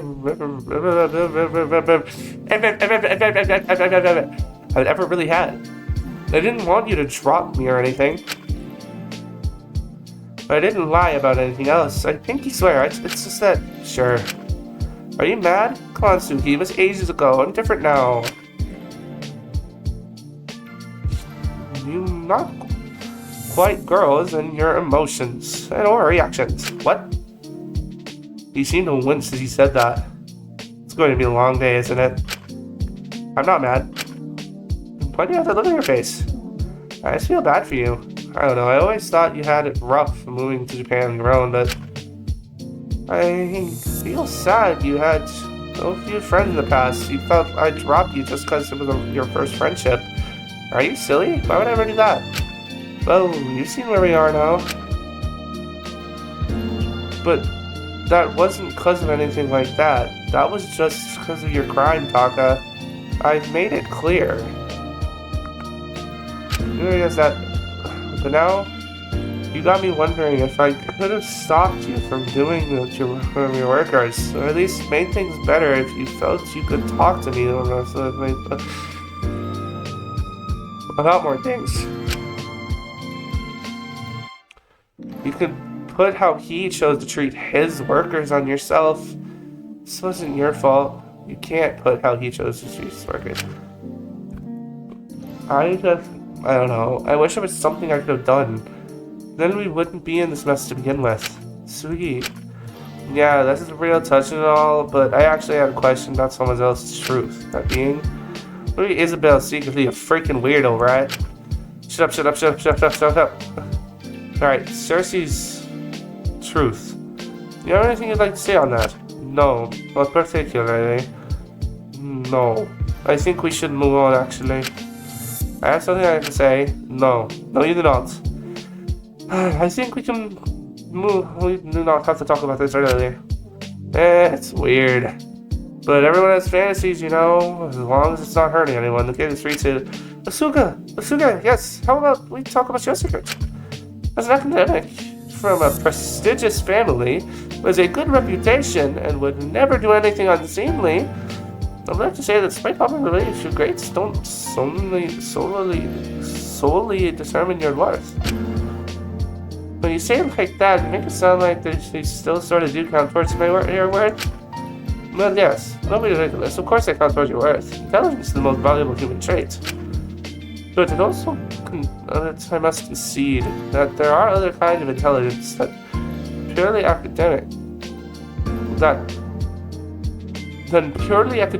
And throughout our time here, you've demonstrated yourself to be quite wise, even if you are a failure intellectually at the objective level. Is that supposed to make me feel better? I think what Ismene is trying to say is that the grades don't equate directly to intelligence and something else. But you're incredibly emotionally intelligent and practical. Well, geez, thanks, but don't really see it that way. Don't get me wrong. I don't think I'm stupid by any means, but there's always room to grow, you know?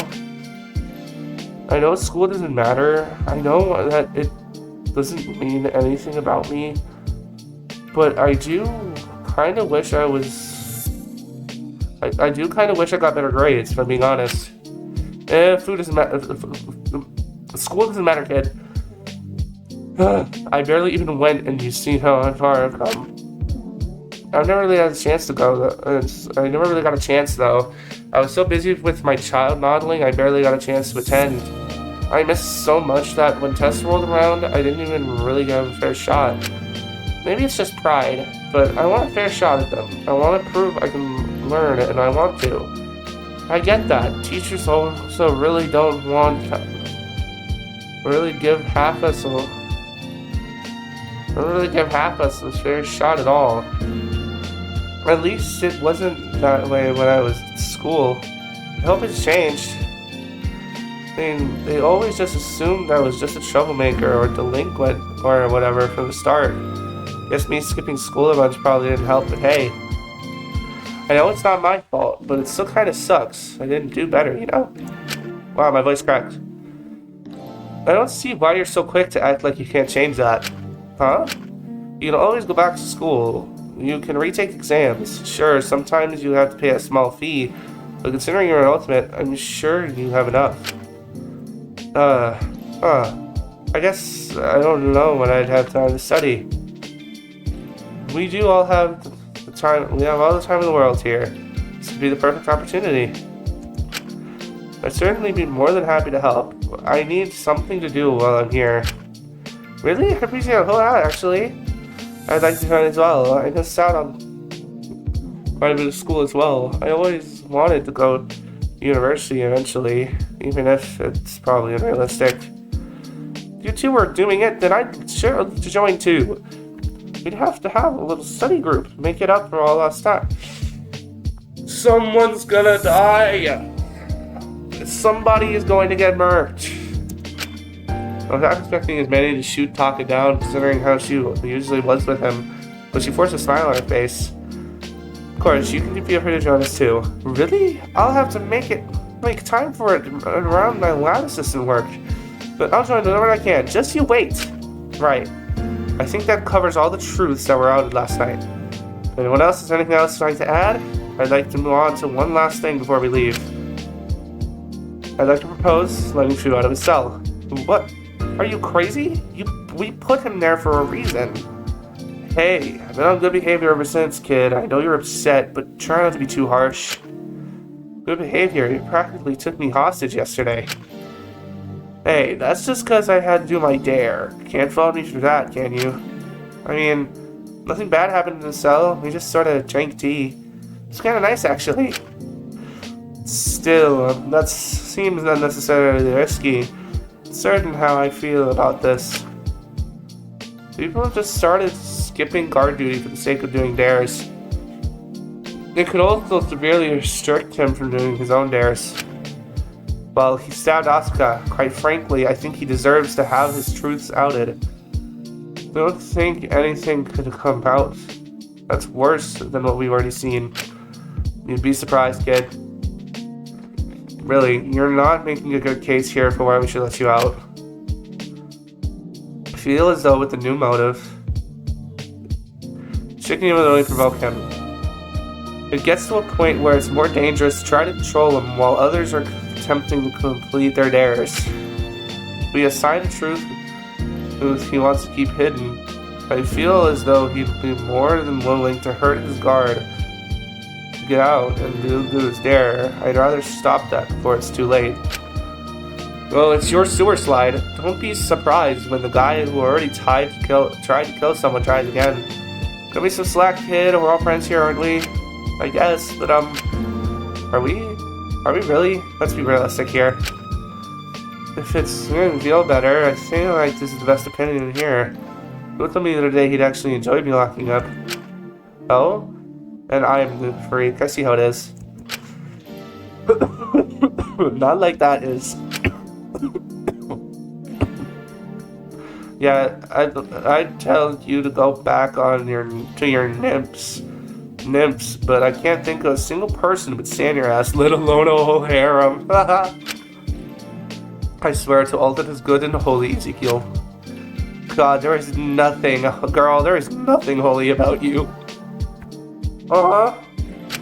This Manny left with a long groan. She looked like she wanted to tear her hair out. Point is, guarding Fu 24/7 basically lets him live life here as easily as possible. He was given food, entertainment, and constant protection. Keeping him locked up benefits him more than it harms us. Kid, I told you that in confidence. I see, that explains your good behavior a lot more. If that's the case, let him loose. What happens, happens, I guess. Knowing we were basically acting as his free bodyguards and servants does make me feel a lot less good about protecting him, honestly. I feel like we just got tricked. This whole thing is so Evil Burger. Only he would pull something off like this. Evil Burger? Wow. What inventive vocabulary. I was just taking advantage of the hand I was dealt. I can't fault a man for that. You were the ones who set it all up. I was just benefited from it. Then it's settled. We'll stop with the guard schedule. So, he'll be free? Yes. You don't have to worry about sending your shifts anymore. Just come to me immediately if he does anything. I'm more than prepared to take more drastic restrictive methods if needed. Don't worry, Doc. Your old pal Wang will be on his best behavior from now on. You can trust me. Yeah. We should totally trust him, guys. We should trust him. We should trust him. We should totally trust him. Yeah, I think he's learned a lesson, right? Totally. Totally has. Well, if that's all, I'll be off. I got shit to do. You coming, Lyra, yeah. Actually, I think I'm gonna pass today. I was thinking I'd hang out with Laura today instead, you know? What? Wait, why the hell would you... Hey, Laura, you need an extra pair of hands at your work today? I'm happy to do whatever you need. Hey, back off. Laura already has a lab assistant, and it's me. Things that care out, don't you know? A babe like you is all beauty, no brains. It's bromine, not cismine. You're bound to mess something up. Come on, I'm not trying to step on your toes, really. Then what are you planning? It can't be nothing good, I assure you. It's better not just deploy against substances, Chatal. What? Of course not. Really? Really, if I wanted that shit, I wouldn't need to go to you. Unbelievable. I just want to do what I can to pitch in, you know? Sorry, the pumpkin, vibrated. It's good to put my energy into something productive. Good way to distract it from the dares. I've been doing bits and bobs of my own investigation as well. I have some info you might find real valuable. I doubt you found anything I'm already aware of. I also want a chance to catch up. You're in the same class in HB, but we barely even spoke. You were just so busy, so what do you say we make up for lost time? You never really had any friends back in the academy. I can catch you up on all the shit you missed. Or let a deep sigh. Well, if you insist, but I do have some bits you could help with. Just don't touch anything I don't tell you to. What? Yes, I promise. Sweet. I promise you I'll be on my best behavior, Doc. You don't have to worry about a thing. Sure. The group slowly started to dissolve, everyone going their own separate ways, going off to do their dares and whatnot. As everyone was leaving, I found myself being approached by someone. Hi. Hello. I'll be right back. I have switched positions again. My back was starting to hurt. I also went to the bathroom, got some water. Drank some water. Hi. Maiko. Are you okay? I'm sorry if my truth isn't comfort for you or anything. I promise I haven't done it for years now, and want to know something kind of embarrassing? Huh? Okay, please don't find it weird, but I used to do the exact same thing. Okay, twinsies! In fact, is Blue still here? My damn untruth was practically the exact same as yours. Okay. Oh. But you don't have to judge. You can't judge. You did it too, and you didn't even know her. You like the fact that Maiko knew Yui in person probably made it a little weirder compared to me. It's silly, but I liked writing us into our favorite anime stories, into worlds where I would do something better, someone I could be someone better, someone she would like a lot more. Maiko, if she was really your friend, you would have already been good enough. She wasn't my friend. She was, and, well, I guess that's it. Was. For a long time, I was clinging to the hope that we'd get back together, that she'd forgive me, and we could be friends again. But it's kind of what helped me keep going. Keep me going.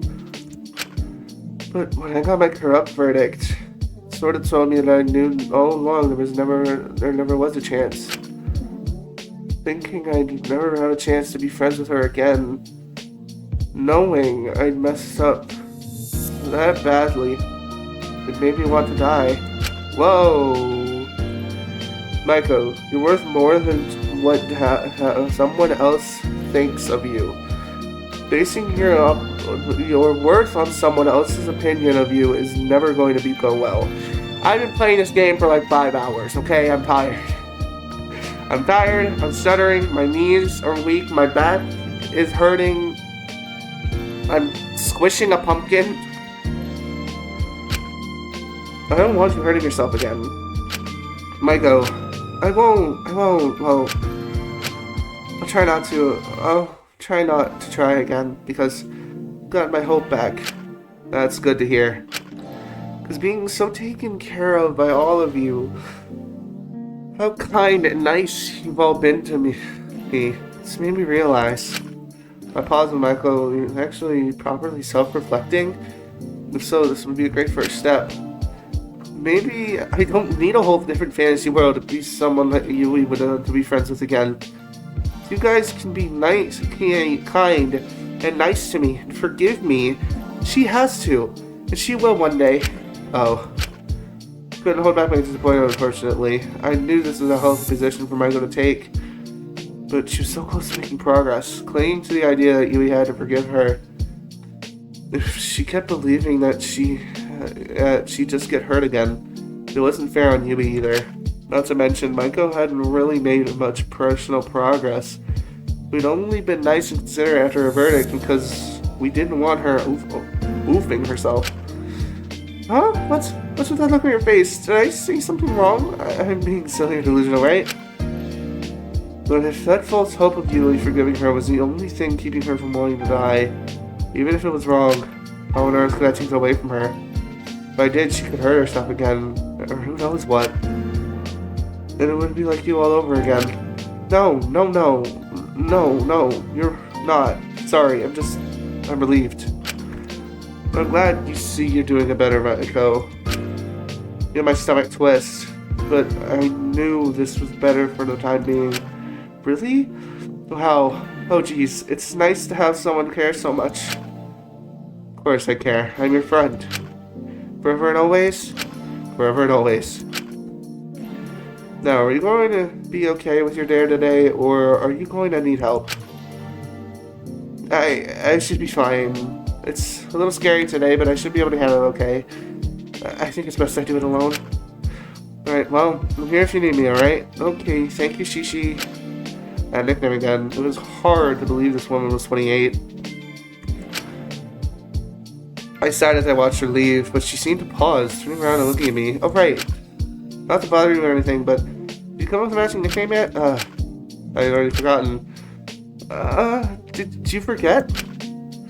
I'm hiding anything. I know this whole thing is super duper mega stressful, and you probably have a lot more to worry about than silly nicknames for someone like me. No, of course, I remembered. How about Mayu was what everyone else called her? It looks like it's kinda off. I don't want to do anything related to her actual name. That might have to piss her off. Coco. What do you think of that? Oh my gosh, that's so cute. Alright, just hearing that gives me the boost I need to get through today. I'll do it all by myself today, I promise. See you later, Shishi. Have a good day. Echo smiled and left. I was admittedly a little worried about how she'd handle her dare, but I figured she'd be okay. Really now, kid? She is 28, Shishi. She is 28. I turned around, seeing someone who had been listening to our conversation. She's fragile. If she's smart, she's playing it up. True, though. True. I don't think she has the capacity to manipulate anyone. She's not like that. I don't think she even realizes she's doing it. But until someone gives her a wake-up call, nothing's gonna change. I'd like to think her verdict would have been enough of a wake-up call. Well, you see how that got her. Can you mind your own business? I just don't want her hurting herself. Well, it's your life. What can I do? You can do what you want. But don't let yourself get taken advantage of, kid. But if I had to take a guess, you're getting close something out of this too, aren't you? I can't say anything, can I? Who gave me a smile? There was a strange sad look in his eyes, doing the exact same thing. Who being the realest bitch alive? Okay, leaving me alone in the canteen, leaving the rest of the day ahead of me, and that stupid dare, right, that dare. I feel sick to my stomach. This isn't fair, it wasn't fair at all. Surely the people behind this wouldn't want to dishonor her memory either. Really? Are you really okay with this? This is horrible. Yeah, obviously, the dares are meant to be horrible. But this dare doesn't just hurt me, it's going to hurt Takiko as well. No, that's right. Wow, it's almost like that's the whole point of the motive. Are you seriously going to come in here bitching every time you have a minor complaint? Are you that pathetic? You got yourself into this mess, you can't complain now. You get out, dares are what they are. They're meant to suck. If you hate them, tough luck. Better hope someone murks someone soon. If you were really going to get the truth get outed, you insane? What would publishers think if it got out? No, so your career is more important than a memory? Amelia. I'm your warden and you'll address me as such. You don't want this, do you? Please. Come on. You knew Akari, didn't you? She did! She did! Just let her rest. Please. Why do you keep doing everything in your power to remind me of her? Because if you didn't, you'd never face what you did. You'd forget and move on with your life just like you want to. I'm not making you disrespect her. If you want to really take responsibility, you'd suck up letting your truth get outed. So, you're not going to do that, are you? God, you're really a poster boy for ultimates, aren't you? Get out of my office. Looked down on the ground and left. Protesting was pointless. As long as I avoided Takiko for the day, I could still do this without causing any conflict, right? So I had to do, of course. It was not that simple for me, almost as soon as he stepped out.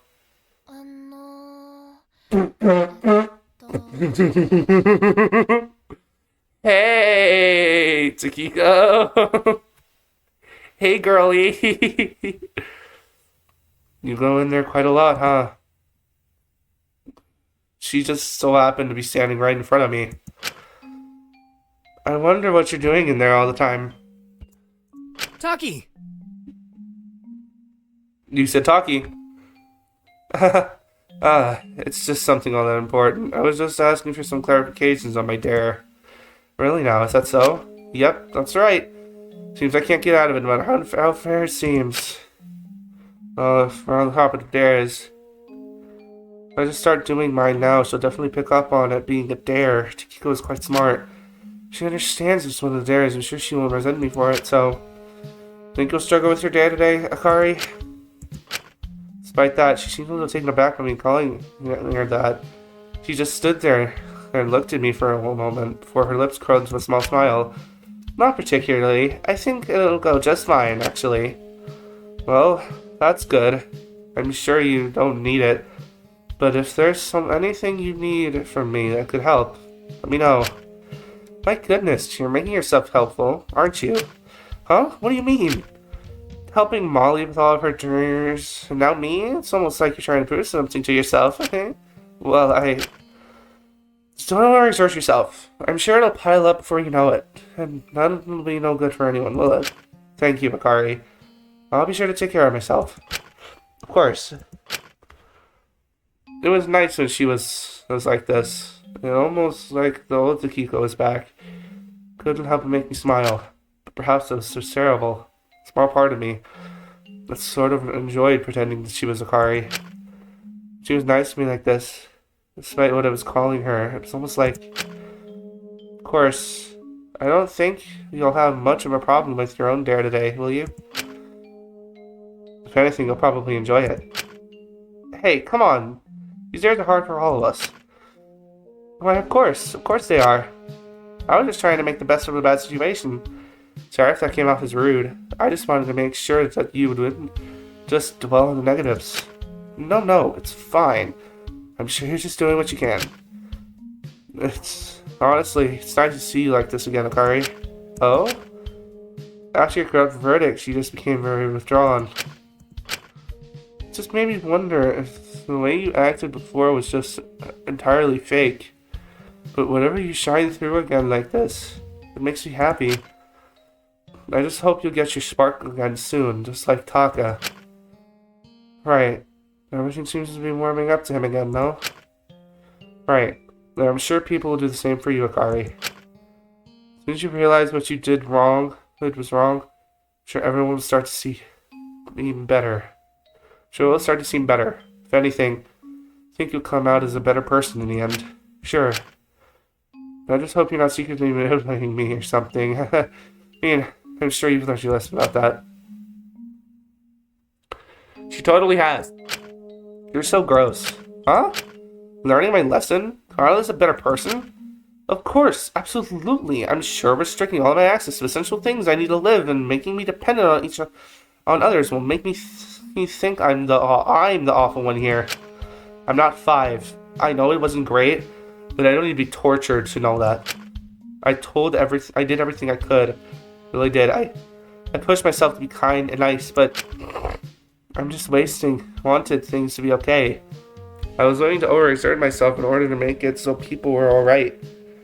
What a joke. Oh, somebody's definitely dying tonight. I don't think many of you deserve that. You're just like the rest of them. As soon as there's small crack there's a small crack or slip in the image of me, excuse me, you just want to just assume every part of me is wrong and needs fixing. 4 hours and 14 minutes is how long this part of the recording is. Jesus Christ. Not an actual concern for me, mind you. As long as you get your heart or 3 therapists back at it in the end, you're happy, aren't you? Akari. Hey, hold on. Akari. As long as I forgive you at the end of this, is that enough for you? Is your better version of her? Is that what I am to you? I mean, there's a reason they gave you Ued, if that's your dare. Deny it all you like. Getting your cheap bargain bin forgiveness from me is good enough for you, isn't it? That's not fair. Right, it is a little too real when she isn't entirely nice and kind all the time. Shh, it's okay, Shinku, I'm here now. If it keeps you happy, substitute in with whoever you'd like. Everyone does it. Why shouldn't you? Don't you think you deserve something easy for once? A break from having to try? The terrible part was, I did feel in that part that I deserved forgiveness. But I deserved a second chance to make things right. That's why I was doing so much with Maiko. What if I could save her? That would make up for the past. There. I'll make all the pain go away. It's okay. It's alright. Kari, you can rest now. The world is made to forgive people like you. It's okay. People will understand. They'll give you as many chances as you'd like. Lucky you. It worked out wonderfully for you. You don't even have to try to feel like a good person anymore. You just have to bring food to me, all cooked by someone else. Mind you. And I'll be forced to smile and say thank you and seem eternally grateful. You're not starving me. If I don't, I'm the worst. I really feel like this is something you should take up with the audience instead of me. I just think they must enjoy watching 3 girls being dependent and helpless. Oh, damn. Yuko seemed to catch herself, covering her mouth and looking at me. I'm sorry, I'm just tired, Shinku. I'm so tired. I just wanted to be enough. I don't know. I don't know why. Nothing. I do will ever be enough. I tried. I really did. I'm not. You don't need to hear this. Sorry. Shouldn't have let all that slip out. I've just been keeping a lot of bottled in recently.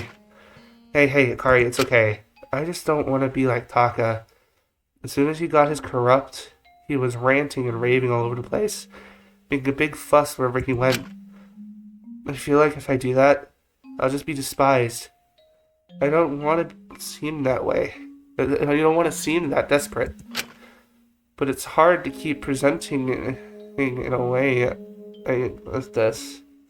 Especially when people are just love saying so many words. Don't worry, Shinku. I'm sure in the meantime you can get your kicks out of taking care of Maiko. You were quite close, huh? Yeah, she got pretty attached to me. I think it's good to keeping each other busy, but... And if there's anything at all I can help with, please do let me know, my dear. Oh, how very Riz of you. Did he just say how very Riz of you? I'm turning the game off. I hope you guys enjoyed. If you did, please leave a like. I want to turn the game off. He said, oh, how very Riz of you. Kill him. In game, of course. Put him out of his misery.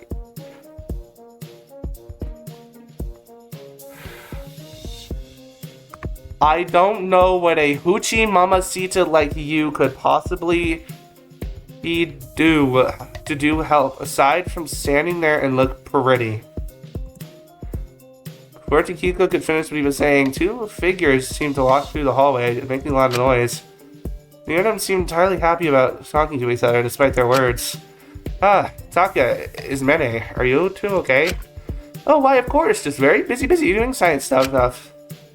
What exactly do you mean by science and stuff? I think it would be hard to explain to your tiny little girl brain. Don't you worry about it one bit, cutie pie. Oh, that's so nice. Oh my god. I feel my beard hair is falling out. Well, dear, considering how helpful Takahiro has been and how much Dr. Linus has placed her faith in him, we're collaborating together today to help on the escape plan. I thought Dr. Linus was keeping the specifics of her plan fairly confidential. Oh, Linus or Lyra is gonna be dead. I can sense it already. Well, I'm just gonna yap. Okay. Yes, absolutely. I have an idea what that bomb broad is like. Bomb broad? Oh, hell no. So wait, no one has any idea what this nebulous escape plan she's been working on for 2 months even is? Nope. I'm choking on my spit. The song's called Put on the Cat Ears. This was made for Stanley MOV. But despite her biological limitations, I have full faith in Dr. Linus to get us out of here. Biological limitations? I'm sexiest now. That didn't say sexiest. That's... Oh my god.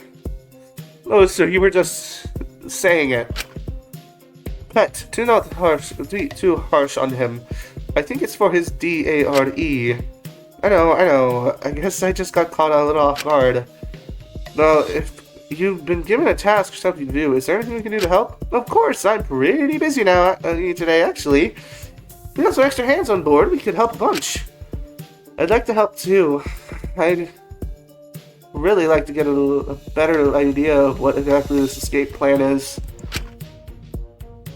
If you two would like, I'm more than happy to help you and leave Taka alone and to get on with what he needs to. His manner seemed to have quite a bit of enthusiasm. It was clear she wanted to get away from Taka as soon as possible. Oh, her dare is to be nice to everyone. Well, I'm more than happy to take some alone Taka time. If you three would like to team up, I've got a little task for you all. Did you do a little check in the library for any books about this facility's history? Specifically, any might give us some nifty little insights into the infrastructure of this place? Library, of course. We're more than happy to do that. I'm sure between us, we'll find plenty of books. It's not like you have to read them or anything, do you? Haha, that's so funny. You're so funny. Please go. I'll be off now. Let me or Laura know if you have anything useful. That Taka swiftly got away from the girls, his dare clearly making him increasingly uncomfortable. As the minute left, she sort of slightly sigh of relief. This is gonna be a long day, isn't it? Yes, it certainly is fascinating. Well, don't you worry. I'm sure we can pull through together. You guys seem to be in a better mood. But that was good. Wasn't really sure what her whole thing about Earth earlier was. Suppose getting corrupt was just exhausting. Yeah, for sure. Let's go to the final library. Okay. Now, it's a group of 3 people. We need 3 people to find a body. Somebody died in the library. Somebody's dead in the library. We're gonna go in there. Somebody's gonna be dead. Somebody's gonna be sitting there like, somebody's gonna be dead. I'll be right back. Oh, I'm so nervous. Okay, let's go. Let's go. There's 2 more people here. You 3. Can we help you at all? No, don't worry. We're just helping Taka. With what? Yep. Things you assigned him to do. Finding some books. Oh, I suppose that's fine. I just wonder what he's doing right now. Dr. Elenius. He told us you were going... gave him other tasks to do. That's why he told us to help with this one. He's just skipping work? No, perhaps he just needed some time to complete his dare. I promise you, he is very annoyed about completing his dare. I guess maybe that he thinks he's a big shot now. He's been working with her a while. The assistant becomes the assistant manager. He's really climbing the ranks. Well, what does that make me? Not even an intern. Can you pass me the cathode? You're the boss. Two of them seem fairly busy. We should leave them. Okay. So I have to go around then. Ugh. The shower block. That's concerning. Everything's alright in there. It's probably just someone going about their business. We should give them privacy through the judge. That doesn't sound normal. Kari, he's right. I think there's something going on. Kari? Benny seemed to pause, looking at me with slight concerned expression. Well, we should try to help. It feels uncomfortable entering in case we just overreacting this seemingly. And quite embarrassing, I imagine, for whoever's involved. That was the excuse she gave, but when I saw her eyes, there was something deeper going on. Showers have become briefer recently. It was clear the room acted as a reminder of what about you cool done to our freedom of escape. I'll just meet you in the library, alright? Alright, stay safe. You too, just don't get in any trouble. We quickly stepped down the hall, leaving me and Taki go and the to the shower block. Sighed, I don't want to waste time, right. He said that, but my legs made no effort to move. Takiko seemed to notice my hesitation pretty quickly. Y'all, my chest is pounding, my heart's pounding. My heart's pounding. Y'all. Shinku, hey, I'm here if you need, alright? It's my job after all. Wasn't Manny was the only one affected. I'll be fine. Are you sure? Of course, Kari. So I don't want anyone else getting hurt. Okay, I'm gonna end this part here. Because somebody is most likely dead in here. I hope you guys enjoyed. If you did, please leave a like and hit the subscribe button. Follow me on Twitter @StopRate and join the Discord. Link to which is in the description. I will most likely release the next part on Sunday, tomorrow, or maybe Monday. I don't know which, but yeah, I'll see you guys in the next video. Peace.